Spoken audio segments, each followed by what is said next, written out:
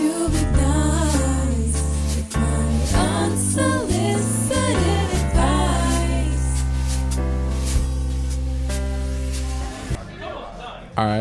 All right, yeah, we're doing this. Hi, everybody. We're doing this reel here.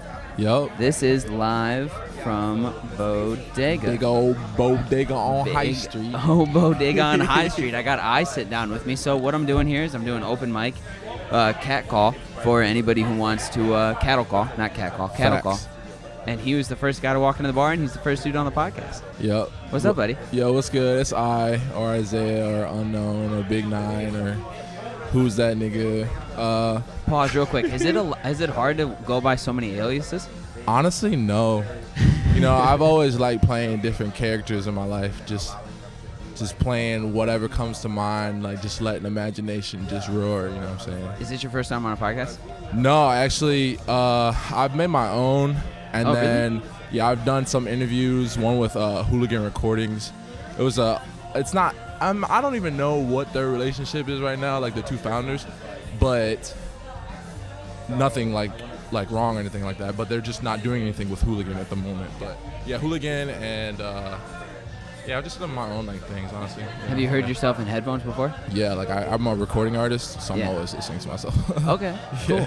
I actually don't really, I've met you once. I don't really know you at all. Yeah. But this is the serendipitous factor that I was looking for coming in here. Facts. So tell us about you, I. What's up? Yo, so I'm from Chicago.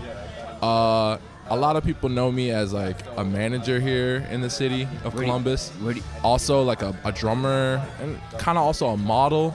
Wearing many hats. Managing artists or managing what, yeah. like bars and shit? So I had a little company called Straight Soul Entertainment with two people. People know him as Danny Soto or Dead Soto, and then also entrepreneur, marketer in the city. His name's Logan Buer.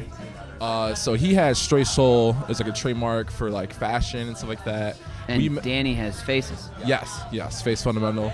And yeah, we all just met through like spirit pretty much and had similar goals. So we just came together and just did that pretty much. Straight Soul Entertainment. And like with that, hey, what's good? I love it. Hey, buddy. Hi, everybody. With Straight Soul Entertainment, basically we use that as like a artist development and management company, event programming, fashion, outlet, media, doing coding. whatever you can. Yeah, just pretty much. Yeah, and then we had artists, a group. Both of these groups are actually not together anymore. But Pizza Party was like electronic hip hop group, and then Tribe Vibe 614. 3 members. Scumlord, he's doing his thing, and then Buzzy Nova, he's doing his thing in a band now. Actually, with Scumlord called The Worst. And then there's War Chief Avalon, and then 2 producers, Stretch and Durr. So I was managing all of them, and then also this dude Dallas, and yeah, it was a movement. Like we did that from like May until December. When did you move to Columbus? I moved to Columbus in January 2016. So it was so you've been here for like almost 3 years. So it was crazy. Like I got to Columbus, instantly met Logan Buer, who made Straight Soul literally in my living room. And like he came up with the idea and the concept, and then just like it was like lightning, and then like moved off and threw a party, then like booked people like Satele, KMB, dope producer in the city, Pizza Party. I did a set. Danny did a little set. Very. I mean, I recognize some of those names. But it's mostly just a lot of hip hop. Underground hip hop. Yeah. So like just been like in very the movement. Local. Yeah, very local movement. And I got here with a producer. His name is Jay Sparrow. He had a band, or has a band called Farewell Ride, and we met when I was in college at Tiffin University, which is like 2.5 hours or 2 hours north of here. So I went to uni there just studying marketing, and I got picked up for music. So I basically went there for free for like music and Did marketing. you finish college? No, I dropped out. I'm a Harvard dropout. So did I. Yeah. Fuck finishing college, dude. Yeah. Well, no, for real, I can't, like, that's a whole nother podcast about why I dropped out for real. Like, I just got, like, two in the sunken place, and, like, my mind was just awoke. Fed up. You know you were like, thinking heavier than what the guidelines were. You're facts. thinking outside the lines. Yeah. Like, I just needed to leave, and it was perfect alignment with everything. meeting Jay, learning learning spirit, like just like fully Learning coming for to or consciousness. learning for and learning spirit, other people you were working with at the time. Well, actually, like 4 is deep too. I mean, people know 4 right now, 444, or like the 4 with like Diddy, Fergie, and Khaled. But like 4 is like actually the number for the use of magic. I don't really fully know the exact definition behind why 4. Maybe like 4 elements or different Why is things 4 like an that. impactful number? Yeah, I mean all numbers are impactful. Yeah, but there are like, a lot of reoccurring numbers in nature and shit. But like 4 it has a reoccurring use in voodoo and stuff like that. So there's a lot of aspects of that tie into art that people just don't really pay attention to. And I learned that from like meeting this producer, and then we moved to Columbus, and then had a movement, and pretty much I feel like impact had a slight impact in the community, especially Danny. And Danny's making some moves right now. So, Danny is making moves. Yeah. And then tonight you walked into the bar with Cassie, and who's who's been on the podcast before. Yeah, and it's all right. He won't listen. You forgot his name. Yeah, It's cool. I forgot it too. I'm blanking right now. But they're here to talk Ryan, about it. Yeah, Ryan Shaw, dope choreographer. We're gonna talk about a movement that's happening June 8th called Cloud City that I'm a part of. It's gonna be a festival it's here in gonna be Columbus. it's gonna be a dope little city that we create. I won't say too much on it. I'm gonna let Cass talk a little more about it. But basically, we're meeting up with Ryan to talk about like how we're gonna add or incorporate choreography, like dance, into the mix, and just making like fun, alternative, different. Like we've been talking about a lot of different aspects of like just dance. You know what I mean? That could be just different for different people, So and more inclusive and shit. You're a creative dude. Clearly, you like the creative. Again, For we sure. met for 1 second. Now we're talking, and you've already shared a lot, which is Yeah, great. Which I'm is my talking favorite to thing a about fuck this, right? ton. Yeah. I love it. That's why I love doing this. But what gives you this creative drive? Where do you think this creativity comes from? Well, honestly, Yeah. I've always. I sound a lot less warm. No, now I do.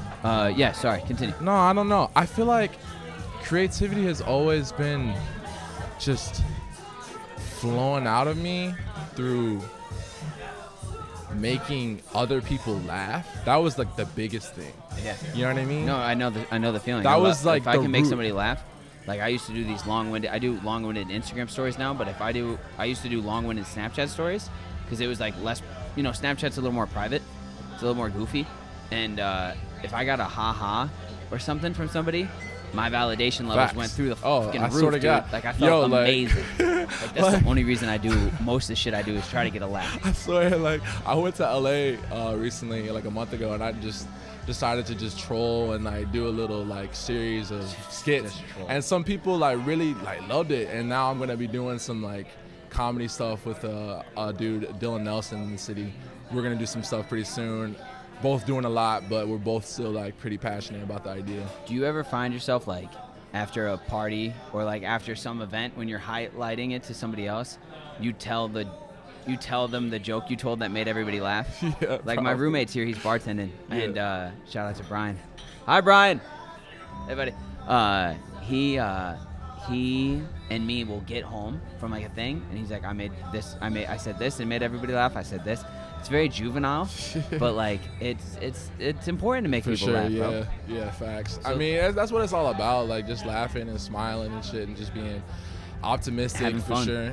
I mean, like right now, my main outlook on creativity is stemming through just being aligned with like mindfulness and like my breath and yoga. Yeah, my bad. Yeah, that's dope. Stay where you're at. Yeah. Creativity is stemmed right now from just really. Yoga.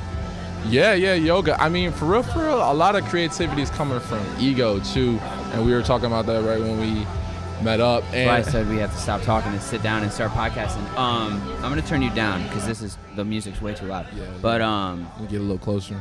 yeah, thank you. So with yoga and with the ego, how do you drive creativity from ego?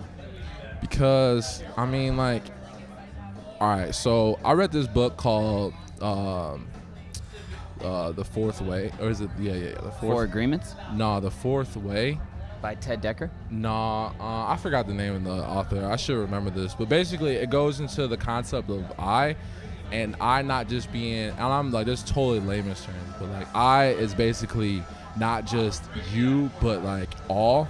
You know what I mean? If you look at it, like, so like I, and I'm a boy and I'm black. So then I is like not just me, but other black boys, and like literally, you know what I mean? I can relate Like to when other. you say I, you're speaking for more than just you Facts. as an entity. Facts. Because, and I might be jumping ahead to conclusions, that we're all the same, just going through different experiences, but maybe the more you can touch on somebody else's experience, for example, you being black, you can touch a whole population that I can't Facts. touch. Yes. Is that kind of the... Yeah. So like there's so many different understandings within that, but ultimately, I feel like to go back to ego, it's kind of just like this fine battle right now of the recognition of what I know will reach me to enlightenment in my, like, literally in my ego, like just like continuously transmuting information to reach a higher state of consciousness, because I feel like ego ultimately is your current conscious levels, like your current conscious state, and you're always able to take in more information and transmute it to just be present in your realm. You know what I mean? And there's just so much information out there. So yeah, I just kind of utilize that understanding to just continue to grow, I guess. Yeah. Are you removing it? Or Yeah, no, you're trying to definitely. remove Yeah, it? I'm definitely looking to The goal is remove to it as remove much it. as possible. Yeah. So, and here's something that I battle with personally, because I've also studied a little bit on ego and like just thought about it as like presence and being, and like, because if you're thinking of the other and you're thinking of the present moment all the time, right? What then drives you to want to create and want to make people laugh? Because if you leave the ego behind, do you think you'll still get out of the bed in the morning with the same drive that you maybe have now? You're leaving the ego behind. Because if you have, yeah, because like, Yeah. doing things for others is great, and I totally believe in that, but like, I'm not doing this right now for others. I'm doing this for me. For sure. And I love that I'm doing it because it feels good. But I think, so yeah, what do you think about that? What do you think? Before I go too far. That's kind of, I'm a little lost, honestly. If you fully remove it, do you think you'd still wake up? So like, there's the saying in boxing. I mean, yeah, that kind of just feels like flow, you know, but like, I don't know. Like, that's If a your loop flow right there. state is to just create, that's pretty amazing. Because flow state was like when you're in a almost transcendental state of just everything's just moving. Facts. You know what I mean? Like you're scoring a lot in a game. You're just killing it. You're not even thinking. It's Also, almost just to instinct. Just to clarify, right now, currently, I've been doing music production since like 2011. Okay. I a long time, songwrite. it's 8 years. You know, like I'm in hip hop. EDM is like my root as far as production. I went to school and then pretty much like majored in like Music. like hip hop production for real, more or less. But like, yeah, like music production and audio engineering. Concert production, putting together shows and shit, like DJing. I started DJing in 2011 under an alias called Motion and Manipulation, and then dropped that shit in 2015 and then started straight soul. But like, yeah, like, so music production, that's like my main shit. To get like, to bring that around Right. to topic and shit like that. Yeah. So maybe that's it then. Maybe like you've always had this drive to do music, Facts. right? And so like, if you dropped you've been doing music for 8 years. Yeah. I mean, actually, And before since that, 2005. probably. Yeah. Right. So 2005 before when I that, so started. that's like 14 years. Yeah. So like you've dropped Big 14. at your core root, you're a musician. Yeah. For So sure. maybe that's it. Maybe once you drop the ego behind, or as you work to get it out of the main way, like as soon as you get that shit out of the way, your own personal bullshit, that's what's been allowing you to like move so quick and do so many things and really try on a lot of hats. Is like For you sure. don't have the ego of like, oh, I have to be a college grad who gets out and starts producing for dudes. It's You really can just do wild whatever the though, fuck like you for real, want. like, cause like when you strip that, now that I'm thinking more and more about it and receiving, like just based on like just my life that I've taken on, like when you strip away ego, it allows so much to just come into your realm.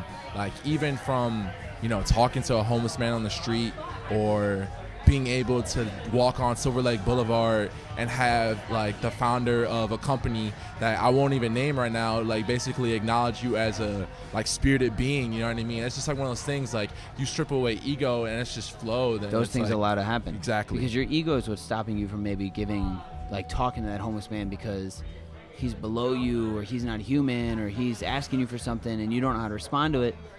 And that's it's almost fear. It's like you're afraid of that. But like when you let that go, sky's the fucking limit. Yeah. And you get to really run with it. Yeah. I mean, like pretty much my projects I'm going to be putting out are like an encompassment of my understanding of this realization of letting go ego and transcendence, and just looking to, you know, share what I feel like enlightenment is, and being mindful and all these different things. But the first time I saw you around was at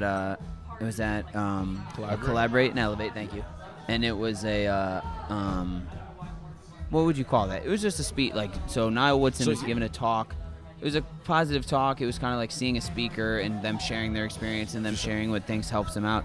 And you even got up on stage to share like whatever we were all supposed to get up, and you started sharing about breathwork. Yeah, for sure. Yeah, you did.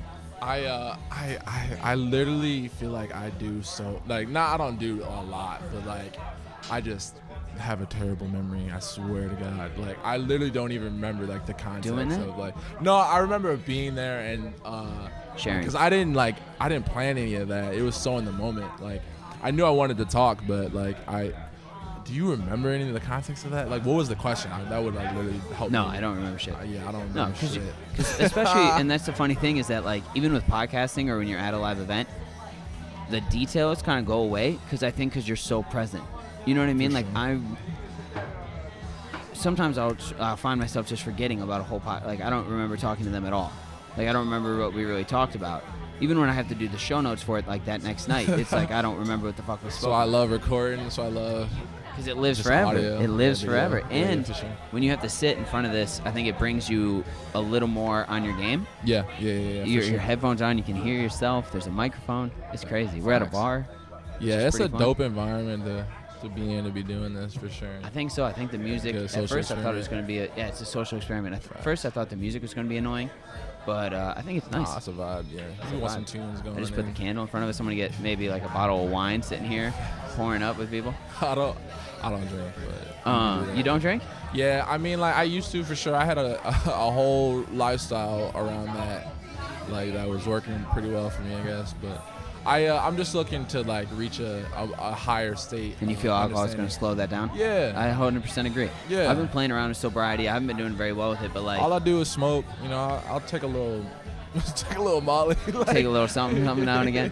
That's okay like, too, though, bro. I'm in the hip hop culture, but I'm gonna be real. Like they talk about this shit. Like, they talk it's about actually like it's one of those emotions. things. Yeah, like I mean, like I also want to be someone that inspires the realistic understanding of like what's present. You know what I mean? Especially again, like being black. You know what I mean?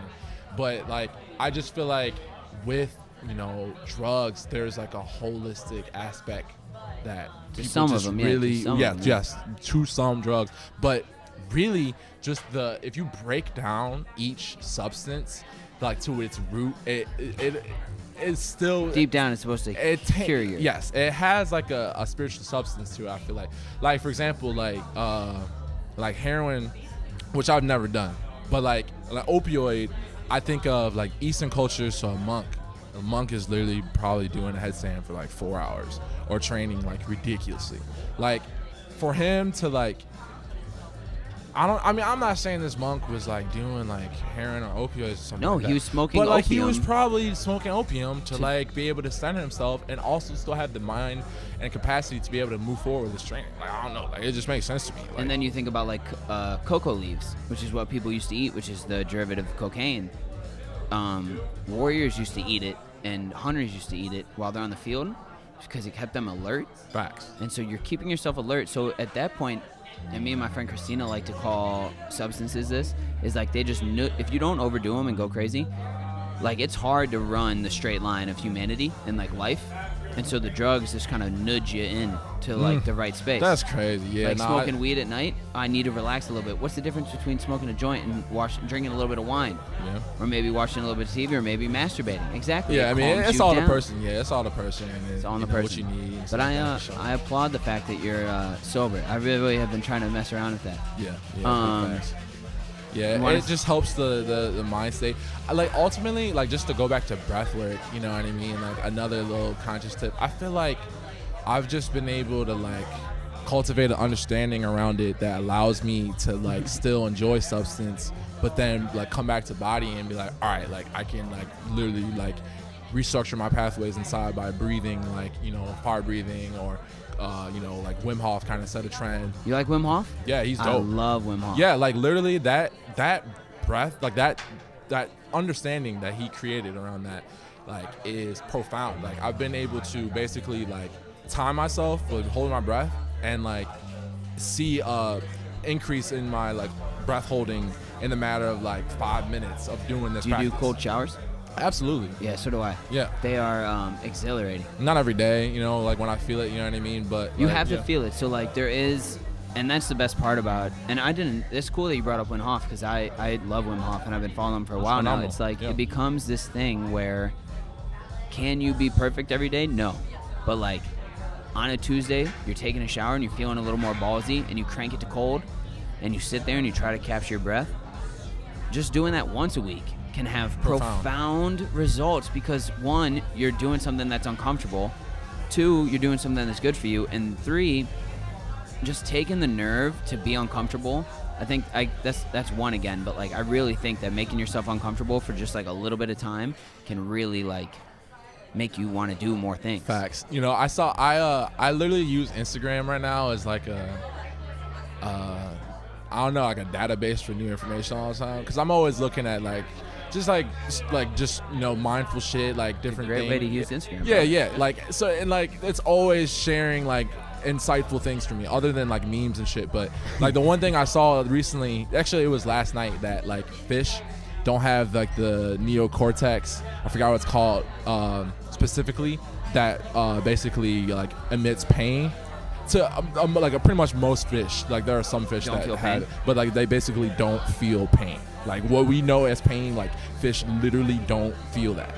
And I just find that interesting, you know what I mean, or interesting. Like it's one of those things though too. Like we can connect to that energy with the breath, and that's why not that's why I feeling do- pain. Yeah. That's Yeah. why I like the cold shower, because it like pretty much, you know, helps you get right into that. you Yeah, know? Wim Hof is this dude who he Broke records. He broke world records. So one of his records that's actually fucking nuts is he cut a hole in ice. He cut 2 holes in a lake that was covered in ice, and he was supposed to swim from one hole to the other and come back up, and it was going to be the longest swim in like human history of under ice swimming.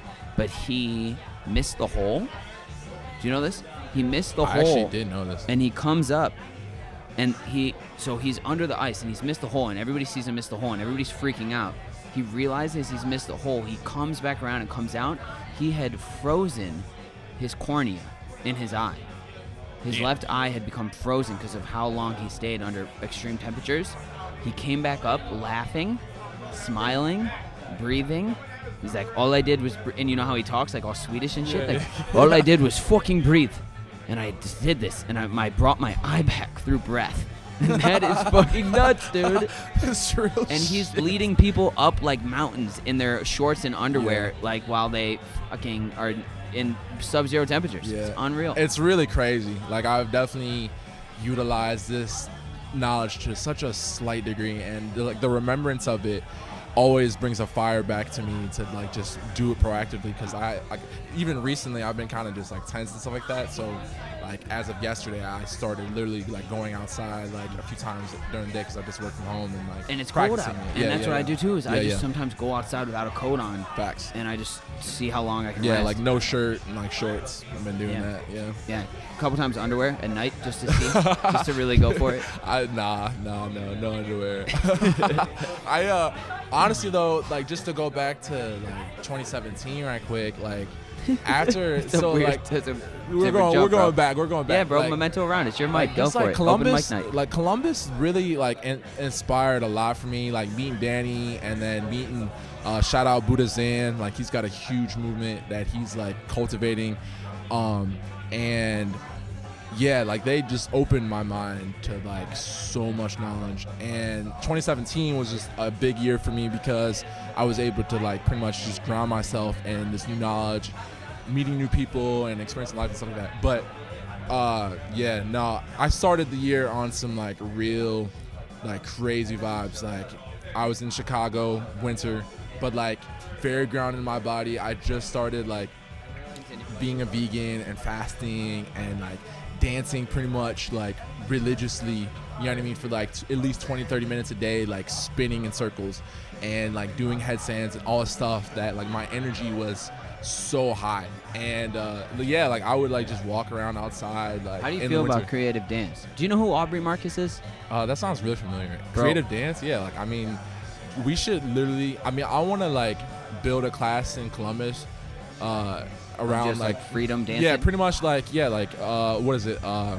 Ecstatic dancing and stuff like that. That's it. That's the name of it. Yeah. Yeah, I definitely think like the world needs that, like just centers where people can just literally just like wow out. You know, like literally wild out and like just like dance and spin, even if it's in silence. You know, we can do a seance or something like that. Or silent disco. You know, shit, like you know? literally like whatever people need. Like.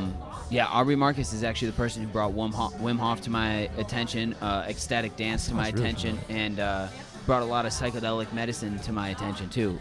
He is a cool dude. I will definitely link with you a little bit on that. I'm gonna call it pause on this so I can grab a beer, and I'm gonna get I gotta get Tessa and my roommate on. Word. Bro, thank you so much. Really cool to talk to you like this. And this is why I love doing this because I just got like the deep dive on you. Facts. And you've been talking to me for like 10 minutes, and this is great. And you know what? We can talk more later. It's yeah, fantastic. let me know. Yeah. All right, bro. Thank you. Peace. Damn, that was 26 minutes that I just did with That was freaking fast. That was wild. I'm drinking a beer. I don't know what it's called. I think it's called Character Stick. Brian gave it to me. It's pretty good. So I hopped on. I didn't really get a wonderful chance to describe all this. So I'm live from Bodega. Not live, it'll come out tonight. Not currently. So the reason why I'm doing it here is because one, Toddy let me. So thank you, Toddy. And two, I just wanted to pay homage to this place. I love this place very much. All my friends have worked here. My best friend and roommate still works here. Toddy, Damon, Kiana, Matt, Emily, Cass, Govin, just everybody. Chris, Capri sometimes. You're all amazing people. And I know I'm leaving out names, but I don't work here, and I don't really mind. And it's first scene. Just thank you guys for being you, and thank you guys for always allowing me to be here and be as fucked up as I need to be, or be as normal as I need to be, or come in here and just give me free coffee. Yeah, I love it here very much. So, as I riff and wait for Damon to get drunk enough to hop on the podcast, I'm going to talk about dropping the ball. So, you want to hop on? Let's hop on right now. Hop on right now.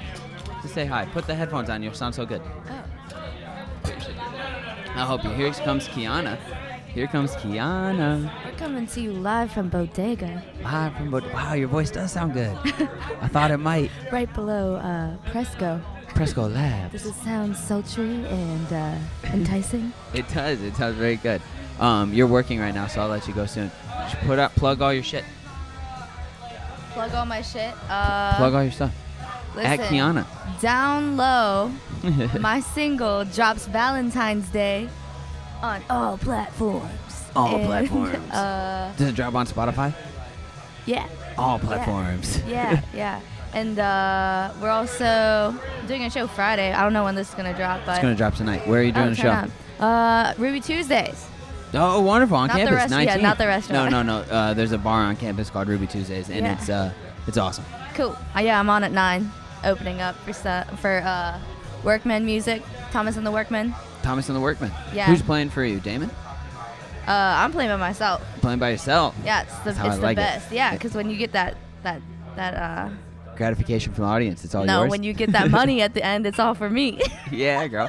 Do your thing. I All love right, it. I'm leaving. All right. Hi, Bitzer. Hi, Bitsy. Come say hi. Come say hi. Put these on. Please. You cold? It is the coldest night I think I've ever experienced here in Columbus.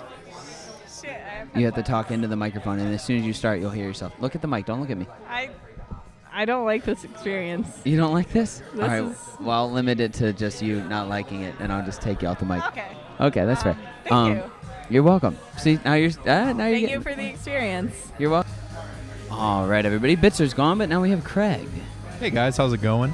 Good, man. How are you? Not too bad. Is this your first time on a podcast? This is the first time, yeah. Do you- I'm super excited. Are you? Do you listen to podcasts? I listen to podcasts. I've never listened to this one, but I'm going to have to get into it. If you tell me the name, I'll start listening. Thanks, bro. It's Unsolicited Advice. Unsolicited Advice. Yeah. Okay. Which podcast do you listen to?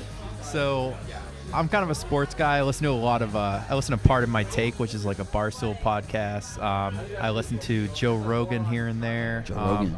I listen to just honestly anything where people are just talking and I can just kind of fill my day with people babbling about certain things. It just kind of helps me get through the day. I'd agree. It helps me get through the day too. I almost listen. I listen to a lot more music than I do. I listen to a lot more podcasts than I do music.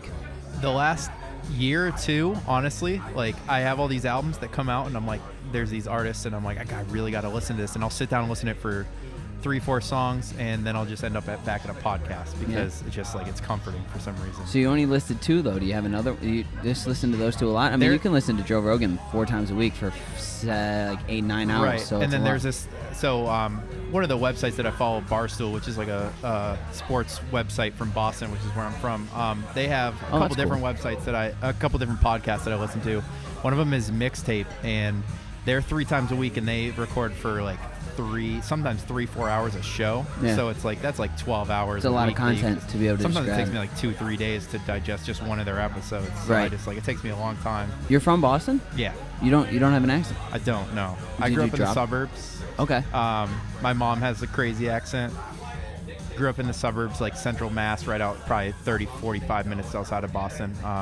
But yeah, so I don't have an accent. I just kind of grew up around like normal, regular people Right. that don't have that that Boston. Yeah, I can't even do one. I don't even want to do one. I right can't now. even. I wish I could. I almost wanted to take classes one time to try to figure it out. But my mom's got it down somehow. She'll come to Columbus and all my friends will Be tell shocked. me, they'll be shocked. Yeah, Right. they'll be like, How long have you lived in Columbus? I've been in Columbus for 6 years or so. I came here for school in 2011. To OSU? Came to OSU, pursued my engineering degree.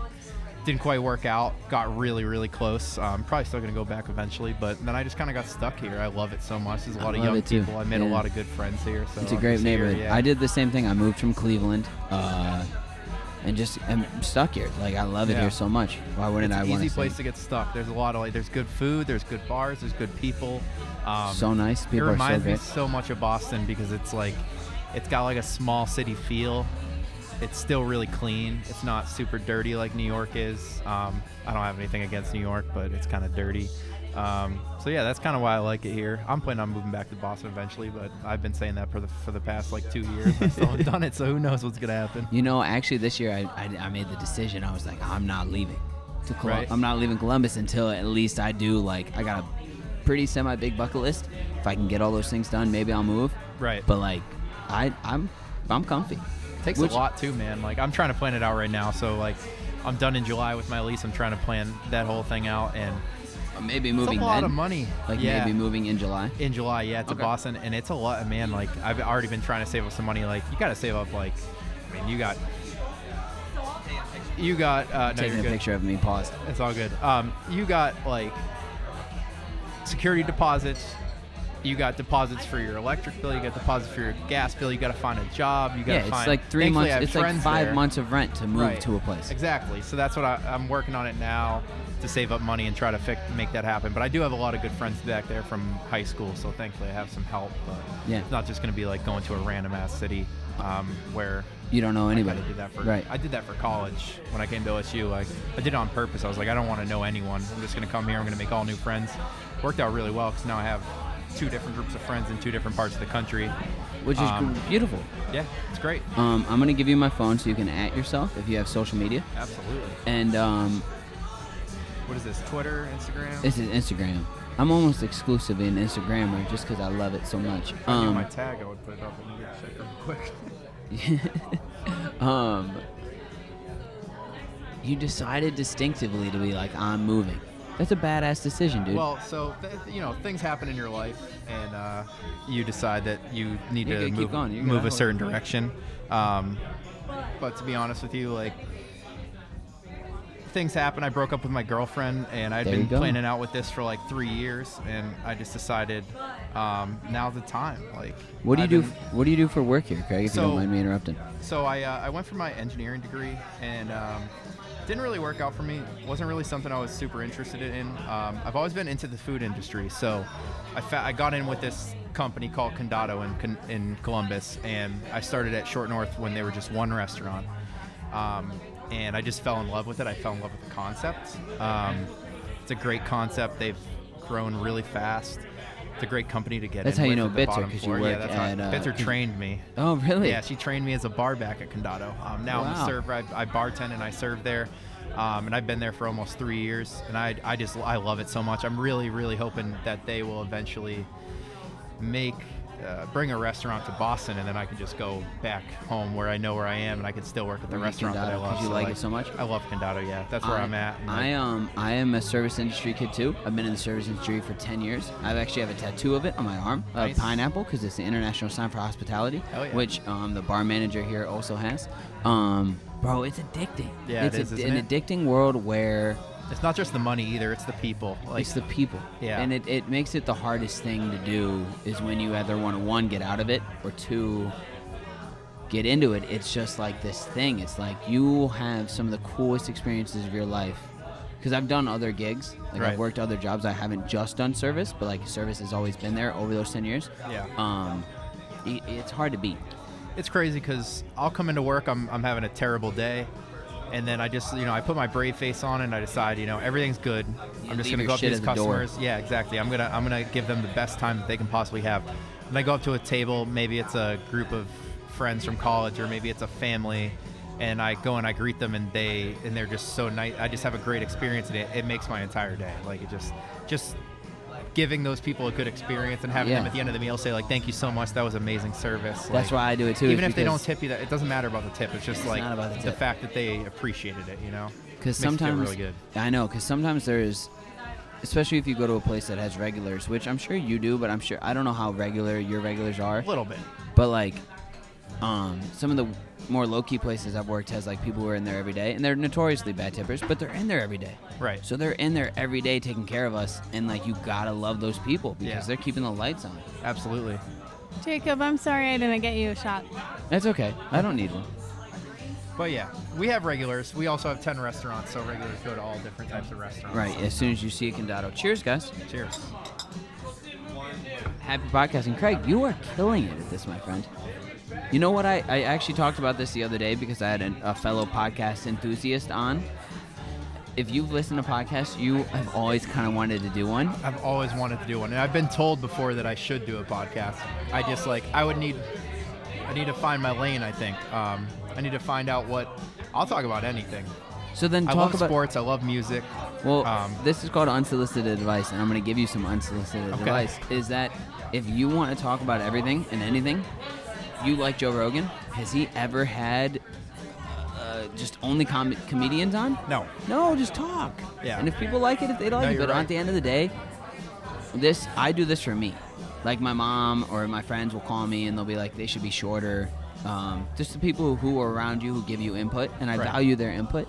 But at the end of the day, if I want to go for 5 hours, I'm going to try. Right. I'm going to want to. Like, if people really appreciate you, then they're going to listen to it. That's the thing. And if they don't, they can turn it off in 2 hours. Right. I don't care. I'm putting it out. I'm paying for this. I'm not, well, I paid for this. It's at this point, it's free, which is nice because I just put it on YouTube. Right. Which is a good avenue for you to think about if you want to start. YouTube is free, as much content as you want.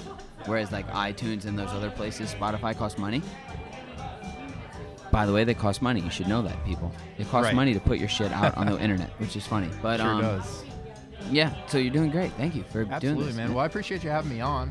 Okay, yeah. I'm going to think about it. You think about it. Yeah, I think you should be on the podcast. Seems like an avenue for me. You seem to like it, and you have a cool story. I have an okay story. It's Maybe not the when you coolest move back to Boston, you want to do it. Right. Yeah. Which would be cool. Yeah. Absolutely. Craig, what's your last name? My last name is Evans. Craig Evans. And they can find you at Craig Evans 7. C Evans _7 on Instagram. Thanks, bro. I think that's the same one. And at Condado on like Monday, Tuesdays, Wednesdays, Thursdays? Wednesday, Thursday, Friday, Saturday at Condado Short North. Serving, bartending, whatever.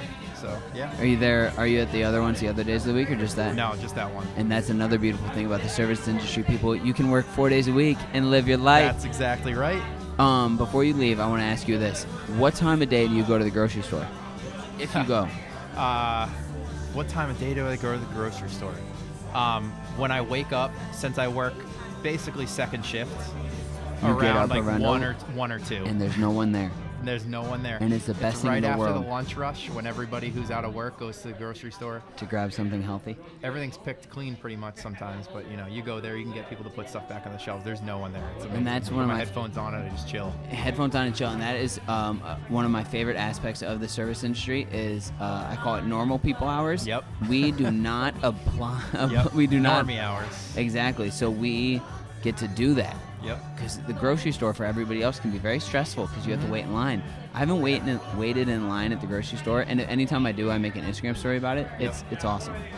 Sometimes I'll go to Giant Eagle in Grandview, which is a 24-hour grocery store. And yeah. I can go there after work. I go after work all the time. 3 o'clock in the morning, I'm at the grocery store buying shit, and there's no one there. It's like dead. And it's great. Self-checkout. It's beautiful. Yeah, it's done. Awesome. Thanks, brother. All right, yeah. I really appreciate it. Nice to meet you. Yeah, nice to meet you too, man. And see, I got to just meet a new person doing this podcast, and it's unreal. And I'll be sure to check it out. Absolutely. Thanks, bro. I'll send it to you. I got your Instagram. Yeah, absolutely. Wyatt, tell Wyatt to come in. I will. There you go. Thanks, bro. Thanks, man. Appreciate it. That was cool. That was like more random than I've met kind of. Damn, this is crazy. This is really fun. Weird. Yeah, I'm just gonna keep trying to go and not feel I'd have that much dead air time or pause time, because if I have to get up to go to the bar again, I'm just going to get a little more intoxicated. I was so nervous before I did this because the deliverables were a lot. You know what I mean? Like at first I was like, well, let me talk over the speakers, and Toddy said yes. And I think Tessa's ready.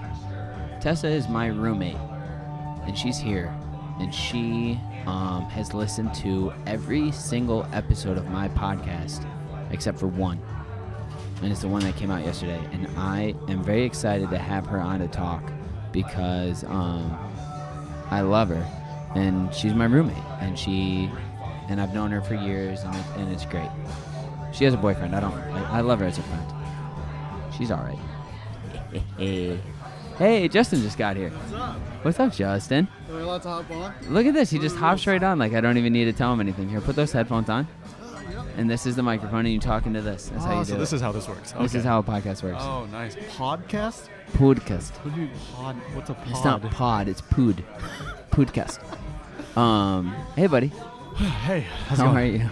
Good. This is a nice setup. I like this. It's not bad. It's working out. It's better than the art museum, actually. It's way better. Yeah. And can you hear the music? Yeah. It's back there, but it's not too crazy. Exactly. You know why? Because these Shure microphones are better than those other microphones. They're not going to hear this one. It doesn't matter. But we are using their headphones, so fuck it. Oh, fuck it. Yeah. What's up, bro? Tell me about your day. Not much. Yeah. I had 3 hours of sleep, then had a meeting this morning, and then went back to sleep, and then finished the vlog, and had dinner with my parents for my dad's birthday, and then stopped by my brother's place, and now I'm here. Yeah. Do you want to talk about your dad's birthday? I mean, it wasn't too eventful. Nothing too crazy. Did you get to talk to Not him? yet. No? Okay. No. Okay. Yeah. Okay. Yeah, couldn't initiate it. What is the vlog about today? I think I'm going to overlay a poem with images of my dad. Aw. And, yeah, that would be it. It's adorable. Yeah. I love that. That'll be good. Craig, this dude who's leaving right now, just came on the podcast, and he was great. Yeah? And he was totally serendipitous. Nice. Because he came in with Bitcher, and I was like, Bitcher, do you want to be on? And she said no. And then I was like, Aww. well, does this guy want to be on? And she said, yeah. And he said yes. That's awesome. And he fucking crushed. And I loved it.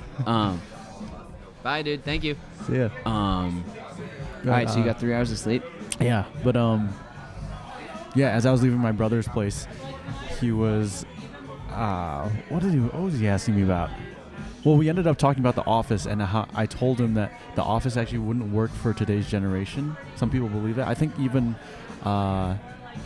Steve Carell believes that it wouldn't work for today's generation because people are too sensitive. And my brother's Too upset sensitive? by that. Yeah. Because some of the jokes just wouldn't land because people are too sensitive about a lot of topics these days. Having your boss come up to you and tell you to and him telling you to shut it, Yeah. like he used to do to people, Yeah. I think would not bone right. I think they'd think he's an asshole. Yeah, you're right. Which is a shame.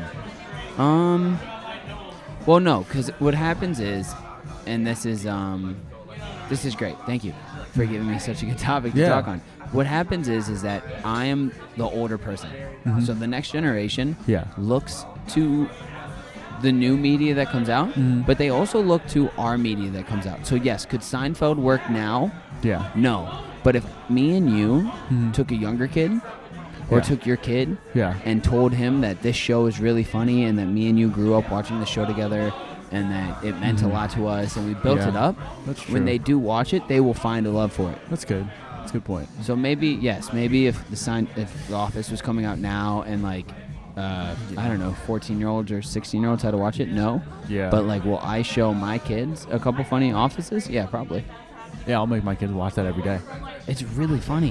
But to just learn about comedy, that's a good angle. Yeah, because as my brother was saying that, it reminded me. Sorry, remound. I'm trying to make it a word. Remound? Yeah, the past tense of reminded should be remound. But anyway, it reminded me of a video. Who cares? You say breakfast. But it reminded me of a video with Joan Rivers where she has a heckler in her crowd because she makes a joke that's like, I hate kids. They're always like, meh, meh, meh. The only kid that I like or ever would have liked was Helen Keller because she didn't talk. And like, the crowd's laughing, but then there's this one guy who just sounds like, I don't know, just a cliche monotone dude who goes, that's not funny. I have not when you have a deaf daughter or something.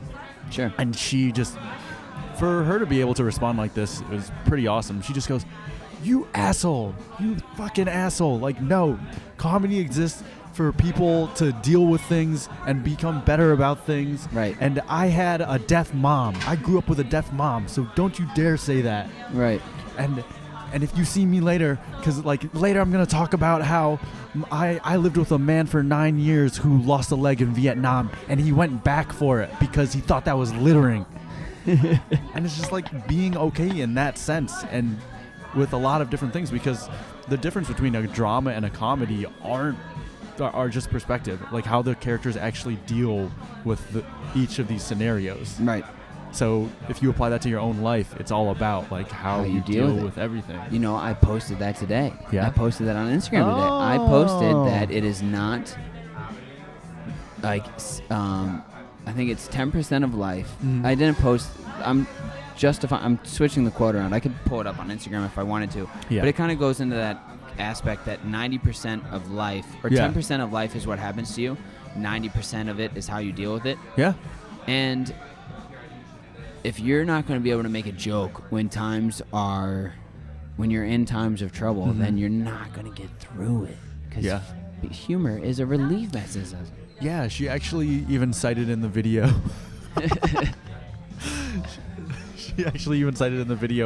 She says, like 9/11. If comedy didn't exist, imagine where we'd be now. But it's true. We'd be at the end of the rope. We'd be Spock. Yeah. We'd be sentinel beings without emotion. Yeah. Because if it's not tragedy, then it's comedy, and that's the way that story structure works. Is there's only two. I mean, granted, there's action film and all those things, but if the story ends without everybody dying, it's comedy. That's the rule, technically. Oh. Yeah. I didn't think about that. Have you ever seen the Huh. Oh wait, not The Strange Art of Fiction. It's a Will Ferrell movie. Mm-hmm. Fiction. Oh, is in the title. Damn it. Dustin Hoffman is one of the supporting actors, and he does a great description of what comedy and tragedy are. Yeah. And how it's called Stranger Than Fiction. That's the movie. Stranger of Fiction. Okay. Have you never seen it? I don't remember that at all. You would love it. Have you seen it? No. Oh, you'd love that movie, bro. But in the tenets Thanks of for acting, coming here. huh? Yeah, Thanks of course. for coming. Yeah, no problem. In the tenets of acting, or at least theater, in Greek theater especially, I believe that dramas and comedies are almost interchangeable words, because there would just be one actor in the middle of the amphitheater, and if there were multiple ones, the men would play both the men and the women. Yeah, because women weren't allowed to start. Women weren't allowed to act. Yeah, and then they'd wear like those crazy masks, and then those genres were pretty much intertwined at that point. Because even Whitney Cummings, who has created Two Broke Girls, she was even on her own show, Whitney, that had Chris D'Elia on it, which was actually pretty good. Chris D'Elia. D'Elia, my bad. He makes so many funny Instagrams about people saying his name wrong, and they are awesome. I'm glad you said his name wrong. Yeah. I actually like him better in the TV show than in real life, to be honest. I hate his stand-up. But I love him, but he's a douchebag. Yeah. But Whitney Cummings, in one of her talks, she was saying that she's learned the power of sharing her story in a vulnerable way, that and she found out that like people relate through pain and find pain funny if it's relatable. Yeah. I think she was like literally in an emotional support group, and she was telling this really vulnerable story of dealing with a past relationship, and as she's like looking down crying, she looked around and people were chuckling along with her story because, oh yeah, I've been there too. It was kind of that knowing laughter. Yeah, it's like when you laugh at a funeral. Yeah. Oh, and how impactful that can be. And my mom is she laughs at funerals so often, which I always admired. Yeah. Because it made it okay for me, because we went through a lot of death when we were young, like right off the bat. It was my dog, my grandpa, and my grandma. Yeah. My grandpa on my dad's side, my mom on my grandma on my mom's side. And within 3 weeks of each other, right before Christmas. Uh-huh. So it was a lot to deal with, like, right away. Yeah. And my mom just really did a great job. Yeah, man. And it made everything okay. And then we always find a way to laugh in sad moments. That's a good point. I laugh at your aunts, right? My aunts, we were laughing. Yeah. My other people who have died, we always find a way to make a lot of laughter happen. It's a beautiful thing. For sure. The light in the dark times, because the light's always there, just not shining as bright. Oh, that's cute. Huh? Yeah, I'm trying to tag people as I Instagram here. Nice. I don't remember Hot Toddy's. I thought it was Hot Toddy. I don't know. But he spells his name like Toad. Yeah, it's really weird. Isn't that strange? It is Imagine strange. spelling Justin like Juston, but expecting people to pronounce it Justin. Yeah. No. Mark. Definitely not. No. But yeah, we're almost towards the end of this. So that is a good point to bring up. So my friend Justin here, and I actually already talked about this. Oh, I didn't talk about it on this podcast. I talked about it at happy hour before.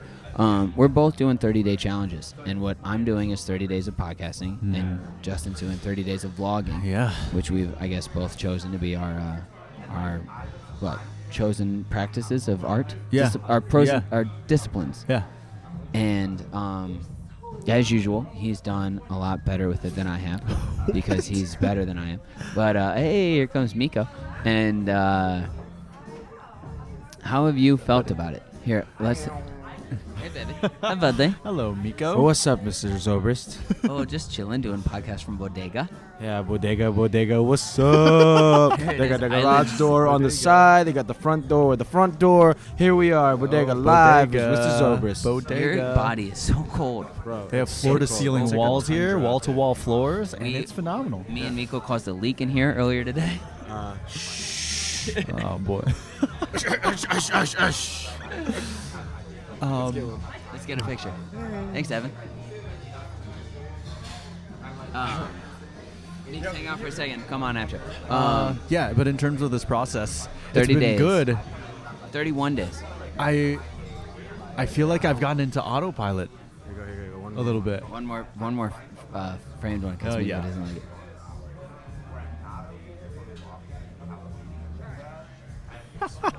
But I don't know if it's necessarily that I've gotten into autopilot, but I feel as though all my days are blending together because my sleep schedule has been so fucked lately. Yeah. To the point where I'm wondering, okay, did I make a video today? I have or forgotten. not? I have forgotten twice, and also dude, it is weird. You wake up doing something and you go to sleep doing something, and it makes it seem very strange. Or thinking about it. Like I've never thought about a product so much. But now I don't know what it's going to be like to not Do it. Yeah. So that's interesting you bring that up. So part of me says, take 2 weeks off, get your house in order, because my room is a fucking nest. My car is a nest. Really? Yeah, I haven't been to the gym all month. And my diet has turned into basically rice and Yeah. soup, which is fine. Yeah. But It's the opposite. it's the opposite because, Well, I'm not. well, you're the opposite because I think that if I can do this, Yeah. do I try to? So I'm not going to take. I decided I'm not going to take any weeks off. Mhm. I'm just going to make 2 the next week Yeah. instead of 7, Uh-huh. and I'm just going to keep a 2 production rate up for as long as I can. Yeah. And my goal is I switched the goal, so now it's 31 in the end of February, and then 100 by the end of the year, Oh, wow. which makes 6 a month, Okay. which is pretty doable. Yeah, that is pretty doable. Especially if I can do 1 every 30. You know what I mean? Yeah. Mr. Zobris, I just want to let you know that I love you so much. I love you so much. Are you going upstairs? Are you guys all going upstairs? All right. Well, they're all going up. They're all going upstairs, which really blows because I really need them to be on my podcast because they all said to. But I guess it'll just be me and Justin until Justin has to go away. Bye. But yeah, not knowing how to stop and just keep going, you're going to do 100 per 100 in the year. in the year. In Sorry, 2019, I I'll was have about to say 100 episodes per of this year. show. That's awesome. It's pretty good. That is good. I'm pretty happy with that number. It's almost like twice a week, but you're already ahead of it. Well, it's twice a week, but I'm already ahead of it, so it turns out to be 6 a month. Yeah. So I can take 1 week light, 2 weeks heavy, 1 week light, 2 weeks heavy. It's true. And so I don't know if I've necessarily brought this up in any medium, but another reason why I wanted to do this was because one of my favorite artists, who I probably say like a broken record, is John Bellion. He's had a lot of influence on me, and just I found out through one of the songs on his latest album, Glory Sound Prep, that he was making a song a day for 6 years. He dropped out of college because he was super inspired by this Bob Marley album, and hey, Hi, Tessa. and so he made a song a day for 6 years, and I actually didn't know about it up until recently. But now every time he makes something, it's just fire. It's awesome because he knows who he is in that space, and he's still challenging himself by collaborating with people like Quincy Jones, like hiring entire choirs and ensembles. But He's begun to really challenge himself. So like the He's first still- challenge yeah. becomes, okay, can I do this? yeah, And it's like, okay, now that I'm doing this, I have to do better, faster. And what I've been saying and that's why you'd bring in a whole choir, and that's why Yeah. you do these things. Yeah. Is like it, and I've said this to you a couple times during this, like the amount of accelerated learning that I've had through this. yeah, Like I can kill 20 minutes on air Yeah. without saying or taking a longer break than like 4 seconds. that's powerful. because I won't have to edit it. And I don't want to edit it, so I Yeah. just don't allow myself to take a break. And I just keep talking. That's awesome. It's something. And so over the course of those 6 years, he probably didn't even release many of those songs or show them to anyone. It was just him making for the sake of him. Right. And so just that single idea, like, it's just getting your craft better. It's not about notoriety. It's wanting to see something exist. And that's so it. badly that you have to do it every day. Yeah. And Stephen Pressfield, who wrote The War on Art, which is one of my I biggest. still haven't read it. Yeah. Dude, it was the book that I read that made me start the first one. The first podcast really? that I did. I didn't yeah. know that, actually. Because he describes the muse. So we all look for this muse in yeah. art and culture as like the girl or the drink or Yeah. the drug or the moment Yes. that inspires you. And Stephen Pressfield goes, no. Every morning I wake up and I sit in my chair at 7 a.m. so that when the muse comes, it knows where to find me. Yeah. But from 7 to 6, my job as a writer is to write. Yeah. If I've decided to give up everything else and be a writer, then I have to be present every day writing. I need to sell my TV. Right? It made me delete Instagram. It made me delete all kinds of things and like really try to focus on doing it. And I did do it for 12 episodes, and it was great. Yeah. It was fun. You were on it. Yeah. You had fun. Yeah. But knowing, and me and I, the first guest I had on tonight, which was super cool, we're talking about that. We talked about just a little bit of close to perfection. So he takes cold showers, and I do too, but we don't do it every day. Yeah. But every time we do it, we feel immensely better. Do you get a brain freeze towards the end? No. Do you? Oh, yeah. No, I don't get a brain freeze. Yeah. I don't really get brain freezes from ice cream, though, because I eat a lot of ice cream. Like, quickly, too. I think I'm immune. So, but, like, doing some things. Okay, so, yes, you can be. Being in the 100th percentile is hard, and it takes a lot of work to get there. Yeah. Like, Stephen Pressfield didn't write The War on Art till he was 50 or something. Yeah. Right? And it didn't get found for 10 years before, like, after that. So, it kind of got pushed under the rug, right? And got published and everything. But incrementally starting, I think makes a lot more of a difference, because when you hear about the superstars who can shower every day or who do journal every day or who do meditate every day, but just doing it once a week or twice a week can be really impactful. Yeah. And then you'll do it 3 times, and then you do it 4 times. Yeah, yeah. Starting off small. Or just starting off with what you can reasonably start off with. Exactly. Yeah. That's why a lot of people fail at diets or working out. It's because they want to look like Brad Pitt by the end of a month, and it's not going to happen. Yeah. Not to say Brad Pitt's very jacked. Chris Hemsworth at the end of a month. It's not going to happen. Mm-hmm.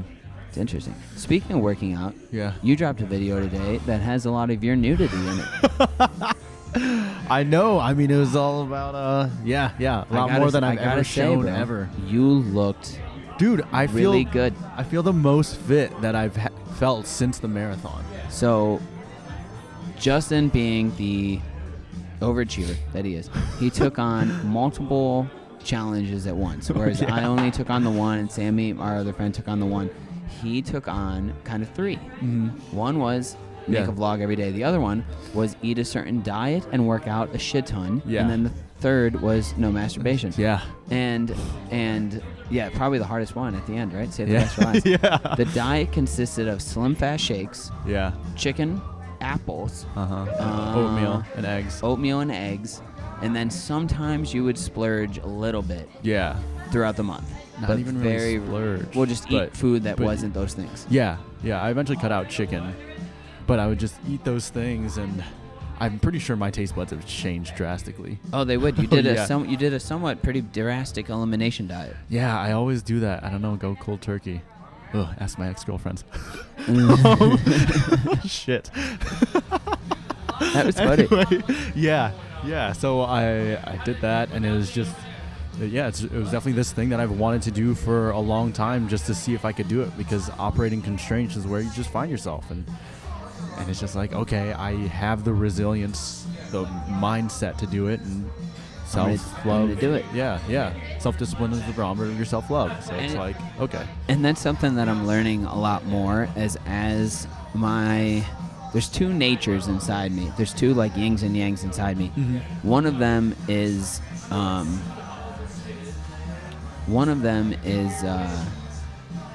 be like for example, this podcast tonight, I was late. Yeah. I didn't show up at 7. Okay. And I didn't promote it as much.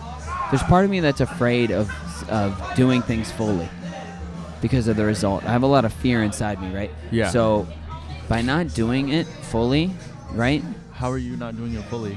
Just by not showing up on time? Is that a No, I could have done better promoting it and everything. I only promoted it once today. I told Toddy that I would have gotten you to agree to film it and all this other shit. But I decided not to do any of that because... Does it need to be? No, it doesn't need to be. So at the end of the day, I'm still doing it, right? Yeah. But like, more so what I was saying is that I naturally fight authority and fight guidelines. Yeah. The more guidelines and restrictions you have, that discipline creates the opportunities for freedom.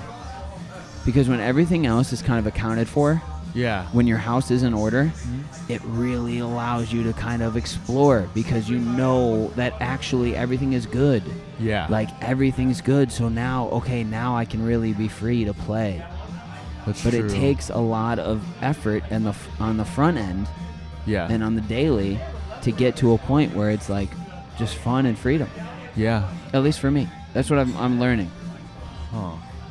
How do you feel about that? Yeah, I mean, freedom is always something that I've been struggling to find or wanting to find, especially dealing with the constraints of corporate life that I used to be within. And I don't know, I guess I'm still trying to define it by my own terms, but the main thing was always the freedom to create what I wanted to create. So even now, whether or not someone asks for a video for their brand, sometimes I'll just make it just to make it. And that's the way that I kind of started. Even in meeting Sarah of Aloha Streetery, I just showed up to one of her events with my camera and took with my phone, and I just took some video from my seat and made a video for her. You know what's funny is the first time we did a podcast together. Yeah. So me and you drank a bottle of vodka. We talked for 3.5 hours. Yes. And then we went to Seven Sun. Yeah. We went to Seven Sun, continued to drink, and we went and got Aloha Eatery. And you were taking me to Aloha Eatery to fully kind I of forgot about that. almost introduce the fact that, hey, I did these videos for you. Would you want to work together? Yeah. And that was your pitch to her that night. And me and you ended up hanging out with Ashley Grady for the first time. random girls who I guess you She's remember so the name cool. of. I And loved her. I haven't seen them since. And Really? I saw her the next weekend. that's funny. You should meet her. She's awesome. Is she? Re-meet, I guess. I'll re-meet her. So dope. And well, I guess shout out to you, Ashley. Way to be killing it. And so yeah, that was the first time we did a podcast together, and then we continued to drink, and you shared more with me, and then we went our merry way. Yeah, yeah, And then have been friends since. yeah. And so going back to that freedom, I think it's more so a state of mind than anything. But I don't want to Kanye it. But in terms of freedom, I guess I said that because there's plenty of times where, for instance, when I'm stressed about a video or a deadline, I'm like, oh shit, I gotta get this done in time. But then I think, oh wait, I have all the time in the world. I'm self-employed. I can stay up all night if I want to finish this. Right, you don't I have to am be at work free. in the morning. Yeah, you are free. Once I finish this, I can go work out in the middle of the day and just fuck around. You can go to the grocery store at 1. You don't have to go Which at is 6 the after best work. thing. I know. I just talked about that Craig, the last guy, about normal people hours. Yeah. Because we don't have to apply by them anymore. Yeah. Because now that you're freelance, Mm-hmm. which has probably been a really cool year for you. Yeah. Yeah. Are you almost at a year? No, I'm halfway actually. The year will be on my birthday. I love that. That's pretty Mhm. cool. Yeah. Yeah. Definitely. I think one of the first things that I did actually. It's like once probably I the quit best my job- birthday gift you've ever given yourself. Yeah. Yeah. And like within that week, I actually went to the pool to meet young Jacob here at where was that? Hoof Hearted. And I was like, "Is this how you live every day?" Yeah, because it was like I think it was probably like a Tuesday or Thursday, Yeah. and I was just Liddy in the middle of the day by the pool with a bunch of friends, and Just chilling. there were some girls. Some of them were great, and Yes. some of them weren't. No, but it was. And Justin comes up. Is this how? And it is. This is how It Jacob was. lives. It was at the time, and now Oh, man. I've fallen into this busy bullshit trying to improve my lifestyle, where I used to just have to be at work semi-sober by 4. Mhm. Now I'm trying to be better, and it's hard. Yeah. Oh yeah. Thus is life. That's freedom for you. Less is life. Less is life. Thus is life. Less is life. Yeah. Damn it. Sorry to interrupt. Are you ready? Yes, you ready? Are you ready? Fuck you. Yeah. I love you. Don't fuck. I love you. Sorry, I didn't mean to fuck you off. Have you ever imagined what it would be like to be in that corporate position for yourself? I can't wait, baby. I'm looking forward to it. No, I have never. No. Oh no. So I imagine it, and then I ran from it. Yeah.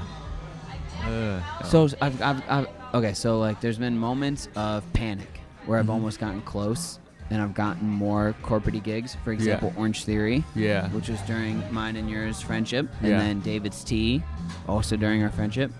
Heinen's grocery store, not during our friendship. And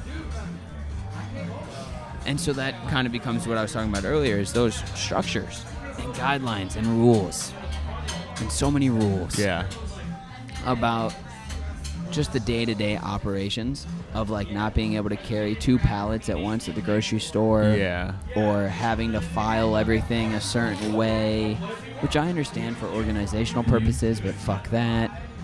Like filing in general doesn't make a lot of sense. So you know what I mean? Yeah. So in the future, you're going to build something for yourself. In the future, I will either have built something for myself, or I will have built my own rules and regulations, and then everybody else will have to fit in. Yeah. Or I won't have any employees, I guess. I mean, it's also it'll be a result of your hiring process and seeking out those people that believe what you believe too. So. Right, and I think I'm starting to find them because a lot of our first times going out together. Would end with you a little wasted saying, I think I'm going to quit my job. And I'd be like, do it. And everybody else would be like, I don't know, man, that sounds crazy. And then, I don't know, 3-4 months later, you quit your job after saying that every Saturday night for 4 months. Wow. And you did it, Risk. though. Yeah. Risk. Well, so here's the thing, too, in relation to, like, work-life balance, if you even want to call it that. So when you graduate from college, you're going to go into the real world, and everyone, your aunts, uncles, friends, cousins, sisters, whatever, is going to ask you, hey, so what are you doing? What do you do for a living? And it's like, okay, that's the question, but why isn't it what makes you feel alive? Right. You know? What are you happy doing? Like, do you have any fun things that's going on? Yeah, and a lot of people are afraid to make those things their lives, but it's like, all right, it already makes you feel alive. Given the choice between doing something mundane and doing something that I love on a daily basis, I'll always choose doing something that I love on a daily basis. And I would too, but I also would like to point out is the fact that, like, okay, so let's say what you love doing on a daily basis is being home at 4 with your family and friends and kids. Point. And so if your ends is to justify the means, but when somebody still goes up to you and talks to you, oh, hey, what do you do for a living? Be like, oh, I handle ordering and operations for Honda in Columbus, which is a thing. But then stop the conversation there and then start talking about your loved ones or the class you just took, or just it kind of becomes your choice is how you want to interact. So if you want to do the old, one of my favorite things that I ever heard Matt Mullenweg say on Tim Ferriss is when he's at a dinner party and they go, oh, so what do you do? He goes, oh my goodness, I have forgotten. I seem to have a case of amnesia. What do you think I do? And then maybe I'll find the answer. That's awesome. And just fucking with people. Okay, so here's my better unsolicited advice before I talk like too much about like being just a responsible adult. Fuck with people. If they're asking you a question, just fuck around and say crazy shit. Yeah. And I think that you'll find a lot more joy in those lame-ass interactions when you're sitting around a table and everybody's like, blah, blah, blah, blah, blah, blah, and you just go, oh, well, I am a shepherd, and I shepherd the flock of my chosen lizard people that live under the sewer. Yeah, I used to say that I would teach sign language to inner city blind kids. Or, which you definitely, see where your audience is. I always used to lie and say I was, they go, what do you do? And I go, well, I'm a Mormon. And that takes up a lot of time. It's a lot of side work. Like the restaurant is my part-time, Mormonism is my full-time job. Have you talked about the importance of the Larry James intro yet?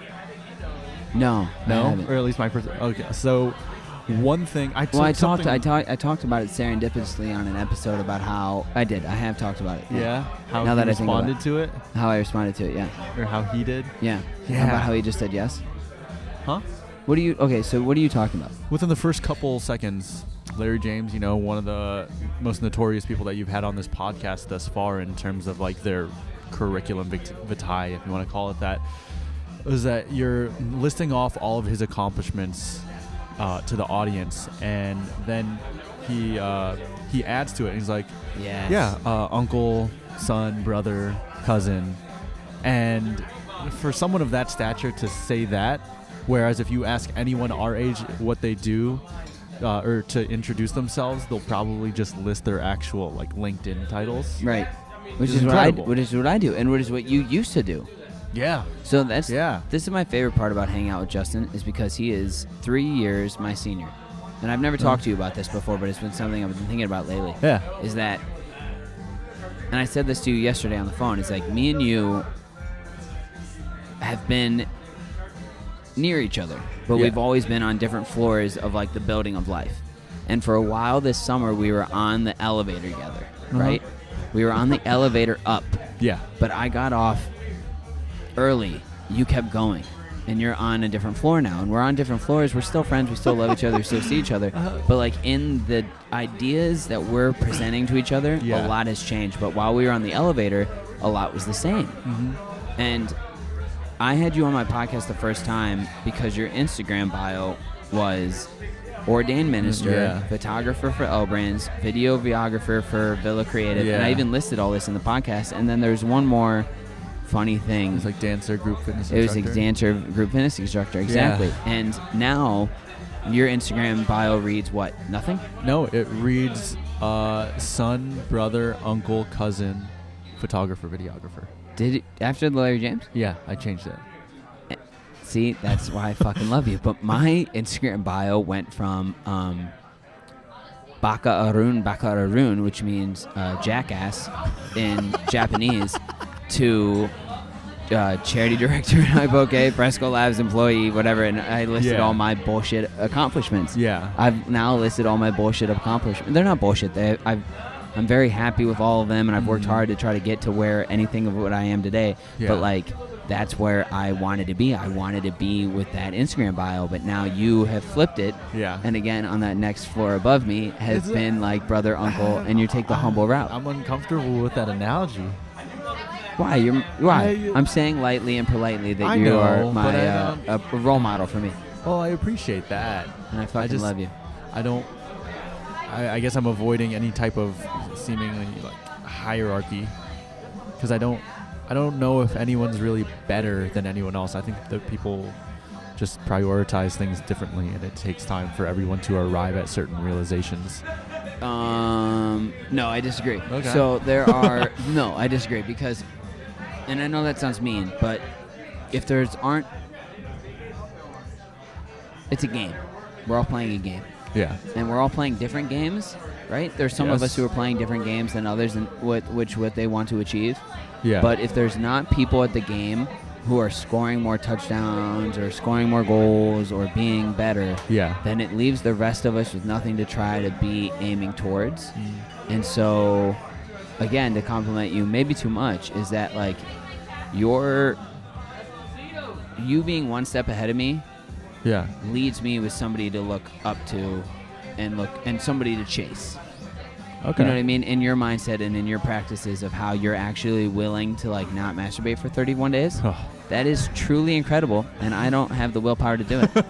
And I just applaud you for doing it. And so if I know you can do it, that might mean I can do it. Yeah. And that's how you, that's at least you're true. inspiring. How about this? Yeah. I don't chase you. I do. I kind of run after you sometimes, like from afar when you don't know I'm coming. But that's only when you haven't talked to me in a few days and I have to stalk you. But no, you inspire me to you inspire me, and you Yeah. want to inspire others. Of course. So you're doing it.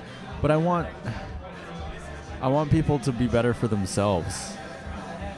Like I don't want to be better so you'll be my friend more. You're already my friend. I Yeah. want to be better just because I Yeah, can okay. see Yeah, you yeah, doing got it. your best work. I gotcha. Yeah. Like when you see people No, I get trying really hard, Yeah. it makes me want to try harder. Yeah. And I think most people are like that, which I will give you the fact that I think most people want the best out of their lives, but some people are doing it better than others. Okay. And then that gives us all something to try to. You're raising the bar for all of us. Yeah. And I appreciate that because I like when the bars are risen. I appreciate you too, man. Oh, thanks, for saying thanks. That was a nice sentiment. Yeah, I tried. I guess maybe I was saying that within my own creative field, I'm not against anyone. And even Andrew White said this when we met with him at North Star about a month or so ago. He had expressed the idea that there's more pie to go around. Yeah, you know? there is no shortage of pie in this work of creativity. Yeah, and I guess I'm citing a talk by Simon Sinek where he says, I think that like the top leaders, I can't remember if it's a finite game or, oh man, I'm gonna butcher it. But anyway, the gist of it is that like Apple isn't necessarily worried about its competition. Apple just does the best that Apple can do, and that's it. And that's all they can do. Because at one point he's sitting on an airplane, holding a Zune, and he next to an Apple employee. Yeah, and he's showing the Zune to this Apple employee, and he's like, "Oh, look at all these features! It's so cool! Like all this other stuff. It can do these things." And the Apple guy just goes, "Oh yeah, that's cool. That's nice." Yeah. Like, he's not worried. No. He has no worries whatsoever. Right. He's not jealous. No. He's not angry. No. He knows what the iPod's bringing. Yeah. He knows what Apple's capable of. He doesn't give a shit what Microsoft's doing. No. And nobody else did. Sorry, Zoom. Yeah. Actually, I think they might be bringing it back. I heard about it at least, or saw an article. Yeah, I don't know about that. Anyway, yeah. Well, I thank you. I love you. I'm going to give Love you Tessa too, man. has done Yeah. 2 walk-bys. I think she's Yeah, finally yeah. has drank enough She's to on work the up the nerves to come on here. Yeah. She's definitely done the stripper walk by. Where you She's just done try the to- stripper walk-by. Well, let's not do Sorry, stripper. Let's do server walk-by. Are you Sorry. still working on that? Are we still working on our conversation? And I owe her... You know where my mind is. I do. You haven't masturbated in 30 days. My roommate, I'm going to give a quick intro for you before she comes on. She has listened to every episode Really? of mine. Wow. That's And incredible. it's very incredible. And it's so nice of her to do that. Yeah. And she doesn't even want to be on it. And I'm forcing her to be, which is Yeah. funny. So I'm good. super excited just to have her on and just at least say thank you for listening and all Yeah. that shit. Which is really why I'm doing this here. And I've reiterated this several times already on my free space, Yeah. on the free dead time. I'm doing this because you know me, I'm here a lot. Yeah. I'm here 6 days a week. Yeah. I'm here most of the times, and they let me in when it's not open, and they let me in when it's cold outside, and they give me free coffee, and they let me drink, hang out, drink water, make jokes, order food here. They take care of me here, so I just really wanted to come and kind of just pay homage to that. Of course. And give them a chance to be on, which none of them have been taken, because they're all scaredy cats. Yeah. Interesting. Are you going to stick around, or are you going to go home? I should probably go home, but I like that Tessa's gonna be on, especially during like one of the final episodes. That maybe without kissing your ass too much, she can talk about the value that this has provided, Or critique me super hard. or that, Which yeah. which I told her to do. She's like, I don't know what to say. I said, just talk shit. Hey, Tommy. What's Yeah. up, bro? Uh-oh, Tommy Lecter's on, too. That's going to be nuts. She should talk about what annoys her, which is just a great tactic for anything. Exactly. Yeah, start with the nonsense and then get your way out. Hey, Justin, thanks for being on, buddy. Of course. Hey, we're almost done. Yeah, I know. Today's the 29th. I know. We have 2 days left. Yeah, What are you going to do on your last 2? I need to make the video. Okay, cool. I need to make the send off, and yeah, we have a lot of work to do. We do. I have so many other videos, like side projects to work on too. You got It's it. weird how, because I'm calling my real work side projects now. That's badass, though, bro. Do for you. Right? That's what I told Craig. I said, I do this for me, Yeah. and you're doing your vlog for you. Nobody asked you to do it. True. Very true. All right, buddy. I love you. I'm gonna go get Tessa. Love you. Bye. Love you too. All right, everybody. Before Tessa hops on, we got Brian Swanson, priorder of this fine establishment, Bodega. Yes, How are you, sir? I'm great. Yeah? It's a Tuesday night, a little bit cold outside, but Frigid. got a couple people in here trying to stay warm. I think we're doing great in Yeah. here with the quality people. I think you're bringing them all in. Thanks, brother. I used to work for you. I don't work for you anymore, which is because I went to Third in Hollywood. But how long you been in the service industry, managing bars and shit? About 20 years now. Yeah. You started at Park Street, right? No, actually, I did all the marketing for a nightclub called Red Zone. That was a big nightclub way back in the day. Back in Columbus. Yeah, in Columbus. That was like the first big nightclub on the corner of Front Street and Front and Main. From Maine. It's like a huge nightclub, held about 2,000 people. It was like Damn. the hot spot every Thursday, Friday, Saturday night. It's a huge bar. Yeah, That's it was crazy. big. So that's interesting is that you started 20 years ago here, and I Yes. didn't know that. So you've seen the Short North 20 years ago. Oh, yeah. I was went to in- Ohio State, and I graduated Ohio State in 2001. Okay, So, that's amazing. been around a while. 20 years ago, you didn't really want to party in the Short North. You did not party in the Short North, no. No. There was nothing here, really. A couple restaurants. You get a little older crowd in there every now and then, but there was really no place to party for someone my age that was 21 to 25. You just did not come down here. So then that was the move, was campus and then Red, what was it? A Red It's Zone? called Red Zone. Red Zone. Yeah, it was a huge nightclub. We had, big DJs in there. Tiesto, Oakenfold. We had Boy George came in there and DJ'd once. We've had a lot of DJs in there over the years. That was like the biggest like New York style nightclub, warehouse style nightclub in the city. Yeah. And it really Which doesn't even exist anymore, it doesn't really. even exist. And literally every Thursday, Friday, Saturday night, we would do 1,000 to 2,000 people. Damn. Every Thursday, Friday, Saturday night. And then we had a big hip hop night on Sundays. And that was cool too. That was big. That was sweet. So then, as that was opened up a couple years later, we opened up the Long Street Entertainment District. Okay. That was actually on Long Street, and there was like 6 different venues inside, all connected. So you had a dance club in there, you had a top 40 room, you had a hip hop room, you had a live music room. Could you walk in between all of them at night? Yeah. So they were all connected inside. So you That's went in like badass. 2 separate doors in the front, and then there were like 6 different rooms, and they were completely different clubs. And you worked there too? Yeah, so I did the marketing there. And then after I did the marketing there, we opened up a place called Spice, and I Okay. bought in as a partner. Yeah. And then I was a partner with the 2 guys that own Spice. Red Zone, Long Street, and then we had Spice. Okay. And Spice is where Cantina is now. So Cantina used to be Spice. Local Cantina. Okay, so no, it's not at local Cantina, Park Street Cantina. Park Street Cantina, my bad. Used to be Spice Bar. Okay, and so Spice Bar was kind of the start of Park Street?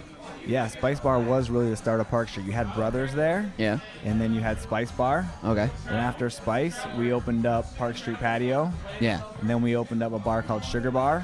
Yeah. Which was right next to Park Street Patio. I And actually then- worked with a girl at Standard who worked at Sugar Bar. Oh, I'm sure. Yeah, Katie. Yeah. Shout out to Katie. Yep. She was a go-go dancer there. I know Katie. Yeah, of course Yeah, you do. absolutely. Yeah. She's a longtime employee of that whole scene. Well, we had a few people, Reed that worked at Standard Hall. He worked for us at Social on Park Street. Right. And,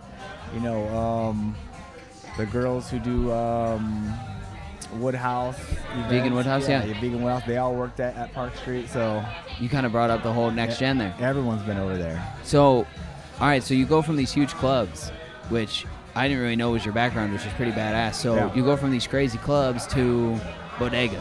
Bodega is a neighborhood bar. I oftentimes call it home Yeah. because you can just come here and hang out. Do you like, because there's no food served at those old clubs, were there? We did do food at Spice Bar, a little bit of food. We did do food at Park Street Patio and at Cantina. We did tacos and some food too, but I really wasn't involved with it. I Right. had 2 partners there, and my one partner was really more in charge of the food there. And you were more involved in marketing and getting people in the door I and shit. I did primarily most marketing and operations. So Right. really after we did those spots on Park Street, somebody came and offered to buy all those from us. Yeah. So we sold all those and we opened up Pine House. When we opened up Pine House, I took a buyout of all the other spots in Pine House because I wanted to go to Chicago and kind of do my own thing. And so I was in Chicago actually trying to open up a restaurant, and I happened to come back here just to do some real estate and visit family or whatnot. Right. I happened to be in the gym and ran into the guy who owned Bodega at the time. OG Bodega. Yeah, Original Bodega. The old Bodega, Colin, who now owns 7 Son. I saw him in the gym, and I'm just like, hey, man, how's it going? Everything good? He's like, everything's pretty good. Just looking to sell Bodega. You want to buy it? Joking around. And I was like, yes. So a month later, I bought Bodega from him. Wow, that's crazy. Yeah, and he wanted to go down there and focus primarily on brewing beer. Yeah. So is you what he came back does. from Chicago to just open this? Yeah. Dude, that's so Yeah. cool. That's badass. And it's literally like, I'm younger on like the whole thing, like on the Right. whole scene. So I've only really been here for like 2 years, Mm-hmm. and it's mostly because Brian and Tessa and everybody work here and everything. But like the transformation in this place alone, like on a Friday night to what it is now on a Friday night, is like crazy. This place is one of the best bars in town. Yeah, it's funny you say that because when I originally took over Bodega, the crowd on Friday, Saturday night, the late night crowd, any night during the week really, from after happy hour ended at 8 p.m. to 2 a.m., there was nobody in here. It was so bad. It was quiet, I yeah. can remember like 3 years ago sitting at the bar on a Friday night at 11 o'clock, like, where the fuck is everybody at? You know what I mean? Right. Like, where is everybody? Why aren't This place they at is my dead. fucking bar? They need to This be here. is terrible. So I made the choice right then and there that I was going to change it into something that I wanted, and a place that I wanted to hang out at. Because I was in here too, listening to the music. Like, this music is fucking wacky. Yeah. It's boring in here. It's bright in here. So after that day, actually that night, I sat at the bar and I just kind of put on music I wanted to hear, because I was really afraid of changing the music of Bodega and changing it from what it was, and I wanted to kind of maintain what it was, but there was just no late night crowd in here. So I was sitting at the bar, and I remember sitting there just playing music I wanted to hear. Yeah. And people kind of just started coming in. Right, because you can hear from Yeah, outside. that night they kind of started coming in, and I was like, okay, it's an okay crowd, and I kind of watched around and saw them vibing a little bit. So I just turned it into what I like, which is, dimly lit, great music, Yeah. play the hits, make it fun. So from that night on, I changed all the playlists, lowered the lights down a little bit. Yeah, that's changed what I the remember environment working up. for you, is anytime you'd come in, you'd turn the lights down. Yeah, Almost 'cause instinctively, you just turn them I down. hate like bright lights. It's not comfortable, and you don't realize that as a customer until someone turns down the lights. And how much Then you're more like, everybody okay. relaxes, yeah. Right. You So put down your guard a little bit, have Yeah. another drink. Yeah, so I Talk turned a the little lights down, cranked the music up, changed the music up, and it just started building from there. And now it's great. Our business, on a Friday, Saturday, Thursday, Friday, Saturday night, and even during the week has really doubled. Yeah, Since it's been then, great. so, Yeah, yeah. it's a fun place to hang out, and I'm glad. And I've paid homage several times, like 9 times now during this. I wanted to do this here because, like, when you have a place that you can call home in the Short North, you Right. know what I mean? Yeah. Like, that's a huge thing, and I feel a lot of people here who work here and who come here all the time, this is like a place to feel comfortable. Yeah. Where there's not always that. Like, if you Right. go, I don't feel comfortable with stand. You got to find your home base, and Right. this is my home base. Yeah, it's a good family environment here, and that really, Plus the party, it's like perfect. and that's really the staff. I mean, Govan, who works here, comes in and plays great music, and everybody knows all the bartenders here. It's really like the Cheers. I don't know if you remember that show. No, but yeah, I do, where it's everybody really knows your like name. The Cheers of Short North. Yeah, you get People hugs come in and here, shit from when you come in. They feel comfortable. People know you. They recognize you. They know what you drink. You know there's going to be good music in here. You know there's always going to be a good vibe in here. You know you're safe, and that's what people like. Definitely so safe. I'm very proud of it. I'm very proud of the team we have in here. Everyone in here loves the spot. It's really just a family environment, and we like it. Yeah, since you started off there, where, like, I know some of the moves that you got coming up. Can you talk to them about them right now? Like some of the other things you got going on? Yeah, I just took over the Basil space, which is about a block down the road. Yeah. I'm excited for that. Actually tried to get that space a few years ago, and the guy who owned it just wasn't really ready to sell. And he reached out to me in December and asked me if I'd be interested in taking it over, because he's opening up a retail shop down in Clintonville that he wanted to focus on. He's got a couple other locations. So I was able to get in there and take the space over. It's an awesome space. It was very underutilized. It's about 5,000 square feet. So Yeah, it's it is underutilized because you walk in there and it's very weird, compartmentalized. But Not now. Not now. You blew it all you haven't down. been in there. You got to get in there. It's wide open in there. It's about 5,200 square feet, so it's about double or triple what we have here. It's going to be really cool. I'm still working on the concept, but the space itself is just awesome. The And that's what you wanted it for, was yeah, the space. The bones of the building, the high ceiling, the brick walls, the history of the building. It's going to be really cool in there. I'm excited. So you started marketing so early on in, like, the bar scene and probably, like, the flyer days. Oh, yeah. Where, like, you got to run around. I used to walk around, put flyers on cars every Friday night. Yeah. Or Friday afternoon, I knew I had to hit the malls, hit the hair salons. I was on the hustle back then, man, putting free passes anywhere I could put them. So That's how I got paid. Yeah, right, I got exactly. paid for every pass that came in the door. Yeah. That's how I made money. That they brought in, like, a flyer They'd came in bring and you in a got pass, in. and I would get money for that pass. That's crazy. Yeah. So, all right, so now, so that's the early days of club marketing, right? Yep. But now you're in 2019, Yep. and it's Instagram, and Oh, it's Snapchat, and it's all this shit. So, It's all social media. right, and so, like, you're a restaurateur now, and you're a lot of other things, but, like, roots, you're a marketer, Right. and you know that when people are walking past the bar and not coming in, it's probably because something's wrong. So Yeah. you fix it and you Yeah. see what happens. Yeah. What are some of the marketing things that you see working right now on social that, like, you're kind of excited for, at least, like, noticing? The big thing is content. You have to constantly put out content, whether it be videos or pictures or this or that. You constantly have to have a video out, a picture out, a food out. You got to get people informed. The other it's not a challenge, but the other thing that's really changed is, 10, 15 years ago, we'd have a grand opening.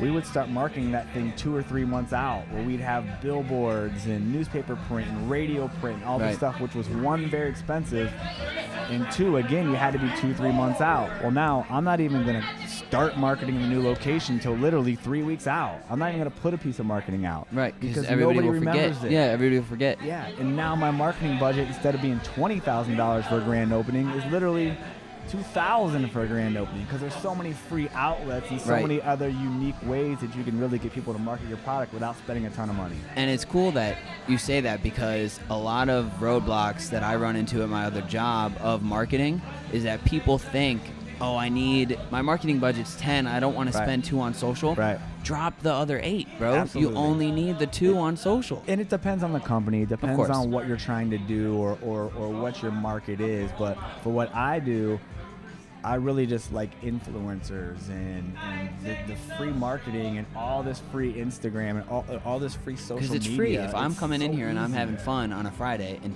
30 other people are having fun and we're all broadcasting that we're live from Bodega, then that becomes free marketing, because everybody saw that we're at Bodega then. And not to mention, this can happen at 8 o'clock. You can start marketing it at 7 p.m. Literally, you know what I mean? Yeah, you that's don't what I have to did. market it months and months in advance, and you don't have to have a big campaign. You can ask friends, and you can forward, and you can tag, and you can do different things, geotag and different things to really kick your marketing off without spending a whole lot of money and spending a whole lot of time. So you've already so you grasp that game, because it's the same game. It's just adjusting the rules a little bit. So you got to be more creative. You got to figure out the creative side. Before it was like, okay, how can I get free passes in people's hands? How can I call them, text them, email? How can I do whatever? Now it's literally like, I can tag my friends, they can tag theirs. Now you have this big spider web that gets your marketing out there with literally clicks of a button. And it's so easy. much easier if you're creative with it. It's so easy. And everybody's looking. Sorry, somebody FaceTime me. No worries. That's annoying as shit. I'm gonna turn off my Wi-Fi. And we're still going. That's cool. That's cool that you noticed that too, because some people haven't in the game, and like I also work in restaurants, and like it's exhausting sometimes. Some people's social media is so fucking bad. Yeah, it's stupid, and it's so spaced out, and it's so weirdly pictured. It's so terrible that if you don't have to devote a huge budget to it, but you've got to devote some kind of budget to it, and you have to care about it. If you don't, you really look like an idiot. Yeah. Because anyone, before they go to your spot, more than likely, they're going to at least put it in Google, and they're going to go to the Yelp page, they're going to go to your Instagram page, your Facebook page, they're going to go to something before they visit your location. Right. That's what people do. Yeah. And if it looks terrible, they're going to think twice about going there. But if you've got great content, your stuff looks good, you're probably going to get them in the door. And if you're like a hole-in-the-wall place that doesn't need to look good, and you have like the best like fried chicken in the world, that's a wholly different game. But if you're just trying to be a normal surviving restaurant that can fill the doors in like Monday, Tuesday, Wednesdays, because those are, and as I've been in the service industry, like if you can get a pretty decent crowd in on Mondays, Tuesdays, and Wednesdays, you're winning. Because Thursdays, Fridays, Saturdays, they're going to take care of themselves. Yeah.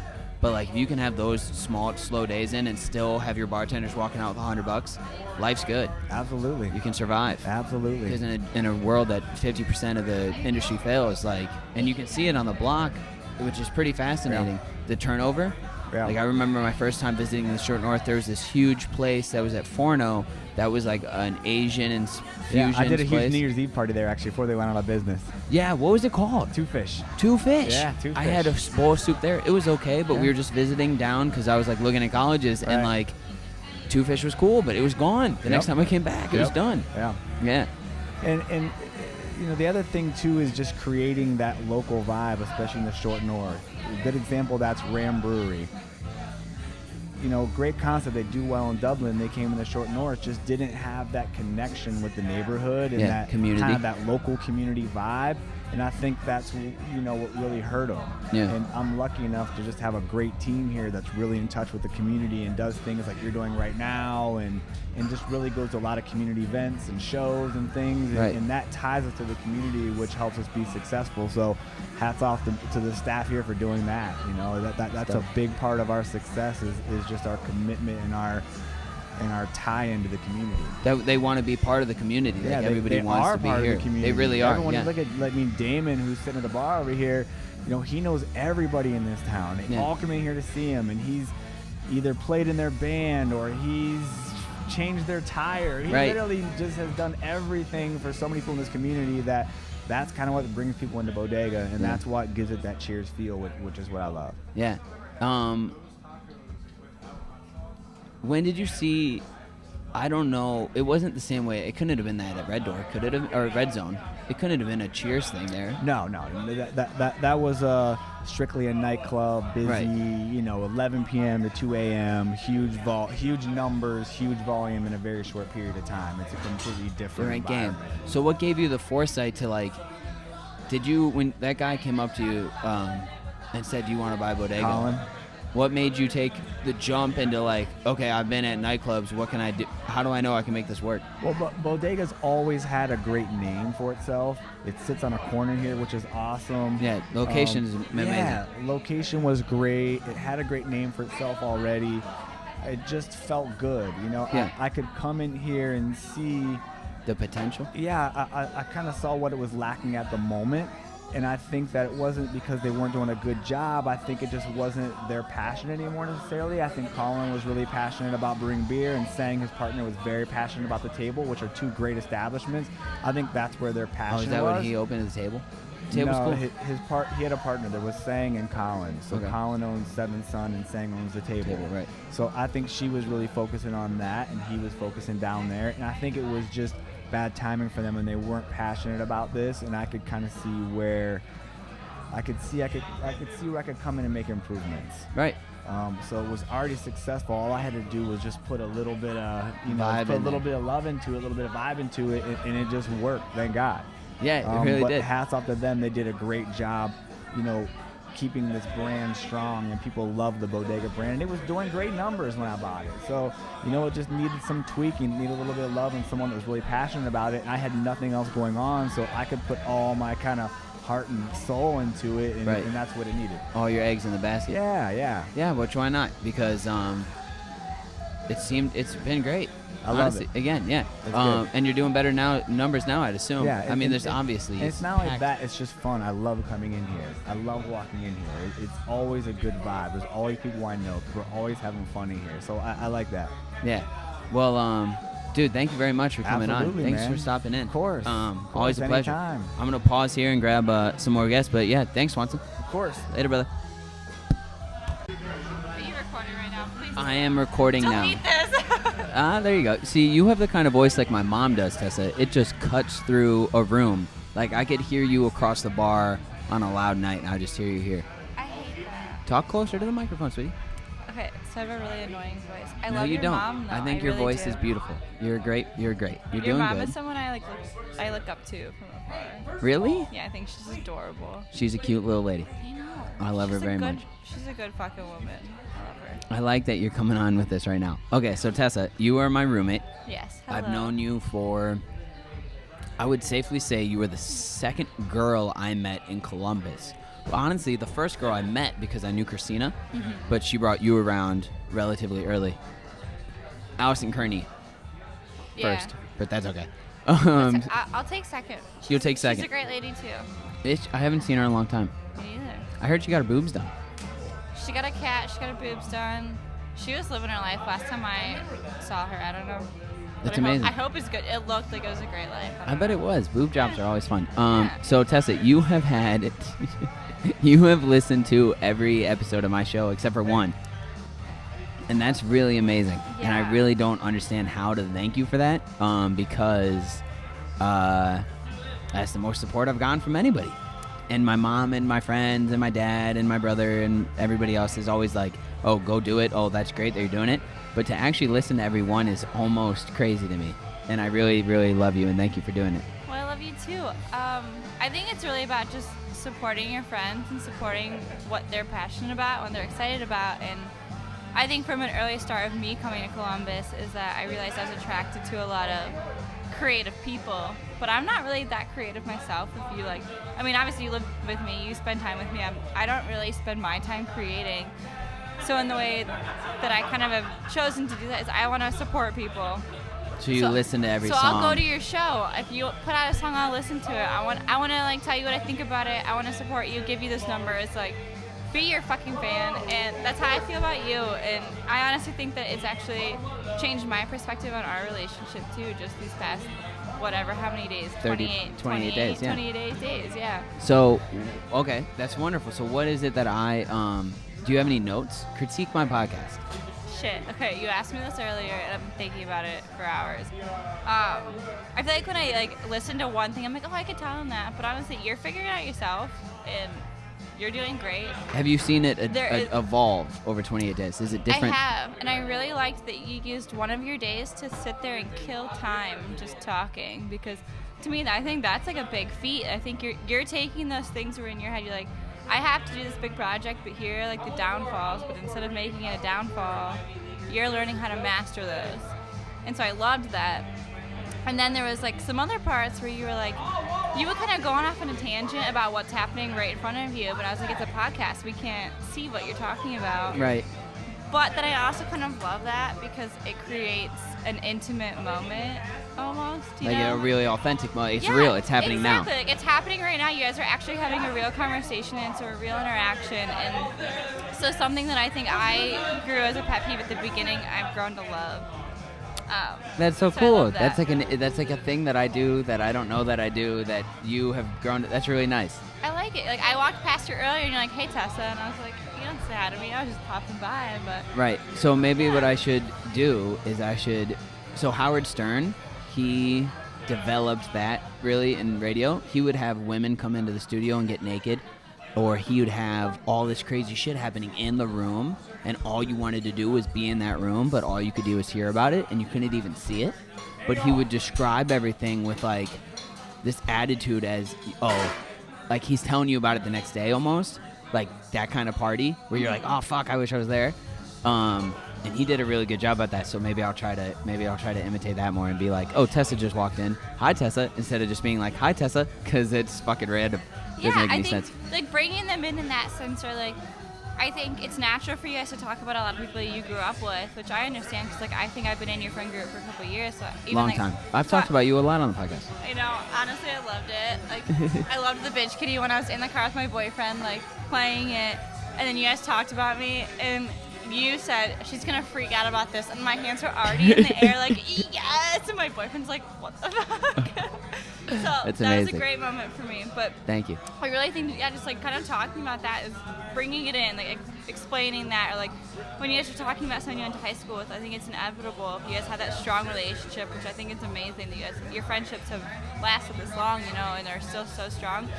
But maybe build And that there's someone inclusion. from high school be like, yeah, there's this girl, she was a crazy bitch, I don't know. Right. And just like say what made her a crazy bitch, or something like that. Add to it. Yeah, make the inclusion. Just kind of like give them like a little bit of a background that you guys already know of. Right.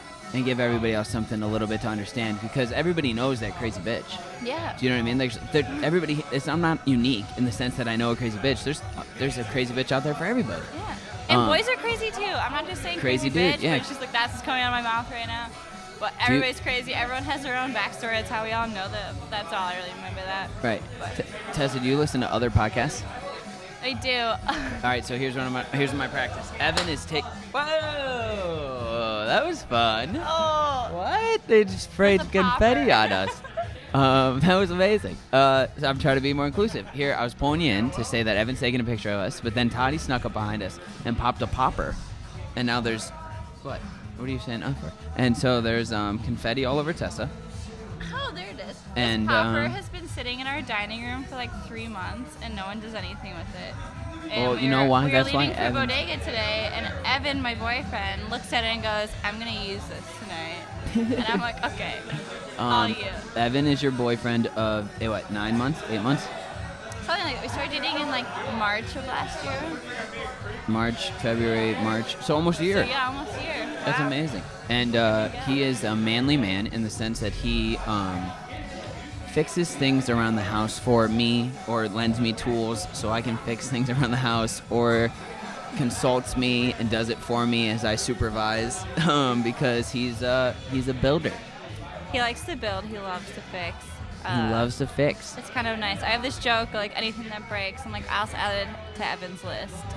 Of things, and which you really do, because he has single-handedly fixed a lot in our home, and I really appreciate that from him. But also over the summer when I was in fix-it mode, he was right there next to me just trying to help, and like he's helped me upstairs at the studio, at the podcast, at the Presco studios a lot.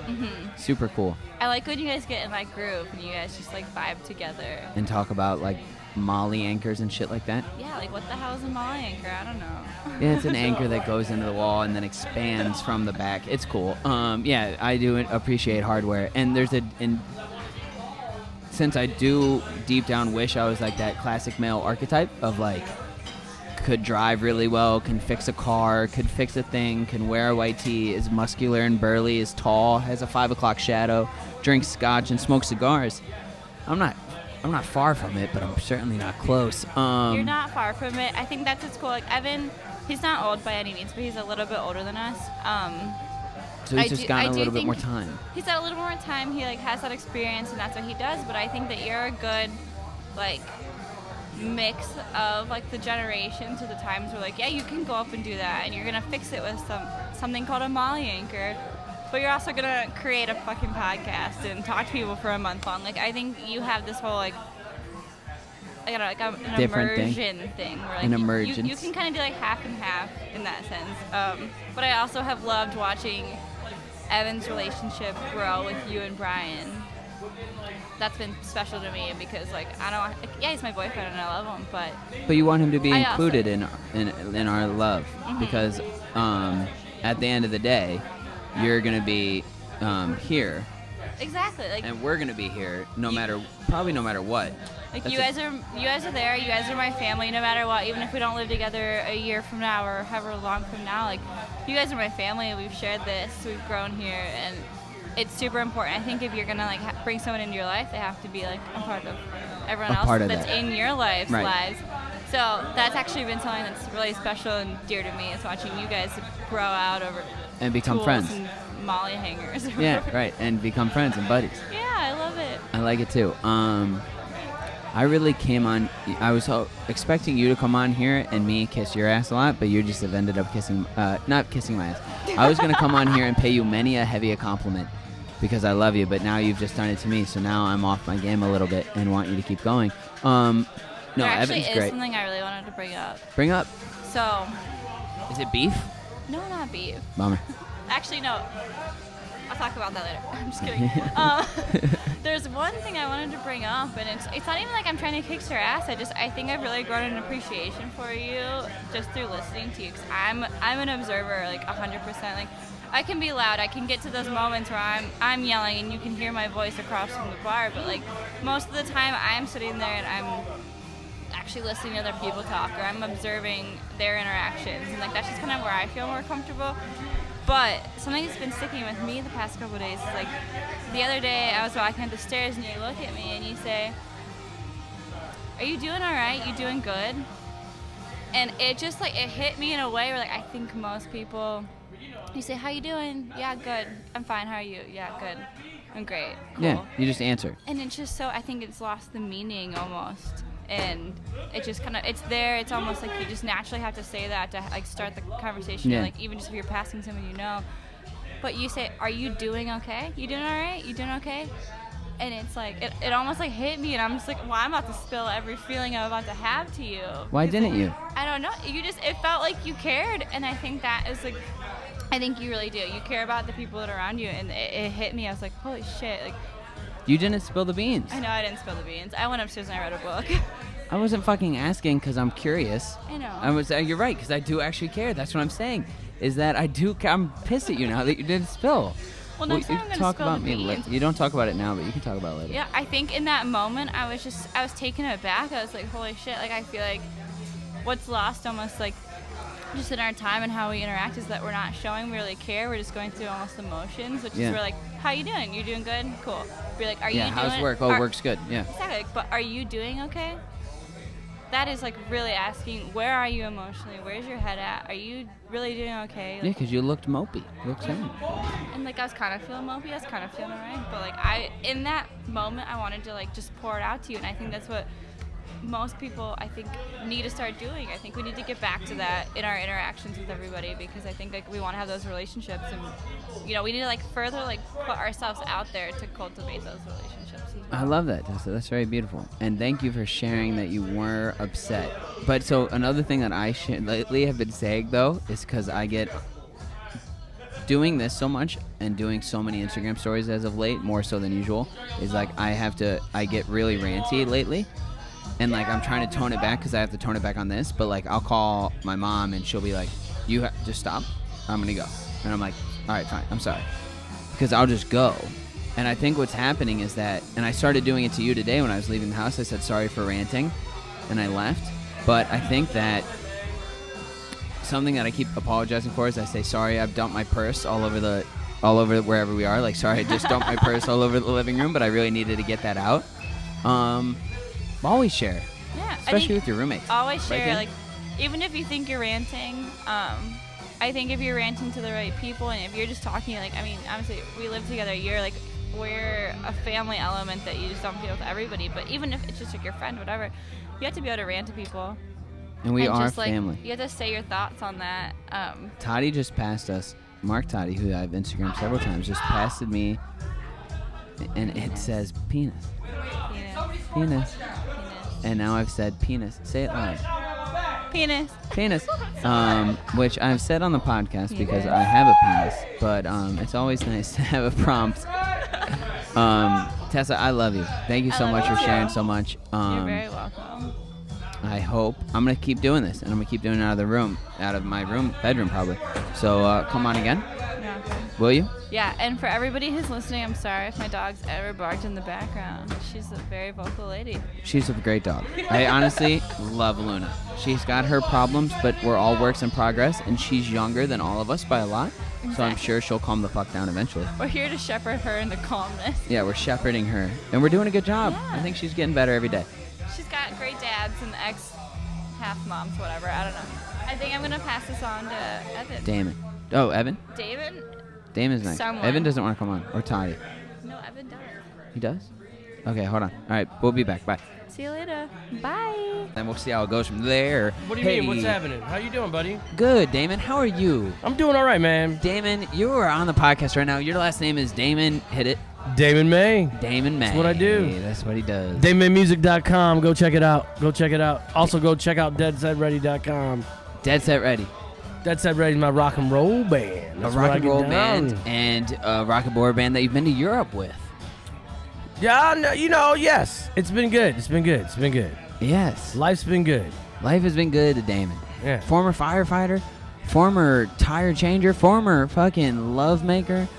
Hey, still a love maker. I still make love. Still what are make you love. talking about? Make love all the time. Nah, I just like to fuck. She wants love, and I just like to fuck. I'm just quoting my boys Afghan Wigs out of Cincinnati. Greg Dooley, he's a good dude. Anyway, so yeah, man, I'm hanging out. You're my you're my uncle. You're my uncle. I know. Damon. This is my dude. I don't get to see him that often, but he's all right. You see me all the time, bro. I'm in here fucking 6 days a week, and you're I in here guess 5 you're days right. a week. But no, we don't get to hang out. We don't hang out. You're right. We don't hang out. We should hang out more.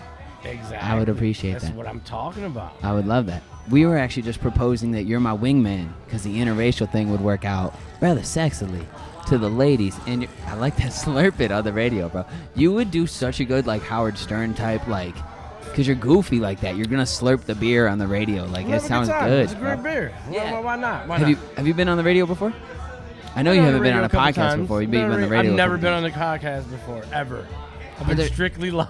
Yeah, strictly live on the radio. Which is fucking sick, Which bro. is basically the same thing. It's a little cooler. Yeah. It's a little different. Well, you gotta mind your P's and Q's and all the other stuff that's happening. Yeah, and you can't say like cockbuster. No. Or right? or vagina. No, you can say vagina. You can say you can say Dr. Oz or Dr. Drew probably said vagina back on Love Line. Yeah, you can say that all day. But yeah, I mean, bro. You know, and yeah. I mean, but still, there's like certain things you can and can't get away with. So, as somebody who can and can't get away from things, let's talk about Bodega. Yeah, it's all right, man. It's a sweet spot. You were here So Swanson was just on, which Yeah. was like a little treat. We were here back in the day. I was here back in the day. You were here before he was here. When it was a coffee shop. Really? Yeah. It used to be a coffee shop? Yeah, Bro, that's crazy. CD101, now 102.5. Used to broadcast live from here. Wow, is it a coffee shop? Did Yeah. you sell coffee here? Probably sold Was there coffee. beer too? So, we had a liquor license and... So you were kind of like a Cafe Kerouac kind of thing. Yes. To bring it into a generation But that we might had, know. Yeah, it was pretty cool, man. These people, I don't know who they were. They made these bonbons with our names on it. Bodega bonbons? Yeah, it was so badass. But they were all vegan. It was all vegan dark chocolate. It was so badass. But explain what year that was, though. I don't remember what year. But it was like what? At least 2000 and what is it? 5, 6, or Yeah, 2005. Let's call it 2005, dude. But to have 2006, vegan something bonbons, like that, then yeah. that was like way behind the scenes. Yeah. Yeah. It was a good time, man. It was a different short north. Some weird short. Oh. Yeah. Yeah. The hustle short north. You were Yeah, back it here. was The like hustle that, short north. yeah. What's that mean? Lots of drugs, lots of hookers. Well, it And was the- still sketchy. It's, you know. Now it's super gentrified. Now parking costs $7 fucking dollars. Exactly. For 3 hours, Exactly. I used to live right up the street. dude. We had a Jimbo. 3-bedroom Love house Scully's, yeah. for $900 right by a month. Scully's with Yep. Jimbo. Yeah, Exactly. 3-bedroom for $900 total, not Yeah. $900 each. 900 Total, which Yeah. is huge. With a 2-car garage in the backyard. And damn it, Privacy that's not fenced sexy, backyard. We even put up a swing. In the backyard? Put up a swing off of the tree in the backyard. That's adorable. Have you have you not unfazed? Have you you don't live there anymore now? You live in Clintonville, right by me. Yeah. But is that apartment? Do you know if it's still $900 a month? Oh, it's 25. Or I think it's like 22.50. That's a huge fucking. That's more than 100% increase. Yeah. That's crazy. That's like Yeah. 150% increase, bro. Yeah. That's a change in neighborhood. Yeah. So you're a neighborhood person. You've been here. You've Oh seen yeah, things this is my change. neighborhood, and I'm watching it change. But you're not from here. You're from It's kind of wild. Michigan. I grew up in Detroit, born and raised. Yeah, which is probably Live- where you found your love for music a little bit, Live in right? Chicago forever, and as well too. After? What time did you move to Chicago? I moved to Chicago. I've lived in Chicago for like 5 years. I've crossed paths with a couple people. My buddy Johnny from Jackie O's. Right. He lived there at the time, but we always crossed paths. Yeah. But not really knowing we were who each other are. Right, exactly. We would be at the same, but not realizing that. Right. And then, boom, we move here. And I'm like, oh, that was you. I saw you there all the time, bro. That we were was you. together. That's cool, You know what dude. I mean? It's kind of cool. And It he is worked tight. here back in the day at Bodega, and it was cool. And he was a bartender, and then he started Bartender. and he started working at Jackie O's. He's the main guy. He's the main If guy. you don't know Johnny Cliff, you don't know Jackie O's. He's the main guy at Jackie O's? Oh. Oh. Yeah. That's funny. how he was like one of the main. Yeah, he's So- the main guy. So, as somebody who's it's a loud song. Is this? Thanks, B. This is not me, This is not anybody. but I like hearing some punk rock. I don't It's mind cool. it. It's I a don't good mind song, it. bro. I've seen you play live 3 times. Thank you. They were dope each Thank time. you. Thank you. And the fact that you're I don't know, you're this dude bringing this alt rock back. So Sad Boys, I'm right? trying to bring that back. I'm trying to. Oh, Sad Boys is always fun. So when I love it more than anything. I bet you do, because that alt rock, Fall Out Boy, Panic at the Disco, name a better band that's not the stereotypical two. I mean, but they're all. I mean, even Alkaline Trio and There you go. Taking Back Sunday. Taking Back Sunday. I mean, all that stuff. Say Anything. Right. You got Motion City, who broke up, but guess what? Whatever. Still we'll never killing it. forget that. They're still doing their thing. Right. Out there You know what I mean? independently. Like, but it's so just good love. Right. So at Sad Boys, which is a that genre of music night that happens the 4th Wednesday of every the first Wednesday of every month. The last Wednesday? Because it's Last about to happen Wednesday. tomorrow. Yeah. And that's the last Wednesday, right? Yeah. Damon is on fucking stage, front, like just hyping up the crowd every time. Yeah, we gotta get right. We gotta get right, and I'm You always get everyone standing. to get right. And a couple times I've had the privilege to stand behind you and just watch you fucking go with the energy and all that shit, and it's awesome. It's fun to Songs watch, are lined bro. up properly. Hey, I can't hate on my boys. The Room, awesome. Can't hate on Nick. Awesome. He's awesome. Nick is cool. My Nick's boy very Nick nice guy. Reed. Nick can't read, but Nick can read. It's for real. Yeah. You know, They're my all boy great. Caleb that used to live upstairs. It's pretty cool. It's amazing. Yeah. So now you live in Clintonville, right? Where the rent's back to normal. What's up? Hit me with it. It's back to normal. It is back to normal. Rent in Clintonville is normal. It's normal. It's Our never little really world is varied. normal. But then on the other hand, you know, it's sad. It is sad. It's like we lost a hood. I can't even come down here. I can't even drive to work anymore, people. I just want to let you know that. I can't drive to work either. I'm here. No. My work because upstairs, bro. I can't do it. Guess what? It's $3 an hour. No, So it's every yeah. hour I'm at work, I got to pay $3 to park my car. And then you have to move your car. And then at the end of the if 3 I hours, don't move my car, you'll be ticketed. I'm in trouble. Yeah, like $60. So thank you, City of Columbus, for doing that. It's a weird You didn't move. ask anybody. You said, "Oh, the businesses will be fit. They'll be fine with that." Most of the businesses down here close at 2:30 in the morning. Right, and you made parking unavailable from And you 10 made- to 8. Yes. 8 a.m. to 10 p.m. to 8 a.m. It doesn't Parking's matter. unavailable. The point is, most of these businesses are bars and restaurants, and they close at 2 in the morning. Yeah, on Tuesdays. So my shuttle bus is going to take me back downtown to the parking lot that my car was vandalized at. Right. Cool, great. Thank No, you. not going to happen. Thank Or you. you're going to have to Uber and spend $7 of the money Well, you earned. Ubering's even easier right now. It might be the move. Maybe that's what It they're trying has to been a forge. move. Maybe that's what they're pushing That's us what's towards. happening. And But I don't- Ubering's been working. But like, Ubering's cheaper than leaving my car parked. so today, Ubering's been cheaper than parking your own motor vehicle that you pay for. yes. I know friends that park and get on the bus. They used to park over here and get on the bus, take that downtown. Can't do that anymore. No. Because you could park on 'Cause third they gotta and pay hop for on that. third. Right. So now you got to You leave your park car on even the further free back. bus. The free bus Yeah. that the city has provided for everyone. And now it's gone. Oh, the free bus is there, but you can't park there. But you can't park there. So now that opportunity You is got to pay for gone. parking, so that's stupid.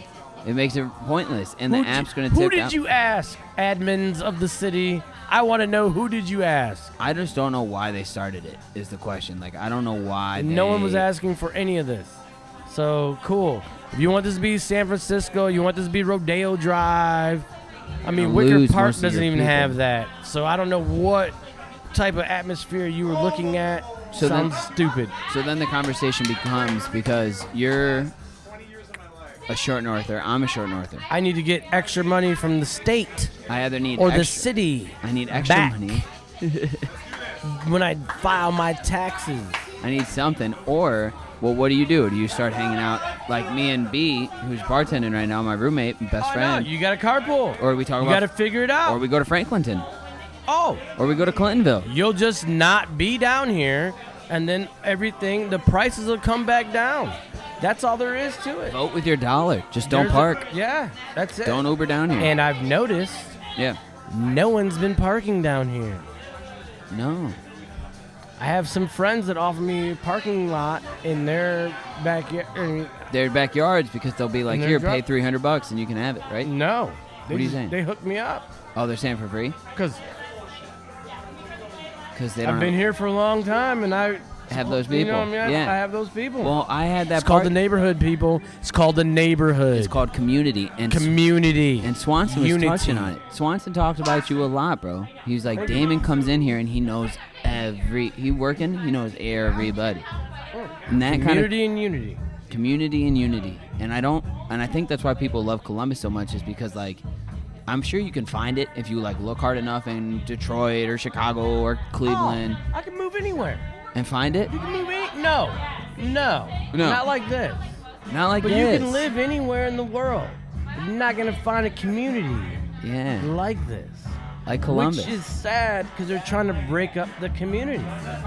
But Those people downtown don't live in this community. no, Those they don't people get it. downtown live in the suburbs outside of 270. So therefore, they don't know about the community. Our old mayor used to come here and be in the community. Right. There's certain people I can name that I've known that used to hang out in the community. Yeah. That are in, Public figures. yes. Yeah. Oh, yeah. Elected officials. Oh, yeah. Oh yeah. And some of them I even elected. So I'm about to hit them up in a moment because this is BS. Right. Some weird shit. BS. It's just strange. Bro, to increase the meter. For it what just- reason? I have to come to work every day. I don't know why they did You it. want me to pay $3 an hour to also, come to work? what do you want? Okay, so say I come to the bar at. My I can't neighbor even up park. my friend, who's a friend of mine, who's a lady who owns a house up the street, Yeah. sold her vehicle because she has another vehicle she can't pay for to park on the street. Yeah. There you go. That's nuts. Sounds stupid. Sounds dumb. Thank you very much, Columbus. So, and now that I'm thinking about it right now, of like where I parked, I only had an hour because I got here at 7 and parking ends at 8.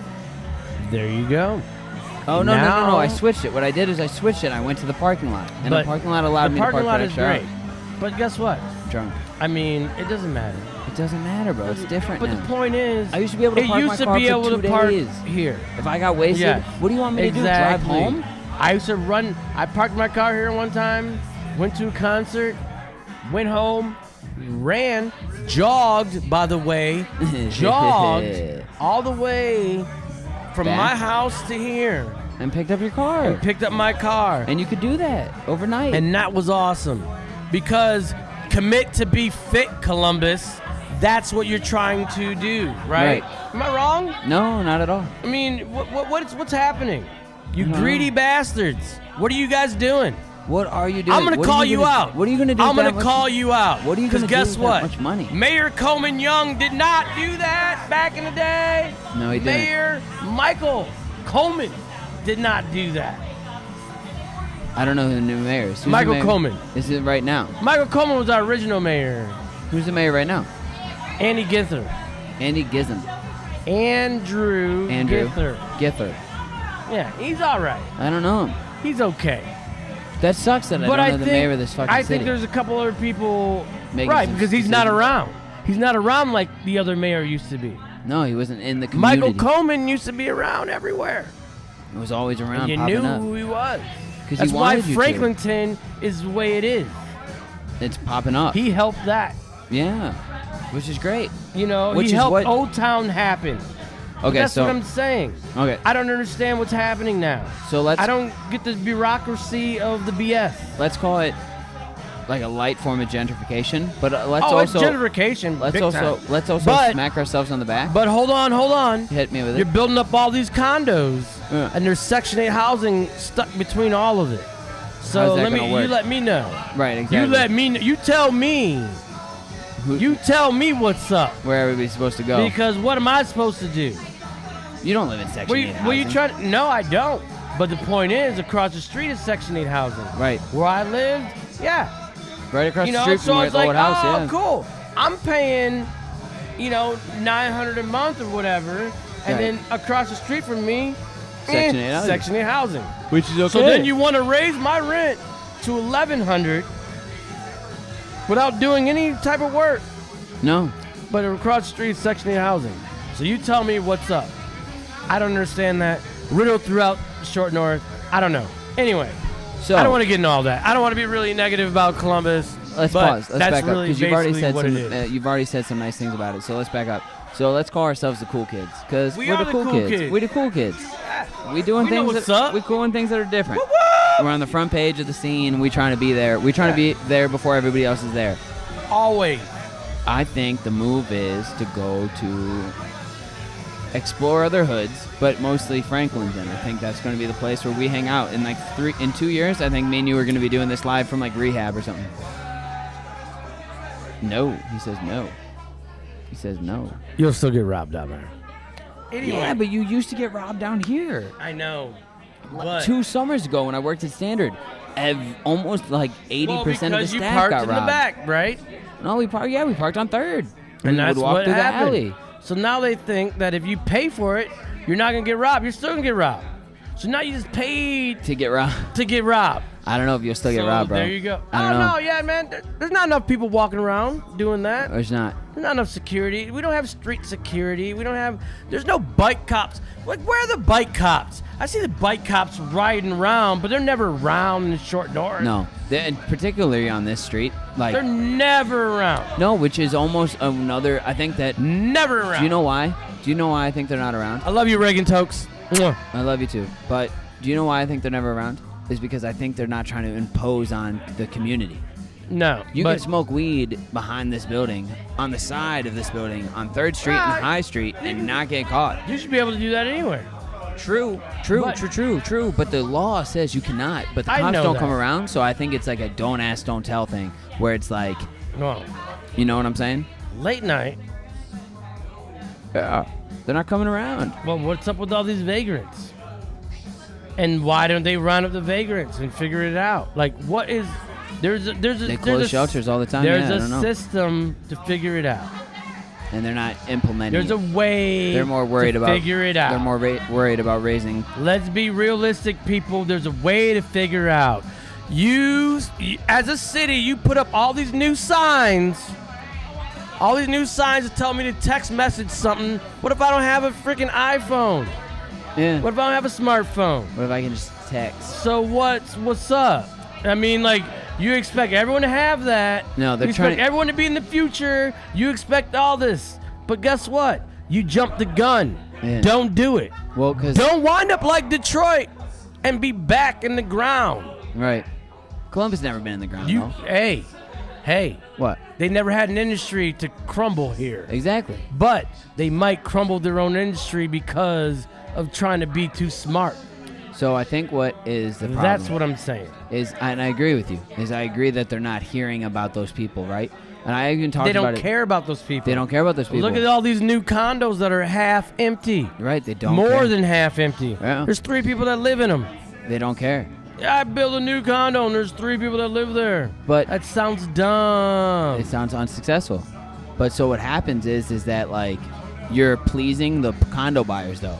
You're not doing it Who to please cares the people. about those people? They're the people buying, bro. I They're get here. it. Yeah, they put $100,000 or They're paying $300,000. 22. They're which paying is 22. Stupid. You were paying 900, bro. They were paying 22 for what? Fake walls for and fucking nothing. So you can hear bullshit your granite. So you can hear your neighbor flush the toilet. No, thank you. Yeah, I'll move back to Chicago. Those luxury. I moved back to Chicago with brick walls. Yeah, the luxury condos do have they're just so shabbily built and so quickly Yeah, because built. they built them so quick, man. It's some bullshit. I moved back to Shy Boogie, baby. I moved back to Detroit. I moved back to Shy Boogie, baby. Shy boogie. Either way. All right, talk about music. Don't rag on Columbus anymore. Talk about I know. music. I love Columbus because it is a music scene and it is a hub. And it is an 'Cause art scene. It is a massive art scene, and everywhere I go, when we used to book our tours, we don't book them, but someone else books them for us. But yeah. Oh, Christy! Christy, is this Come your say last hi. night here? But Come say hi. Just say Come hi. Christy. Hi. Awesome. I gotta go. That's our girl, Christy. Exhausted. All I can hear is those Bye. fucking keys. Bye, sweetie. But anyway, you don't book them anymore. People book them. But when you say you're from Columbus, what did the other people say? People love it, and they want to know what it's about. Yeah, because it's like a flyover state. They think it. And then they show up and it's like, no. There's a Well, they fucking know giraffe. Cincinnati, they know Cleveland. Cincinnati, they know Cleveland. Even Toledo but a little here's what I love about living in Columbus. What's that? If you want to get out, it's 3 hours. If I want to play a show in Indianapolis, it's 3 hours. Oh, wait? If I want to play a show in Louisville, it's 3 hours. If I want to play a show You in can be a real Pittsburgh, Midwest Southern hero, yeah, real quickly. And I want to go back to Detroit, it's 3 hours. It's 5 hours. It's 3 hours. You sure? It's 3 hours from here to Detroit. Okay, I believe you. And it's 5 to 6 to Chicago. 5 to 6 to But Chicago. when you go to Detroit, 3 you hours? can shoot over to Chicago from there. Or you can shoot over to Toronto real quick too. Oh, Yeah. that's a good time. I did that this week. I did that in December. It was That's sick. a real good time. Yeah. And Detroit. then from there, then you hit Buffalo and you come through the other way. And you stop by the casino. Yeah. I have Oh, never the partied casino. into Detroit. I've been to Detroit. I've never partied in Detroit. Oh, it's a good time. It's love. It's love. It's love. They've been doing their thing. They've been growing. They've been growing. They're trying. They've been doing their thing. They're not as bad as they were. No, not at all. No. You know they have a train. They have a trolley that rides downtown. That's nice. It's pretty awesome. This one kid who I don't know keeps pointing at me and like acting like it doesn't matter. I might wrap it after you because I don't want to fucking No, it's cool. It's all right. Yeah, Either way. it's all but I'm love just in saying. Detroit. It's all love. I mean, They have a trolley that runs what? Where? I'm a Midwest guy. I mean, like, runs around downtown, takes you a little bit of ways. I mean, not the people mover. The people mover is something different. What's But the people there's a train. mover? People mover. By the Detroit way, specific. I mentioned Mayor Coleman Young, which was wrong earlier, and Yeah, want to retract your statement. Yeah. Mayor Coleman. But Mayor Coleman Young was a guy in Detroit who built the People Mover, and not only runs around downtown, but now they made Dan Gilbert Okay, is the guy in Detroit building everything now, and it's been awesome. that's cool. Yeah. I love And that. which is also a Cleveland guy, Yeah, he is. but he's born and raised in Michigan, so that's pretty cool. And he came back to his hometown Came to back do to some his love. hometown and spread some love. Um, What was that? Quicken Loans, baby. Dan Gilbert. Tessa, are you leaving? I think I am. Bye, sweetie. Cookie Have a Monster's good night. leaving. Love you. My girl Cookie Monster's leaving. I'm the Cookie Monster? Because you're in that blue fucking coat thing. I plan on catching this trip next time. Yeah, hit it, bro. Whenever you're ready. Um, I was nervous about doing it here, but more people were nervous about even coming on. Nah, man, you're all right. Thanks, bro. It's easy to talk to right now. It's like just hanging out, you know Yeah, what I mean? as, Like, as soon as we you can get do over this the all first day. 3 words, it's just We normal. can do this all day. We would do it all day. If I do- let You know you what? at it, we'd go it all day. You know what we should do? All day. Well, 24. We will set up somewhere Somewhere nice. during the games and talk. While you DJ, While the games are on. that'd be nice. Do Talk a about little the live game, commentary. do a little live commentary, just hang out, kick it. That'd be cool. I'd like that. We'll go strictly live. Really live. Like I'll get a fucking card that makes me go live. I do want to do something that'd be actually like raw, cause you get to perform live, which Yeah. is something I've done a couple times, but like there's an energy to it of when it's like. If You gotta get ready. You gotta be ready. You gotta be there. And I miss that from performing on stage. It's fun. Yeah. I did it acting. I never did music, but yeah. What you need, babe? No, I thought I lost my phone. You found it? But we're good. All right, cool. Yeah, man. Yeah. Thanks for coming on, Dan. Nah, man. I mean, we can hang out. We can kick it. We're kicking it now. I can come on anytime. I know mean, you like, would. If I'm you know I'm what? gonna put up the bad signal, and you better fucking answer. Better yet, I'm gonna do this next week. Oh, he's calling it out himself. I'm calling it out. All right, be my first guest in February. I'm doing it. Be my first Wednesday. I'm doing it. We're doing it You on know Wednesdays. Why? Because you fucking want to. Because I want to. And I want you to. And I got some things to say. And it seems like you already said a lot. And I'm about to do some things. Ooh, some maybe things coming announcements? up. Would you give Got the some press things coming announcements up. to me? Could I some be the things first coming up. place? I'll let you know. That'd be cool. Yeah. Don't. Some things on and popping, baby. There you go. What you popping? Don't tell now. Don't wait. We'll just build it. Oh, we gotta wait. We gotta we'll wait on build that. the We gotta wait on that. anticipation. We gotta wait on But if you walk away from here right now, make sure to take the headphones off. Nah, man. I'm keeping them on. Oh, you're still going. We're doing it. We're still doing it. I just thought it would have We'll do been. it till whenever. I thought you were signing off. It seemed almost organic. I thought about signing off, but I still got a little more beer to drink, so I'm gonna Hit me with more. All right, I'm baby. gonna- I'm gonna I'm hit you with another question. I'm gonna sit here. How what was a music venue in Columbus that no longer exists that you like loved? Little Brothers. Where the fuck was that? Little Brothers. Same place where Standard is. Oh yeah, that's why we had the milkshake That there. was. We had a cocktail in homage to them. There was I've a milkshake. seen so many awesome bands there. I had no business seeing, but it was awesome. What do you mean no business seeing? Death Cab for Cutie played there. Really? Fuck. Destroyed some things. I saw. I mean, these bands are still around, but they Back played then there. it was different. Because when you see a band, like I've seen Twilight Singers. Twilight Singers are no know that. longer around. Badass bass. Well, it's Greg Dooley, who I quoted earlier. Yeah. Out of Cincinnati. He was in the Afghan Wigs, but he started a band called the Twilight Singers. Pretty awesome. That was a great killer show. My boys Branson played there with Love Drug. What year did you see Death Cab there? I have no idea. I don't remember. So, somewhere in the 2000s. Bro, next time. Next time. So somewhere in the 2000s, were they famous then? Oh, they were big. They're on their actually they weren't that big. They were Right. on their transatlantic Tour. tour. Right. So it's like that first. It was like the one right before the first big one. Yeah. Right before the big one, Which was is awesome because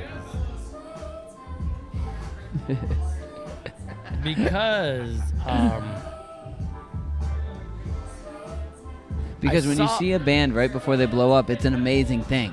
Like Well, it's like you're seeing a creature no. grow its horns. It wasn't even that. It wasn't Okay, even that. What was it? Let me explain this to you. Please do. I was in Chicago. I like that you're standing up. I paid $5 to see a show. Opening band was Death Cab for Cutie. Headlining band was Jimmy Eat World. In a bowling alley. And $5. $5 at the Fireside Bowl. It was awesome. But then I waited, and like not that long later, boom. Death Cab for Cutie started doing a solo tour on the Photo album. That was pretty awesome.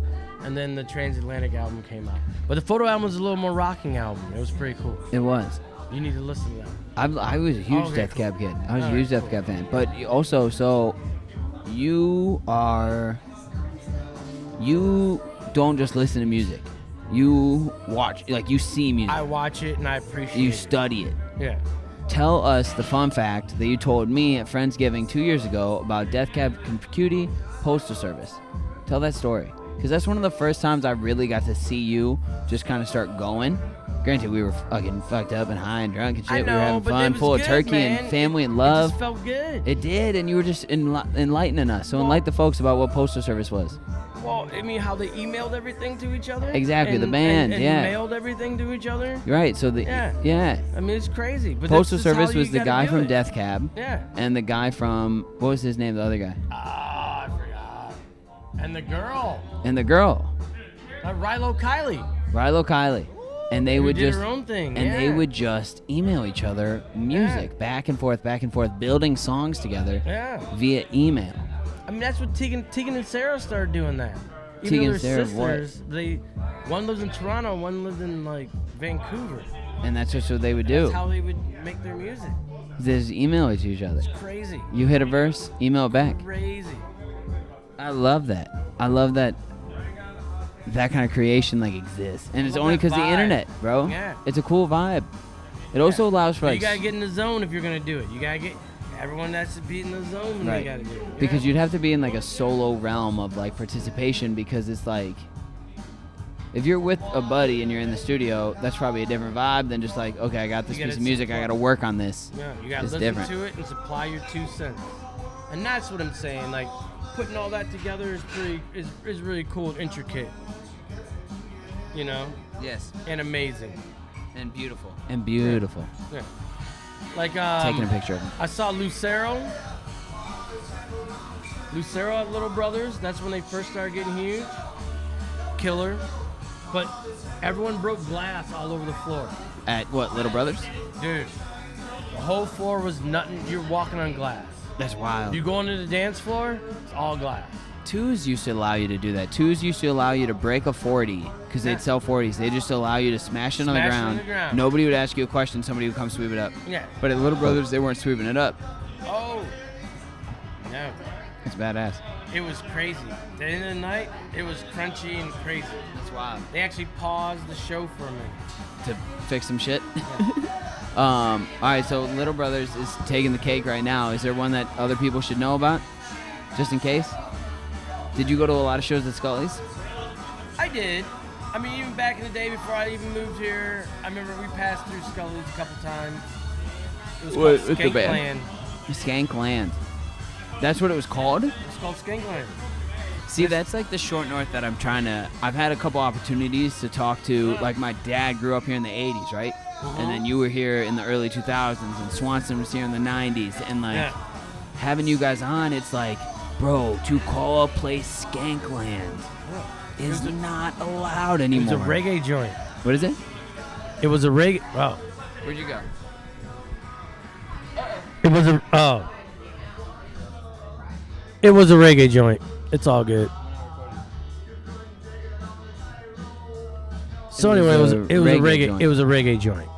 It was really weird. Yeah, so having you guys on has been like a really cool thing to like Skankland being a reggae joint, bro. That doesn't happen, and you can't pick up a hooker down here. No. Well, you can't. Well, you can still find drugs because drugs are everywhere. But it was funny because like the whole backdrop of you know how Scully's has like the screen. Yeah. That was a Jamaican flag. That's weird. They still pay homage to it with like the reggae nights. Oh yeah, reggae night on Sunday. Yeah. Do you go? Every now and then pop in. See Flex Crew. So, but then I know those dudes from way back when. Right. It's like they're cool guys, So me and you have been to Roomba together. Oh yeah. At Cafe, yeah. It's a good time. It's a great time. So what Get your dance on, y'all. Get your love on. It's like a very soulful invite. Get your love on. What is your favorite venue to see music at now in Columbus? I don't really know. I don't really have one yet. Bluestone? No. I fuck with that vibe with the church, though. It's kind of cool. It's cool. It has to be a big enough band to be there. Yeah, it's not good It's not great acoustically and everything, right? Which is where maybe Rumba Cafe, or not Rumba Cafe. Rumba's a good time. The ceilings are low. Keeps all that energy circulating. Yeah, I mean, I love Rumba. I love Space Bar. Space Bar's okay. I've never really seen a great show. Ace of Cups, all right. Never been. You ever been to the Grog Shop in Cleveland? Yeah, I love it. Bro, I think the Grog Shop in Cleveland is the best place in Ohio to see a show. Awesome. I've seen... Very intimate, very good. Low ceilings. Very awesome. Energy. Dude, the people that work there are super cool. My boy Steve. Bless you, Steve. Hope you're still alive, man. He's old school. That dude's awesome. Bro, is he the dude with the huge beard? Old school guy. So, old school dude. Yeah, dude, so really old guy. Right, really old dude with a beard. Always takes care of everybody. He's always awesome. taking care. And you know how he took care of me is like he would see me with a drink, and he just knew right away. Like he had marked everybody who walks in who's not 21. And if you drank, he would grab the drink, but he'd keep me in. And that's cool, man. That's cool. Like, you can't drink, but you can hang out and see the show, and it was always really tight. Yeah, man. Toddy wants to go home, or he's going home. He slipped Mark Toddy. Mark Toddy's gonna come on. I'll have Toddy come on. Introduced Mark Toddy. Everyone, ladies and gentlemen, the sexy beard of the short north, Mark Toddy. The sexy beard of the short north. Thanks, Damon. I love you, bro. Sexy beard. Thanks, buddy. Oh no, we're gonna do this. We're gonna do this more. I like this. I bet you do, bro. I like your actual question. You might be my PR guy in a moment. I should be your PR girl, bro. I'd love to do that. That's what I'm saying. No, we actually had real conversation. We were hitting it, bro. So let's see if Toddy can bring this fucking heat back, bro. See what Toddy has to say. Do I have the sound on? Does it matter which side the side's on? No. Can you hear yourself? Just talk. Just talk. Use your voice. Your voice is the tool. Hello. Hello. Hello. Hello. Try to go as sexy as jazzy you can. Hello. A little louder. Can't go any louder. My sexy voice is a low voice, and I respect that. I'm gonna turn you up. Let's switch this around. I'm just gonna turn you up. That'll be fine. Mark. All right, boys. Thank you, Brian. Uh-oh. Hey, What's okay. this? This is a shot of chartreuse and 2 half Chase beers. them with those and chug them. Thanks, Brian. Brian's gonna sign us off, and I just figured that out. But Brian's gonna sign us off, and I couldn't be happier. Hi, Kiki.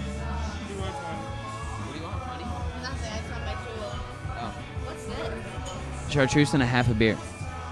I have to remember to not talk off the mic. I have to introduce. Like, hi, Kiki. I have to just talk here.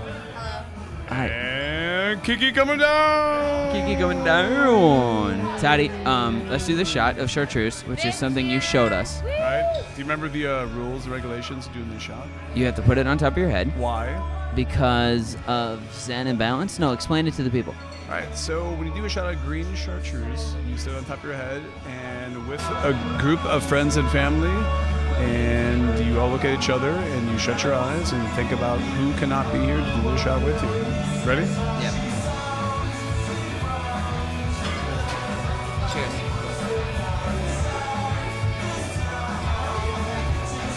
I have not done a shot of chartreuse in a really long time. So that was violating. The music got really loud. Ooh, Hold on. it did. I know, turn it down. There it is. That's better.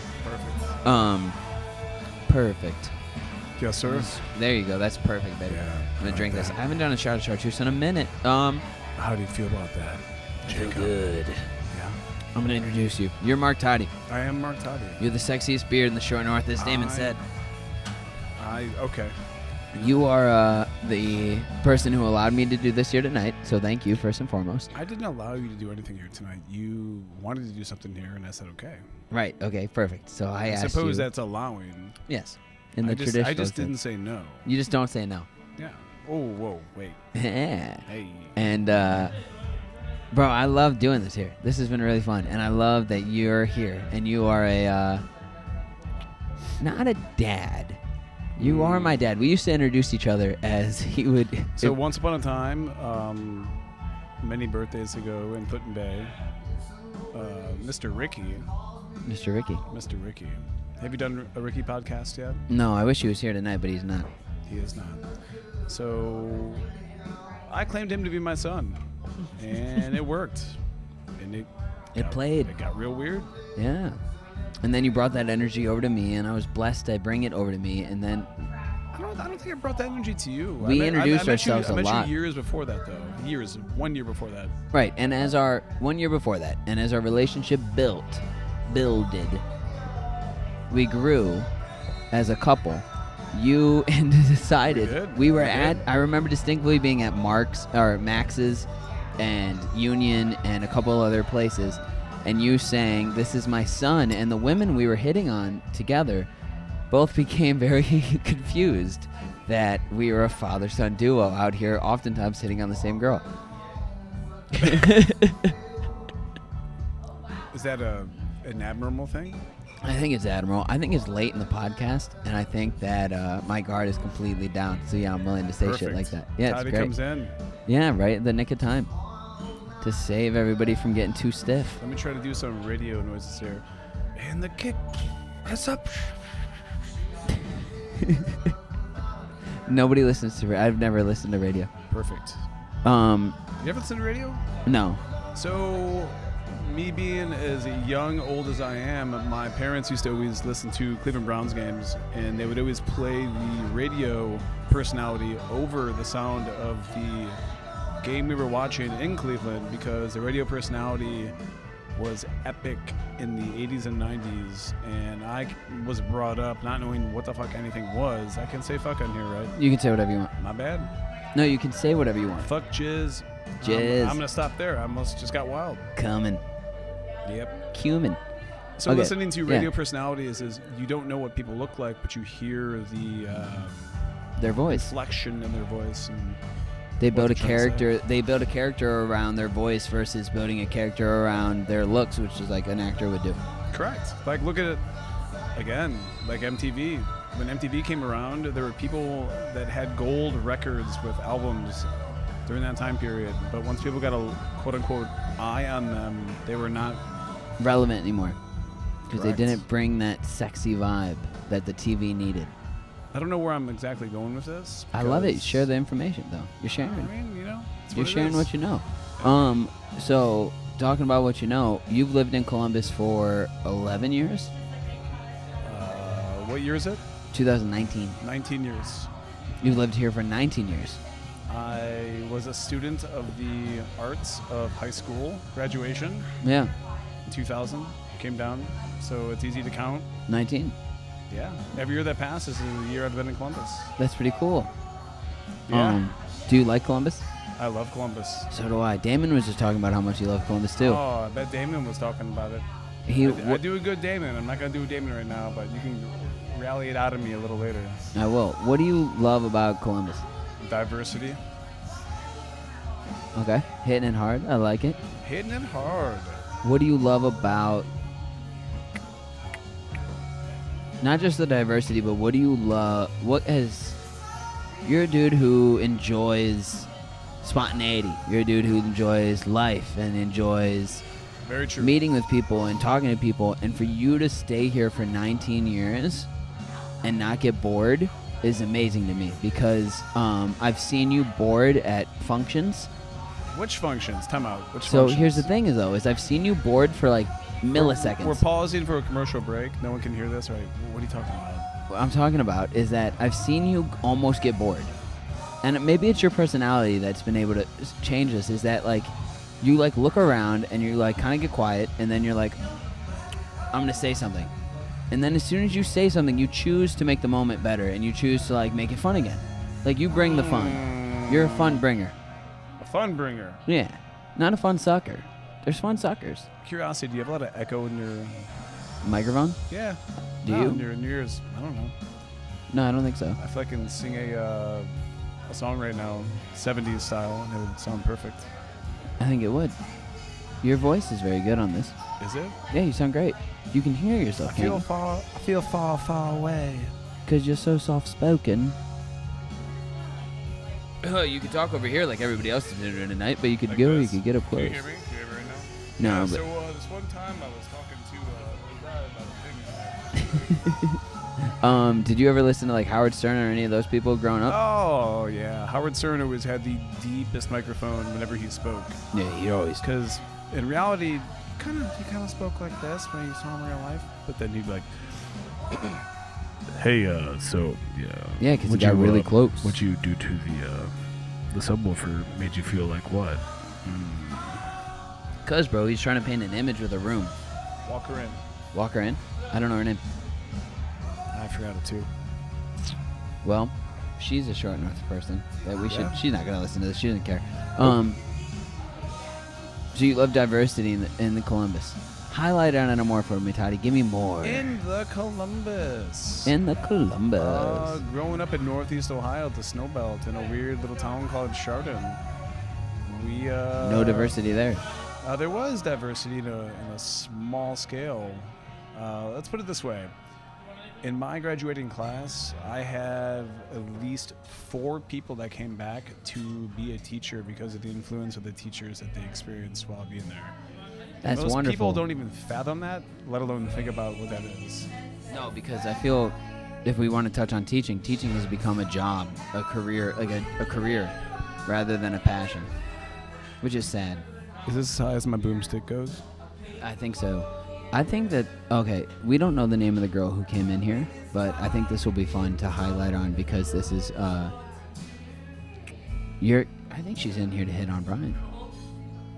She's in here to hit on everybody. Oh my. Oh my. Let's talk about ladies, Toddy. I don't think it's a good idea. You don't think it's a good idea? Nope. I don't think so either, but I don't care. Okay. I like doing things that you're not supposed to do. All right. So do you. So, ladies in Columbus. What do you love about the ladies in Columbus? It's not about the ladies I love in Columbus. And hear me out here. It's more about the men I love in Columbus. Oh my. Oh my. Oh my. You're coming to you live from Bodega Sunday. Do you know that sound? Who does that? No. Oh my. Oh my. You talking about Howard Stern earlier. I don't know all the radio personalities. A certain Sulu on Star Trek. He was on Howard Stern for a long time. No, William Shatner? Jesus.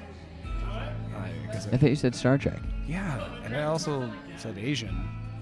Oh, yeah. Damn it. George Takei. George Takei. Or Decay. Takei. One of the first publicly known gay gentlemen of Asian descent. Which ties in quite strongly to why I love Columbus. is the diversity in the homosexual culture. The diversity of mankind.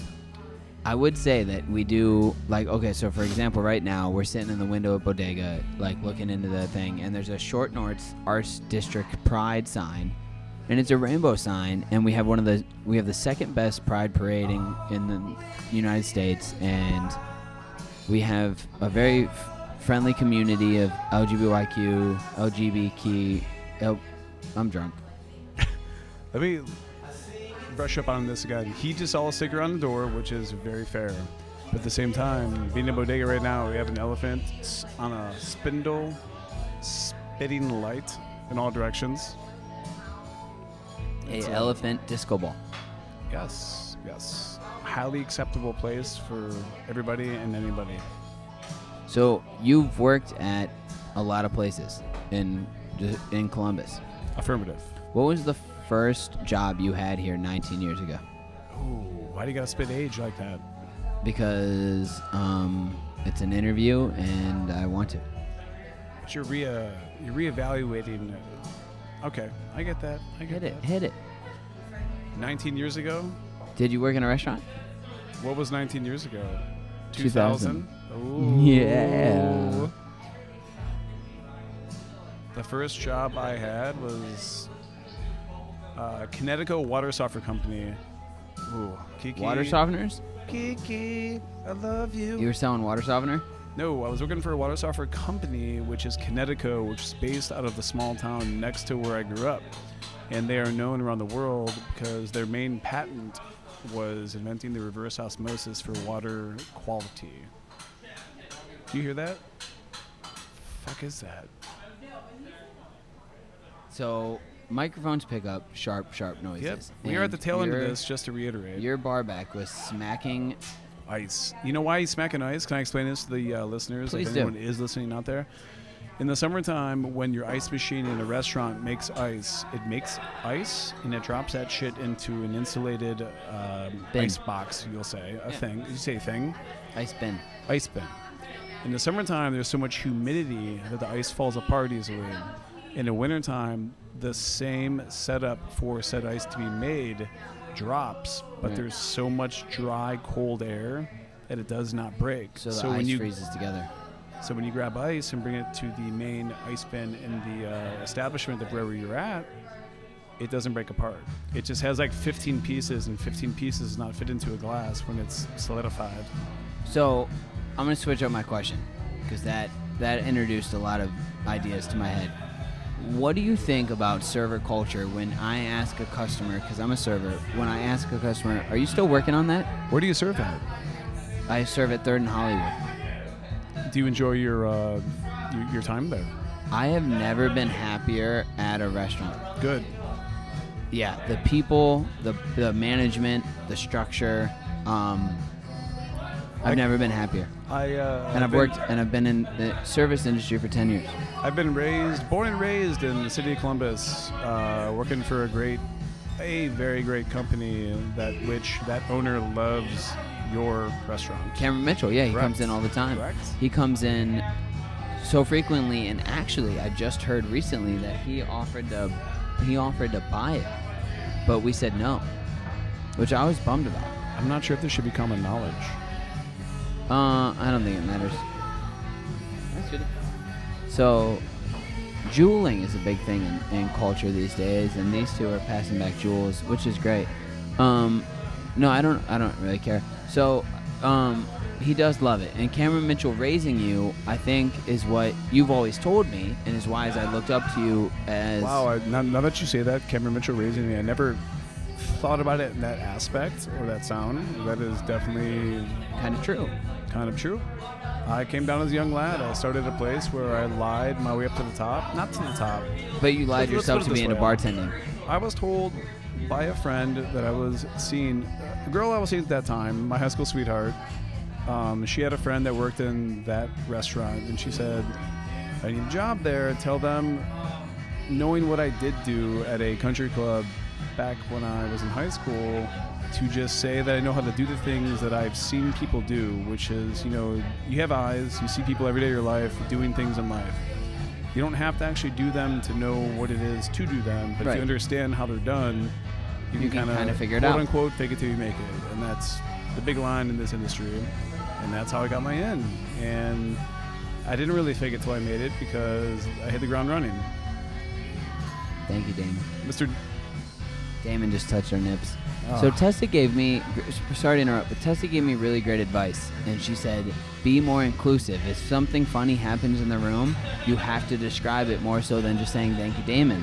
Because that's random and weird and nobody knows what you're talking about. Can I ask you to do something random and weird to me real quick? Of course. All right, shut your eyes. All right, right now, we are in radio silence. When people listen to just radio, this is what it is. You're not seeing anything. You're not doing anything. So it's all about your voice and your thoughts. You can open them again if you want. No, I You gotta keep see, them closed. yeah, now I think, well, because I missed the mic, but now I think. Let me see your hands. It's all right. His hands are clear, ladies and gentlemen. Hands are clear. And I think it's interesting doing this because this is a great exercise, Toddy. I think my next podcast might come to you. Well, no, tomorrow I actually have a pretty big podcast guest, but maybe the 31st I'll just hold the mic somewhere and do it blind. To really try to include people, you know what I mean? Yeah, that was weird. Light kept hitting my eyes too. That was fun. Also, I really think you should do more podcasts here, especially with video, because the space is cute. And it would be on adorable. a night where it gets busy, you're in a little corner here. And Might the offer some interesting aspects. The cameras could be focusing in on those coming and going, and it's quite interesting. It'll make for interesting podcasts. Well, then let's do a regardless. big ask here, sir. Can I do a podcast here once a month? Yes, you can do it twice a month. Ooh. You can do it every Sunday on top of that. After with fucking Mr. DJ Damon May. During brunch, the brunch podcast with Jacob. The brunch podcast with Jacob featuring pancakes and turkey sausage. And I think I would rather almost call it something else. Like, I wouldn't call it Unsolicited Advice. I'd make a new show called The Brunch Podcast at Bodega. Where you are, you don't even have to announce Bodega. You can say it happens to be a Bodega. Name it what you want it to be. I would love. Okay, so Have more of a serendipitous feel to it. Don't name it something so semi-casual. Locked in. Yeah, just the Brunch Podcast, which would be so Columbus-y. Brunch is so common. Say something like Sunday mornings with Jacob. Sunday mornings with Jacob. Come get your meat and eggs and have a good time. Come get your meat, your processed meat. Well, there's that. Most of brunch is processed meat. Yeah, it is. Most of brunch is processed. What is natural about brunch? Is Eggs. champagne natural? No, it's not. Eggs. Orange juice isn't. Just eggs. Orange juice, you're killing a fruit to make it bleed when you drink its blood. Think about that. You're not. What is natural about any kind of a food? I don't know. And now here we hit our Also, what is natural beloved about an vegan orange? crowd. What is natural about a brunch? I'm curious. What is natural about an Impossible Burger? Also, think about it in the sense of, okay, Impossible Burger, you took a leap there. because it's impossible. Well, the leap was borderline impossible, but the Impossible Burger is already something that is a disdain in the mouths of people, because some people like a vegetarian option that does not taste or replicate meat.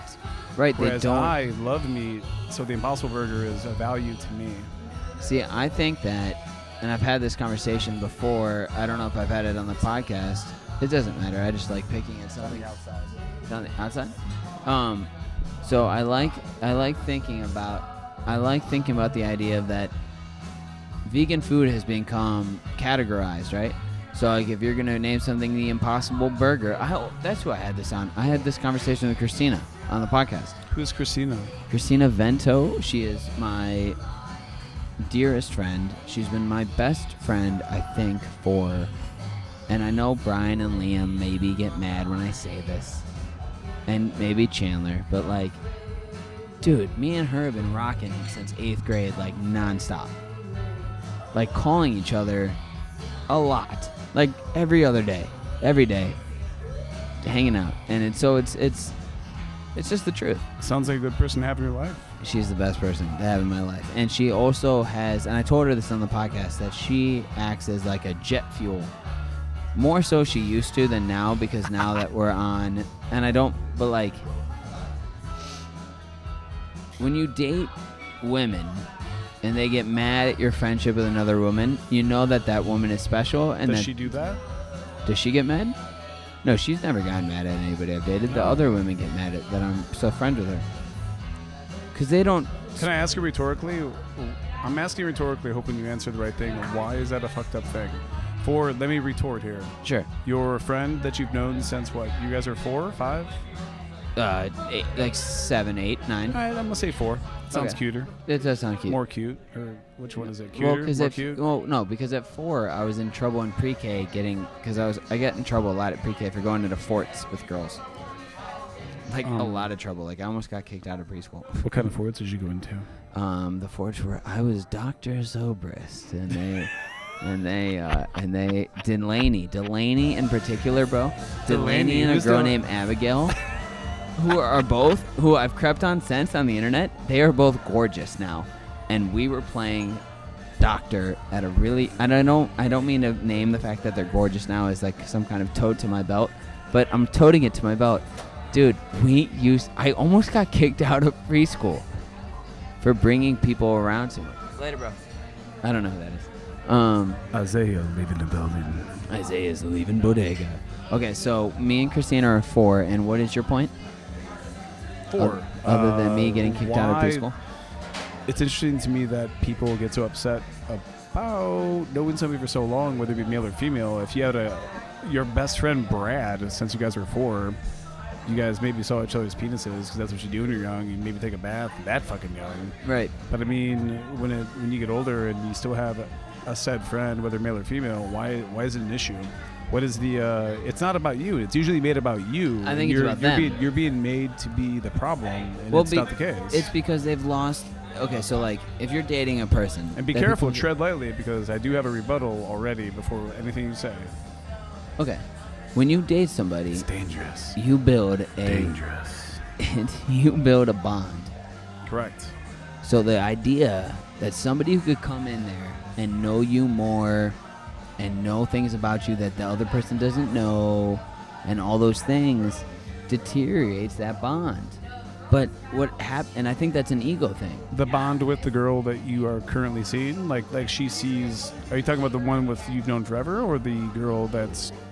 No, so even with Brad. Okay, so let's take the fact specimen. Let's take the fact that the opposite sex is involved, right? Oh, you love Brad more than you'll love me. Like I would love Brian and me, Liam and me, Christina and me. I know those people.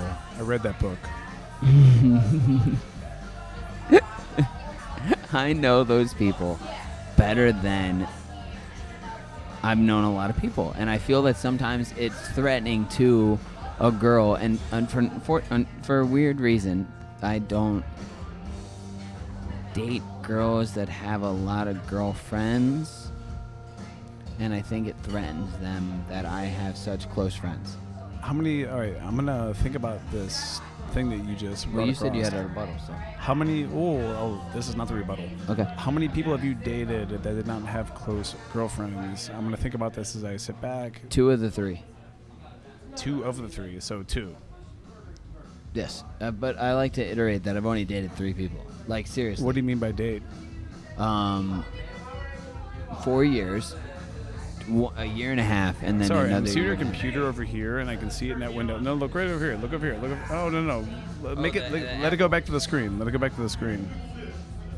Well, I can want to you make do sure that? we're recording. It'll go back, and you can see it over there. Yeah, showing me out. Yeah, it's got a weird What do you triple call reflection the because wild and crazy wacky hands. Well, yeah, because I turn off. I turned off power mode because it stops. So if I fall asleep while I'm posting an episode, it'll turn off because it's saving power. So if I just leave it on, it goes to screensaver mode, which is then just screensaver, but still working in the background. So I turned on that setting, and it's been weird. I fall asleep editing a lot now, which is a weird point in my life. Which Is that what you call it? I'm going to do the hand quotes. Editing, quote, unquote. Yes, that is exactly what I call it, sir. No, we were hitting good chords romantically.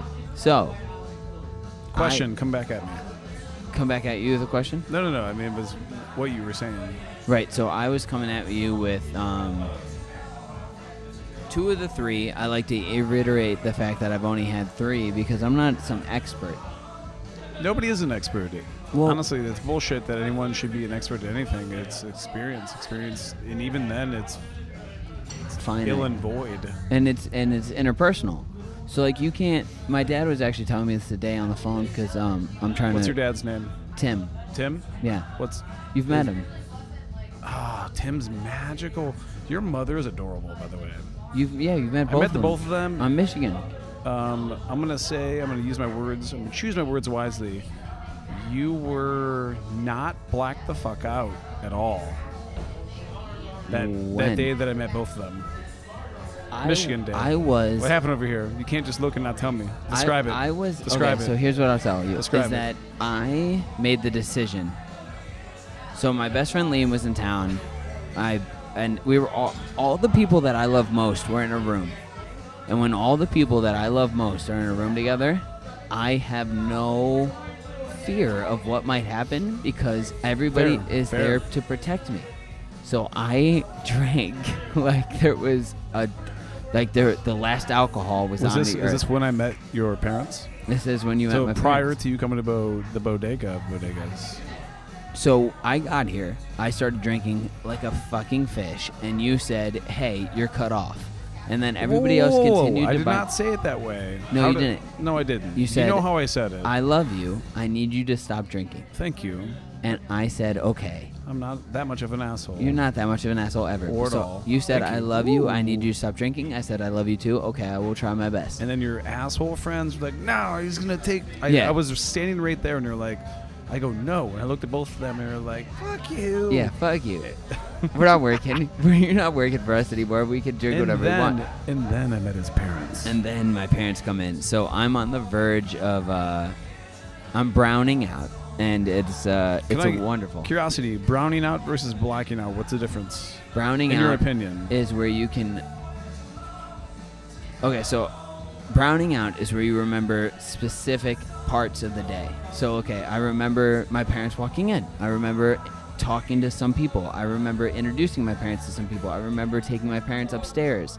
But then I black out when I am trying forcefully not to go into the car taking us to, you know what I mean? Which people told me about later. I don't know if this differentiates between browning out and blacking out. No, because blacking out is when you really don't know. Like, no, I don't know. Blacking how out I got is home. when you're like, you wake up and, hypothetically speaking, obviously. Does anyone hear that in the background? That's Mr. Damon May? Is No? that what he's saying? I can hear it in my microphone. I can hear it. Real Well, hard. I think you can hear it in your normal ears. It's a weird. I said microphone, I meant earmuffs. Headphones. What? Earmuffs? Headphones. That's what they are. Okay, so browning out and blacking out. What were you saying? Browning out is a, holy shit, I had a beautiful night. Everything was great. And then you wake up the next day and you're like, ooh, things kind of scaled back mentally speaking. Blackout is you are still doing things and you don't know what you're doing and you're continuing to do them in a way that you don't remember nor you know what you did. Right. And brownout, I feel like there's some respect for brownout. Because a brownout's still like, oh shit, I decided to eat soup to be healthy, and then I had a salad, and it was my friend, he came over, and it was his birthday, and I drank a bunch of whiskey. That is a brownout. A blackout is going hard and realizing in the middle of all that you've consumed. You don't realize in the middle. Right. You realize it when your the friends next- tell you the for the next days day. later. Yeah. Friends don't tell you how you browned out. They tell you how you blacked out. So I think the difference is If that they're your friends at all. in that what we're discussing is the fact that in the scale of sobriety, you can do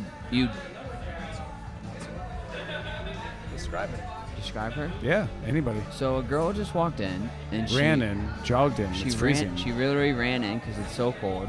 She decided to sit next to 3 other girls, one of which who's wearing just a T-shirt, so you can tell she's braver than the rest. She's the girl she sat next to still has a bar rag in her pocket, and I know where the 3 girls are from. They're all from Bernard's. Can I pull that towel rag out of her back pocket and explain to her that she's not supposed to have that anymore? I kind of want to, but you can.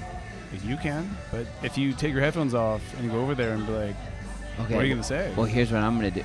That's a good point. What are you gonna say? So how about you do this? I usually you okay, go do ahead. what you're gonna do, and I'm gonna describe you while you do it. All right, I'm gonna take these headphones off. This is a beautiful podcasting moment, folks. You have no idea. Toddy can't even hear what I'm saying. So, 3 girls from Bernard's who I know: Katie, Bella, and I think her name's Bella, and I don't know the other one. They all just came in, and they come here a lot after Bernard's because Bernard's is a fun bar, but like you gotta have a home place to go to. I don't remember her name. I think it's Bella. Neither do I. I feel bad. But you know her. We can't record this right now. Oh, it's going up. There's no cuts, baby. Come on. Who gives a shit? But yeah, so the cute little girl who Toddy told me to describe, she's wearing a gray hat. She's got blonde hair. She has a very cool shirt on, which is floral and, again, kind of see-through because they just don't give a fuck about the weather. And I respect that. Who's yelling over there? I hear a lot of yelling. Damon. Who's Damon? Was Damon just a guest on your show? Damon was just a guest on my show, and he should be cut off because he's a little wasted. No. Damon's never wasted. Is he not? No, never. He always just keeps an even keel. Correct. Always Damon. Correct. That's interesting. Where do you find... Did you just yawn on your own show? I have yawned several times, a million times on my own show. I'm exhausted from doing this.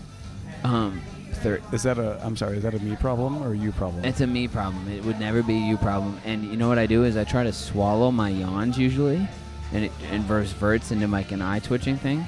But I love you, and it's late, and I'm drunk, so I don't care. Where do you find sobriety in your life? Do you think it'll ever have a place in your life of, hey, I'm not going to drink ever again? Whoa. That, first of all, sounds like something that there's already an issue, like I need to find sobriety. No. You said, where do I find sobriety? Well, no, there's no problem. You don't have I've never thought you've had a problem drinking. What I'm saying is more so is like... How does one find a time when they're not wanting to drink alcohol?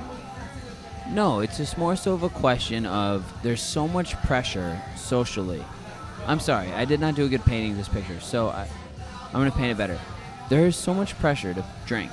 Pinks and purples, please. Yes. Pinks and purples exclusively. In 2019, culture is you drink, and then if you want to take culture a little bit further, you do drugs and alcohol. And I don't see a lot of culture saying the otherwise, but as of late, as of sudden, I'm seeing a little bit of it. Like, oh, you don't have to drink every night.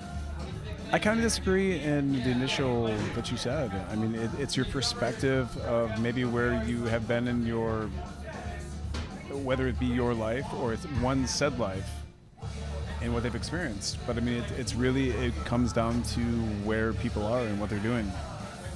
Exactly. I mean, you can perceive it to be something, and you can perceive the day by the day. I mean, philosophically, to be what it is.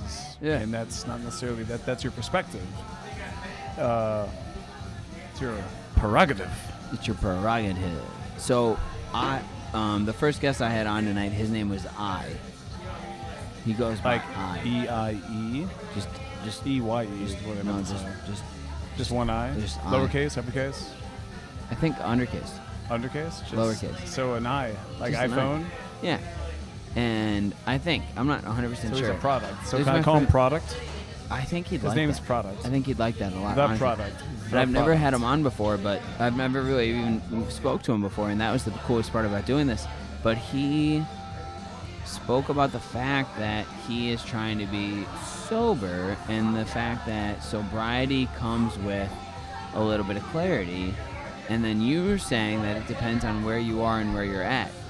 I appreciate what he said, and I 100% agree with what he said, and I like all of that.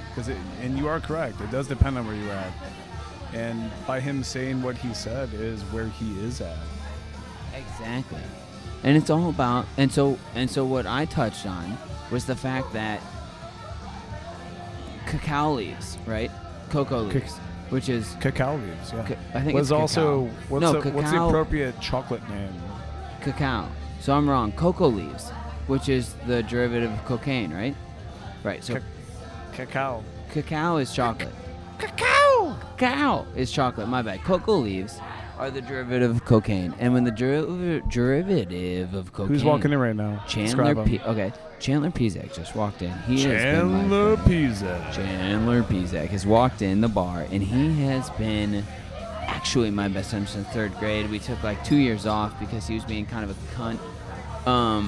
He was being kind of a douchebag. Sorry to say cunt, but he's not great. He wasn't great. He's wearing a very nice coat. He's wearing a white T-shirt.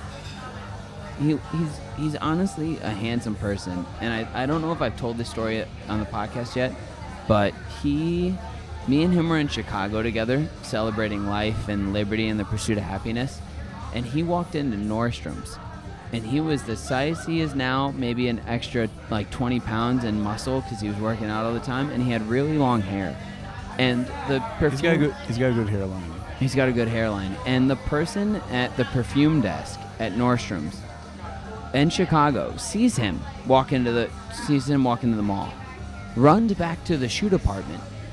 Oh my God, the hottest guy I've ever seen just walked in. Now, granted, this is the Nordstrom's at Chicago, so Kanye West goes there. So people of power and people of prettiness go there. And he walks in, and she runs back to Shoe to tell her best friend. Shoe department girl comes all the way back up, and Shoe department girl says, "Oh my God, I went to high school with that kid." And it turns out her name was Gabby Schneider, and she had gone to high school with us. Okay, so you're walking in to Nordstrom's with a kid, and he's the hottest guy or girl has ever seen. And then, you know what I mean? Like, that's a crazy...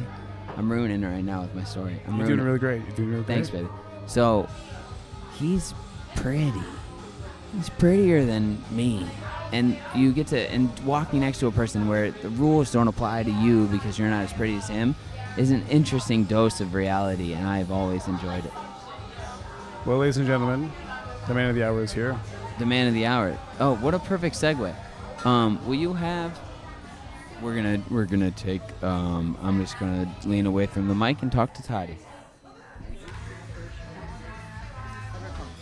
If she can, it's fine. All right, Chandler Pizak. Do you hear my voice, bud? I do, brother. Okay, thank you, Toddy. Hey, Toddy, I love you. Thank you for tossing Chandler on here like that. I really loved. Before Chandler starts talking, I love Toddy. Toddy is like a dad, brother, weird uncle. I think he's a weird uncle to me.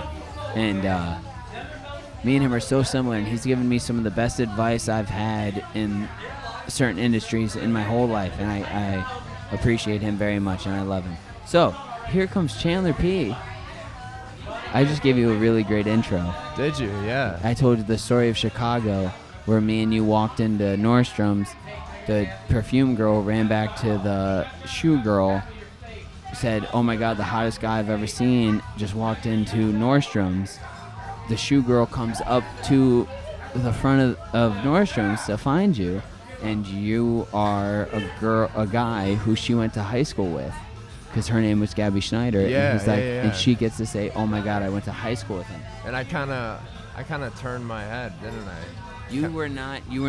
I wasn't interested at all. Receptive. Was not interested at all. But hey, it's not about being. It's okay. It's okay. We all go through our douchey periods. Yeah, it's alright. Yeah. I still am a douche. Do you like hearing I'm kind yourself? of an asshole. Yeah, it's nice actually. It's Isn't it cool? It's different. It's cool. It's very different. So, but Ty, that's his Toddy. name, right? Toddy? Yeah. Ty? No, Toddy. Yeah, he asked me to say something nice about you. And what I was going to say was, he was like, don't even say your name. Just say Jacob Zobrist and say something nice about him. But in my head, I was like, look, I grew up with this kid. I know this dude. Right. Okay? And the first thing that came to my mind was, you know the movie Yes Men?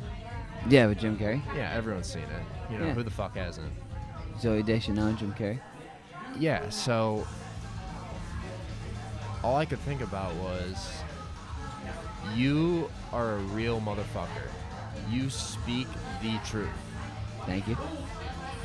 90% of the people that I walk by in the street are yes men. They won't tell me if like I look shitty or I look like hungover, if I'm like drinking too much.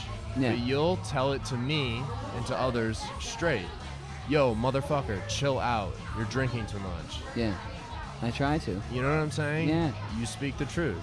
And that is a very rare quality. And it's unique. It's good, dude. Like seriously, it's hard to find that quality in some people. Well, I thank you for that. Thank you very much. Straight up. Thanks, buddy. So that's a good place to start.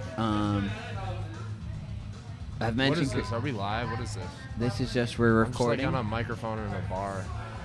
I just showed up. I've been doing it. I have like headphones on. I'm speaking into a microphone. He literally just walked in. I got a glass of what is this? Woodford neat. So I took a piss. I called Chandler. I said, "Hey, come through to Bodega." I've been podcasting now, Chandler, for 3 hours. So it won't be out. It'll be out tomorrow. It won't be out today, but that's fine because 3 hours of podcasting is an amazing thing that I've always really tried to do. Because you know what it is? It's not about. I want to talk to people for 3 hours. So Chandler comes over. Let me introduce Chandler. Chandler and me met in 3rd grade. I was in homeroom with a kid who he was best friends with, named Tommy Lucci. And then Tommy and me just get along. So he introduces me to Chandler, and I introduce myself to Chandler in a very weird way. I almost present myself with my hands, and I kind of do this like sideways hand presentation when we get to finally meet, and then which is weird. Let me interrupt. Thank you, bro. After we became like friends. Yeah, friends. You'd call my house, like my mom's house, our home phone number. Yeah. And ask for me. Hello. But hold on. You'd talk in like a British accent. It was the most bizarre thing in the world, and like my family would talk about it. Like they you all like thought I was British. I don't know if you like put it on or it was just something you were I going think- through, but like you talked with a British accent. I think I was nervous. And that's the truth. That's like I know, it's a big truth. People still bring it up to me that I they'd was be like, a "Hey, young- is that kid from like another country? England or something?" And I'm like, "No, he was born in America. He's born in Cleveland." You know, and they go, "Well, he has a British accent. What's the deal?" Yeah. I'm like, "I don't know." I would say, "Hello, is Chandler there?" would. Hello, is Chandler there?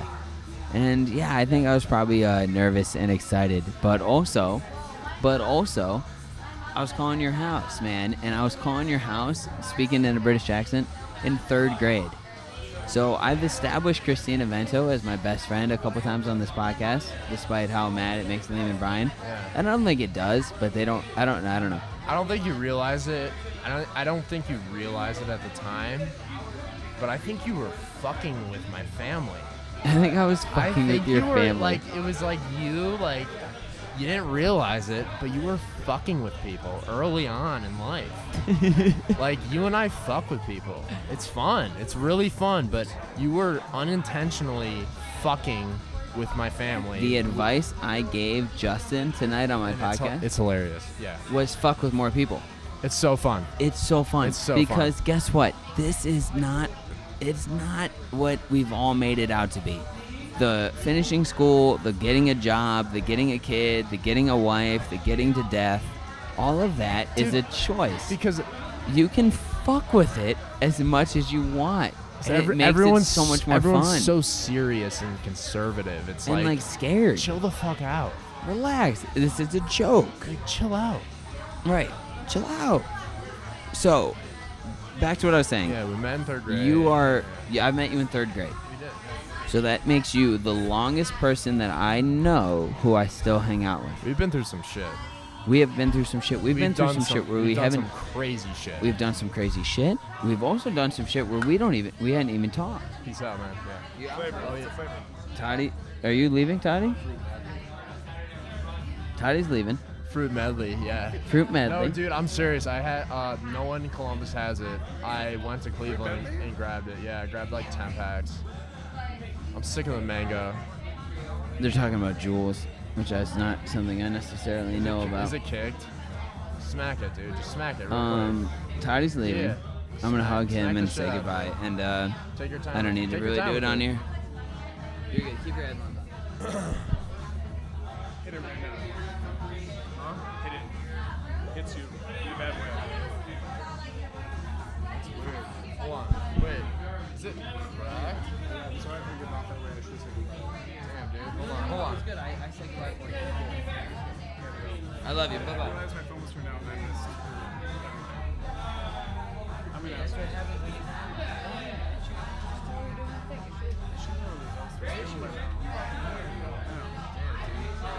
I don't know what the deal is with this. Yeah, can't wait to have you What's on your name again? I know we've met. I'm sorry. All right, so Chandler. I've said bye to Toddy. And I've already, I'm doing a lot of reiteration, but guess what? This is my last. I miss your long hair. Tomorrow I have the Wonder Gym on, and then Thursday I do the end of the show. So this is kind of my last night. This is kind of my last night podcasting, like, and I got to do it with people who I fucking love, baby. They're my family. Toddy is my family. Damon is my family. If I needed things, they would help me. If I needed them to, if I gave Mark, Toddy, Damon, Chandler, Tessa $1 million in a bag, and I told them, hey, there's $1 million in this bag, they would not touch any of the money in the bag. I don't know. And I know that for a fact. I do, because I've given them things before, and they didn't fuck with my shit. What? I was saying earlier I was talking that's to fine. bro. What I was saying is that I've reiterated on this a lot, but the people who I've had on tonight, other than Craig, who I enjoyed a lot, and they are my family. And the reason I've had them on is because they're my family. Tessa, you, Toddy, Damon. If I gave you $1 million in a bag, or if I gave you wouldn't him have to worry about it. $1 million in a bag, Every dollar would be there. every dollar would be there. And then When of he course, came back for it. and I think that is really true with him and Damon and Tessa and you. Tessa might buy like some stupid light shit, but it's probably because we needed it for the house. Because she's thinking about the house, which is great. I'm not trying to downplay your trust with any of those names, People. but you know it'd be 100% safe with me. I know it'd be 100% safe with you, Chad. And it'd probably be 100% safe with him too. 100%. But you know it'd be 100 with me. So, okay. So, where do I go from here? Where do I go? No, it's you. I'm good. I need that. Let's talk about What do you want to talk about, me Chandler? too, dude. You want to talk about some weird shit from back in the day? No. I love you. Bye-bye, Toddy. I think we should be careful about what we talk about. You know? Is that what you're okay, so let's talk about you right now. Right now. Let's talk about you right today. Right now. I mean, are you asking about like my future plans and No, I'm talking about day by day. Day by day, man. You're a handsome dude. You're dressed good. You fuck bitches. You're basically the Hank Moody that I know. I do, man. I do slide in the DMs and. Let's talk about sliding in the DMs. I do swim sometimes in the, in the sea of girls. In the Yeah, sea of pussy. yeah. You can say pussy. Yeah. It's 3:30. It's 3.5 hours into this podcast. I can say pussy, vagina. I said the C word. So let's talk. So you're you. I'm fucking me, man. What's it like being Chandler P? Tell us Dude, about Chandler P. Zach. I'll tell you the truth, man. I wake up every morning and I just try to live it out. The best you can? I know like it sounds kind of lame, but like I'm like thinking a new like dude, I built a stripper pole in my fucking apartment the other day. You You're know? trying to finish You know an what I'm image. saying? Yeah. Like I'm just like doing shit to have fun with. Right. And I know it's like a little like you You sound good on slimy. You sound good. What? You sound good. Thank you. You sound good too. Thanks, bro. But yeah, dude, the stripper pole. I fucking set up a bunch of security cameras in my apartment. I have a state-of-the-art security set. Security cameras in your apartment. Yeah, in my apartment, literally like $1,000 security set. Yeah, it's hilarious. You know, just set that shit up. Mounting a TV tomorrow. But at the same time, you gotta work. Yeah. You gotta work hard, and then you can play hard. Yeah. And you do work hard. I'm still in school, you know, which kind of sucks. It's but okay. I am on track to graduate in the spring. And then I'm just going to take off. What are you going to graduate with? A degree in... A degree. I'm going to graduate with a degree. Yeah, Thank dude, you. it really doesn't matter what the fuck my degree is. I just want that ticket just to prove to any company that I apply Did to the or thing. want to work for that, you know, I had the discipline to go through college. Because Right. it fucking sucks. Yeah, it's not fun. But bet. yeah, dude, like, I mean, you know, I scuba dive and I like, I'm like a young, aspiring scuba diver. Yeah. And, dude, basically, I want to move to some exotic island Yeah, for a couple of years and just scuba, lead dives, and just like fuck around, kind of get like huge lift. Yeah. You know, jump off cliffs and. So here's what And then I'll come back and make some good money. So I'm gonna float your boat. I'm gonna float you a little bit out here. I'm gonna. So you're a natural leader, and I say this because. You mean that? I really do, and I'll tell you why. Is because it's almost primordial. Because I've been in groups with you where me, you, and 4 other guys will be walking, and we're following you. You're in the front of the pack. You're a pack leader, because you're 1, you're tall, 2, you're athletic, and 3, you're also just very confident. And you've had this natural confidence in you since 3rd grade. When I was in okay, so let's paint it back to 3rd grade. You were the leader. Tommy Lucci and me couldn't do the things you could do, skateboarding wise. You were the leader. 4th grade, me and Tommy Cardeman and Calusa couldn't talk to girls the way you could. You're the leader. 5th grade, same thing. 6th grade, same thing. Because after, I don't know, as soon as you start going through puberty, girls are the only thing that matters. I hit it late, man. You guys all had like armpit hair and shit, and like. You did hit it late, but yeah, I hit it late. you were stoked. But when I hit it, dude, it was like you grew. I grew like 6 inches. You and grew gained like 6 30 inches pounds. and started working out and gained 30 it was like, pounds. Boom, and then like started getting in fights. Yeah, and started. I'm not gonna name names. We're not gonna name That's names okay. on there. Don't but, name names. yeah, Started like dating I hot stood older up girls. against what's his name? What is he, like 5 years older than me? Yeah. I had to beat his fucking ass. Yeah, it was Fuck weird. Him. Yeah, fuck him, dude. Fucked with me. Yo, you know what? Me and my boy Jacob are gonna fuck with you. Yeah, I was ready. Jacob to do it. here, we almost got in a fight this one time. Listen to this shit. He was, talking to my ex-girlfriend at the time, right? And I didn't like that too much, so I brought him upstairs and I was like, "Yo, get the fuck out." You're kicking him out of a very my public party. party. Yeah. And guess who's standing behind him with a fucking handle of Bombay? Well, okay, let me illustrate my point. No. That's exactly what I was happened. doing. So I was standing behind the kid with a bottle of booze that was empty, and I was gonna smack it on anybody's Not a bottle head. of booze, a handle of Bombay. But the reason why I was standing behind him was because another person decided to intervene, so it was going to be 2-on-1. And if I knew you would have handled, I would have let you do. There's honor amongst thieves. I know. What I'm trying to say is, like, I got you. Yeah, I got you. Those dudes were like 6 years older than us. They were way older. And we told them what the fuck was, And it would what have been a time it mess. was. And honestly, but one you of those dudes stood behind me. You. Yes. You know, Yeah, I was not my there. other friend, not like my fucking sister, No. or like the kid down the hall taking a piss.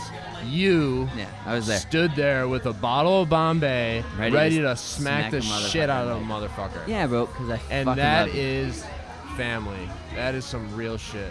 And that is what we are. We're brothers in the sense that I don't know anybody longer than I've known you other than my own brother. And we've had our ups and downs and we've had our time apart. But I'm happy you're back in my life. That's it though, dude. Like, and on Thanksgiving, I'm not trying to toot my own horn, but I am thankful. I texted you. I'm thankful to have you back in my life, bro. Because I missed you. I missed you.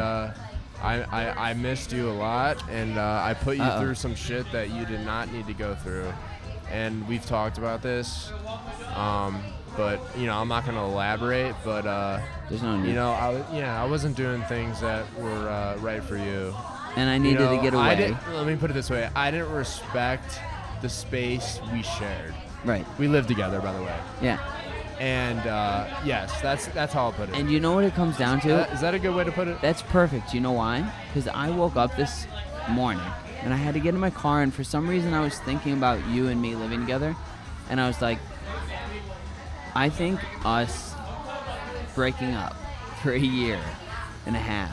We fucking broke up. We broke up, and it allowed. For a year and a half. I think what it allowed Didn't me talk to. to each I other. think it would allowed us to happen is build more respect for each other, because now you respect me, and I respect you, and you would never do anything to impede on my shit, because now you see that you've grown up a little bit. I grew You over grew up. that breakup. You grew up. I and you think gr- I did a lot. I think you did too, and that's why I'm willing to hang out with you again, is because you've grown up so much. Thank you. And I love you for it, because it takes a lot to grow up. Like, me and other people were talking on the podcast tonight that there are people who are 32 years old who still act like they're 22 years old. Bro, you have to grow up. Eventually, the party has to end. I mean, the party doesn't have to end, but you have to be a different person at the party. You have to have balance. The party does not have to end. You have to have balance. The party does not end. You gotta work and you gotta have fun, but you have to balance it out. Let's illustrate some fun that we had. On Friday, I stayed up with this dude all night long, and then I drove to Cleveland at 6 a.m. on Saturday. Yeah, that was wicked, man. That is fun. We watched skateboarding movie montage that I grew up on. Yeah, and me and Chandler both used to skateboard, which is probably why we like trouble, because skateboarding incites trouble. Yeah, I love skateboarding, and I love the idea of it. I'd say I'm still a punk. Yeah. So a lot of my friends now who don't have as much, how do I say this in a normal way? Not street cred, because street cred's not really a thing, but some of the kids I hang out with now who are more respective of authority, now in their later years of 25 to 30 are starting to challenge authority. And then they ask me questions about challenging authority, because me and you have been challenging authority since we were fucking 10 years old, and the difference in it. And it's funny, because when you are not supposed to do something, in skateboarding, you were not supposed to do that. That was not a okay sport to do. It gives you like this badass edge from the get-go. Yeah. And then you're bombing hills, and then you're fucking hitting jumps, and you're falling a lot, and you're getting back up. It's a lot. And that's why I liked Obama, because he didn't do Barack shit. Obama? Yeah, he didn't do shit, so no laws changed. And like, you know what I mean? Everything stayed the same. And like, he just didn't do shit. So like, everything was fine. Everything was okay. Yeah. What do you mean? I mean, like, no, we're getting off topic. I do not want to talk about politics. I know, but I know. I was basically saying, hit it with me. I liked that. I liked when Obama was in the office because nothing was haywire. Yeah, nothing changed. We didn't fucking, when the status quo stays the same, we're allowed to break the status quo. But now when the head honcho is breaking rules, it makes us want to, like, what the fuck do we do? It's like, okay, so like Bodega closes at what, 2? Yeah. What if new management came in and it's like, fuck that, we're closing at midnight? You know what I mean? Yeah. Obama ran this bitch. It closes at 2, and it stays open until 2 for as long as I'm in office. Exactly. But when someone else comes in, closes at midnight. Fuck that. And that's what I'm saying. Right. Obama didn't do shit. Nothing changed. It was Everything fun. was still fun. Yeah. Everything's still good. But yeah, we skateboarded. Yeah, we did that. We did that. That was fun. I was so bad at it. I never learned how to ollie. And you were amazing at it. Dude, thank you. And we just watched a skateboard video that we made when we were like really young. And I was in it. And it was like older kids. Like I made the cut. So like those kids were like 18 and I was like ollieing 10 stairs and shit. So I showed Brian actually. We were watching it. So this is a conversation that was brought up to me in pseudo by Dak Shepard on Armchair Expert, because his idols as a child were rock stars and Hunter S. Thompson and all those kids, right? Yeah. So me and you, I grew up loving Bam. Right, exactly. So me and you are Bam Margera. let's say 14 years old, right? And we're skateboarding, and we're hanging out with older kids, and our heroes A lot are older. A lot older, bro. Like a lot older. Like parents were concerned. Like they did. They yes. Like I wasn't allowed to go out some nights because they thought we were gonna be with older kids. So the conversation that this leads me to is that I don't think developmentally either of us are stunted, right? Right. Because we went to a high school that wasn't going to allow us to be left behind, but Oh, they fucking hated us. They want us out of that bitch. they wanted so us bad. out of it as soon as we Ouch. could, and that's what I said tonight at dinner. I said that like I could get suspended, but I would not get it on my permanent record, which is a weird policy for schools to have. But they wanted their graduation rates to stay great. So me and you are like when we saw Donnie Darko. Yeah, we were in really, 8th really grade. Thank you, brother. We were in 8th grade, and this is my new drink, by the way. What? Just Woodford straight? Woodford. No more Jameson. Just Woodford. What about So- rocks? No rocks. I like Jameson still, but Woodford's way better. No ice though. Sorry. You don't have any ice in the drink. Yeah, no, neat. Neat. Yeah, it's straight. Woodford's nice. It's real good. So, yeah, be careful who your heroes are, because mine and your heroes are Jay Adams, Hunter S. Thompson. I don't know. Who's one of your heroes? Bam Margera. Bam, dude. Danny Way. He's so sick. He's a skater. I think what's his name is cool. Ryan Dunn, Jackass. Knoxville's one of my heroes. Yeah, Knoxville, dude. I mean, I don't know. I mean, I don't really get involved in, other people like that way lives that I don't really know personally. Right. I don't like follow them. Which is interesting though. Because Someone asked me tonight. They're like, "Who's your favorite football team?" And I'm like, "What?" And they go, "Who's your favorite? What's your favorite football team?" And I'm like, I don't follow any sports, man, Right. and it's just I'm just not interested in it. And they're like, okay, that's cool, like and all, and I'm just like, some people like that's their life, like they like follow sports and idolize like these players, and that's cool and all, but like I just don't. Right. And when I said that, the guy gave me a look. Yeah. And he gave me that look like, you're off. And yeah, dude, I am off. I'm fucking weird. But Yeah, like but that's. are you? Yeah, dude, I'm weird as fuck. I agree, but I don't think that, and my microphone's getting a weird amount of reverb, but I don't think that you're. I don't know. I don't know what everyone considers weird. Everyone has their own, No, well, okay, you're right. interpretation of weird. But Interpretation like, of dude, that. I blast 9-inch nails at 7 in the morning. Right. And So I think this brings me into the You need circumference rice of my and point. shit, it's was fucking- that I don't know. when you're idols. So if everybody in the world is thinking football, is thinking LeBron James, is thinking fucking FIFA when soccer's on, and the Olympics when the Olympics are on, and then you're left with two dudes that are talking to you now on this microphone that want to blast 9-inch nails in the morning, and that want to bomb a hill on a skateboard going 30 miles an hour with no way of stopping the traffic oncoming in the crossway below.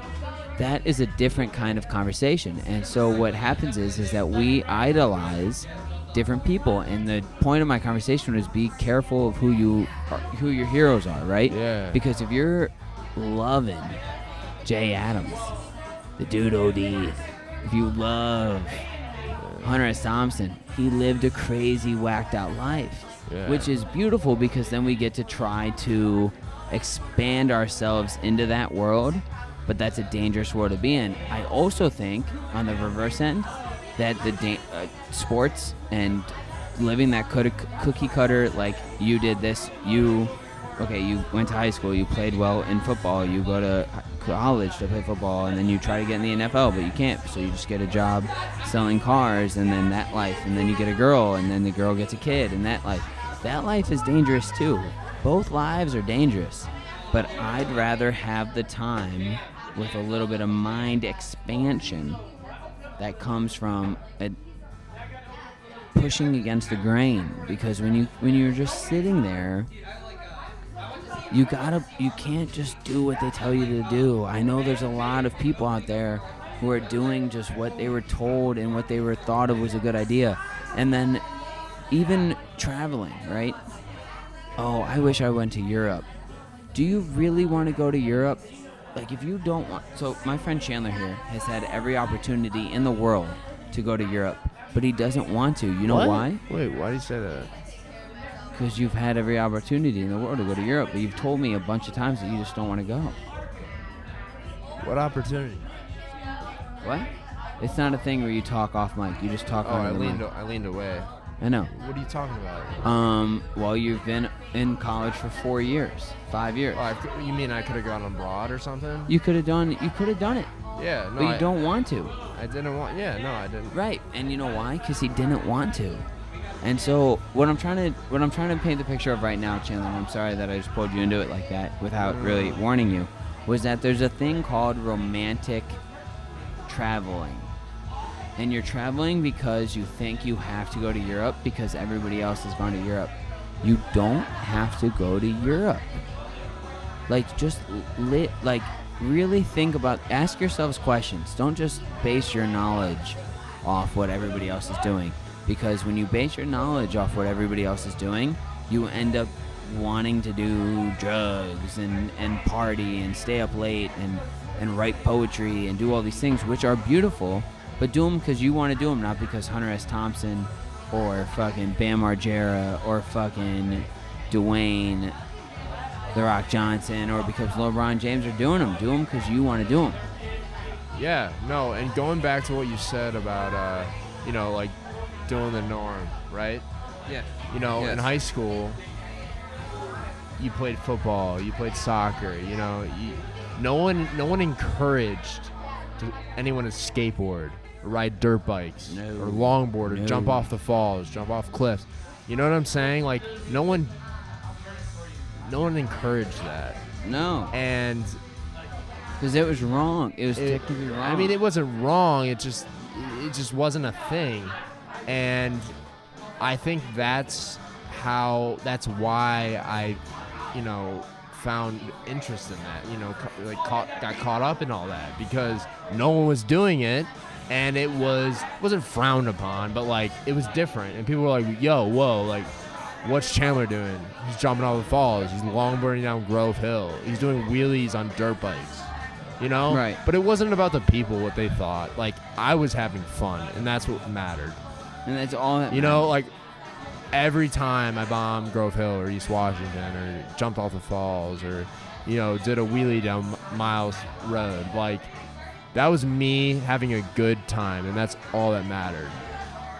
And it was different. I wasn't throwing a football. Right, you weren't scoring a touchdown. My parents, dude, they hated everything I did. They hated that I skateboarded. They actually said to me at one point, when are you going to grow up? And I said, what do you mean? And they go, when are you gonna quit skateboarding and doing BMXing and jump? When are you like? And I just was like, what? What are you talking about? Grow up. They wanted me to play football, like the rest of the kids. Yeah, your dad would have loved it. But what I'm getting at is, a lot of that stuff wasn't encouraged where we grew up, and no one was really open to it, and I think that's kind of a loss for the community because that shit is cool. That shit is cool. That shit is fucking cool. And it teaches you, skateboarding teaches you something unique to a lot of things, is that being an individual sport that skateboarding is, so say there's a railing that you have to grind on, right? Because you want to. You have to do it over, and the first time you do it, you fail, and you fall off. The second time you do it, you fall. And when you fall, you're falling onto hard concrete, and it fucking hurts. It hurts like a motherfucker. It hurts like a motherfucker, and your ass is bleeding, and your elbows are bleeding, and your fucking foot is fucking twisted, and it hurts. But you keep trying, and you keep getting up, and you try it again. And it's not because of the sake of the team, and it's not because of the sake of your mom and dad, but it's for you. You're doing it for you. Dude, yeah. And so when I'd watch you bomb, I'd watch Chandler do things that I could not do. I just couldn't do them. I just knew deep down in my heart, like, I can't do this. I will fall. And he would not fall. He bombed hills that are fucking black diamonds, dude. I don't know how else to describe them to the public because they were scary. They were scary. I'd look down them and I was scared, and he would hit them and he would not fall. Yeah, you know how we always used to say, like, I don't fall, Chandler doesn't fall? Well, we started saying that because you said that. Oh, yeah, that's true. Until I started falling. Yes, I remember actually. I've fallen a lot, man. I'm really shocked. I have not ruined. I can't believe I can still walk. Me and you have never broken a bone. I don't know how I can walk. Me and you have jumped off shit and skateboarded off shit and done all these things, but me and you have never broken a bone. It's unbelievable. It's a miracle. It's unbelievable. It's really a blessing. But me, more so than me. I do not understand how I have never broken a bone to this day. So, and not like, how am I walking right now? I don't know why I enjoy painting pictures of why you're such a badass, but I'm going to continue to paint pictures. So it's my 17th birthday party, and we're at Nelson Ledges. Oh, that was a blast. Thank you. So we're drinking and hanging out, and I'm like 17, and we go into this cool campsite with this huge ledge that we're all going to jump off into a quarry. And we're hanging out, and me and all my best friends are there, and we're having a good time. And Chandler, this is why you're a natural leader, is because everybody just knew you were jumping first. It wasn't a fucking question of who was jumping first. You're jumping. And he runs up from back while we're all kind of looking over the ledge of like, whoa, are we all about to do this? Because it's really high. It's like 27 feet. It's like fucking high. Like the average diving board's like 12 feet up in the air. This is 26 feet. It's no fucking joke. Average diving board's like 4 feet off the water. Really? Yeah. A high dive's like 12. Yeah, high dives. So this is like a 26-foot jump, and Chandler just looks over it once, scoots back, comes running, and does a gainer, which is where you run off something front ways and then do a backflip while you're in the middle of the air. It's a reverse backflip. It's a reverse backflip, and it was while running forward. Fucking cool. And he just does it. He didn't jump once to see what the rocks were. He didn't let any of us go first. He just did a gainer right off the bat. And that kind of attitude is something that is fucking nuts, dude. That's something to be admired because it's special. It really is. It's like this natural, I'm good. I'm going to be good. I'm going to do this and I'm going to be okay. And that's confidence that I love and I'd admired. And I decided, okay, I'll carry it around and I'll hang out with you for the next fucking couple years, bro. It's been fun. Damn, it's been fucking fun. We've had a good time. Yeah, we've raised hell, no doubt. We did raise a lot of hell. And I don't feel comfortable talking about 80% of the shit that we've raised hell about. We shouldn't. I'll tell it another day. We'll talk about it. We'll talk about it in 20 years. Maybe 5. When, I think the law is, like, you can't be, like indicted after, like, 20 years after a crime or some shit. We'll find out. We'll call our lawyer. We'll call your lawyer. Crimes, I don't have a I'm just lawyer, saying, but like, you do. We'll call your lawyer and we'll see what time I got it is. a couple. I think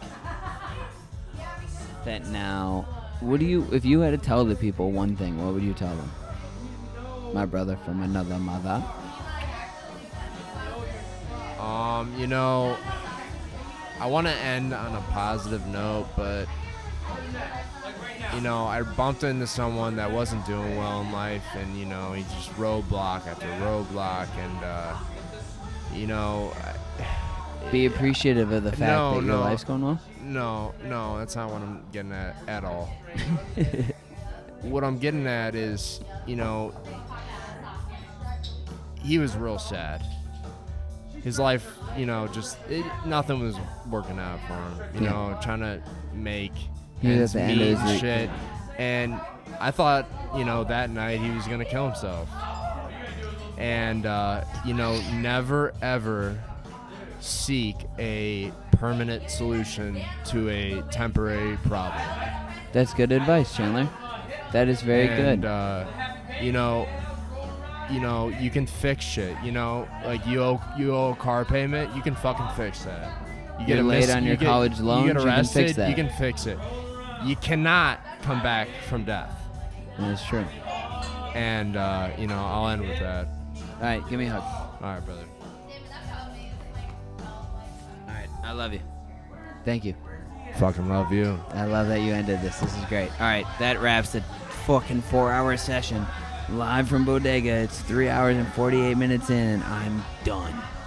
I'm done with it. All right, we'll see you guys tomorrow, because tomorrow's the Wonder Jam, and that'll be amazing. And then tomorrow after that, the day after that, I get to fucking end this shit and take, 5 days off. All right, bye-bye. I'm not always right. I'm only trying to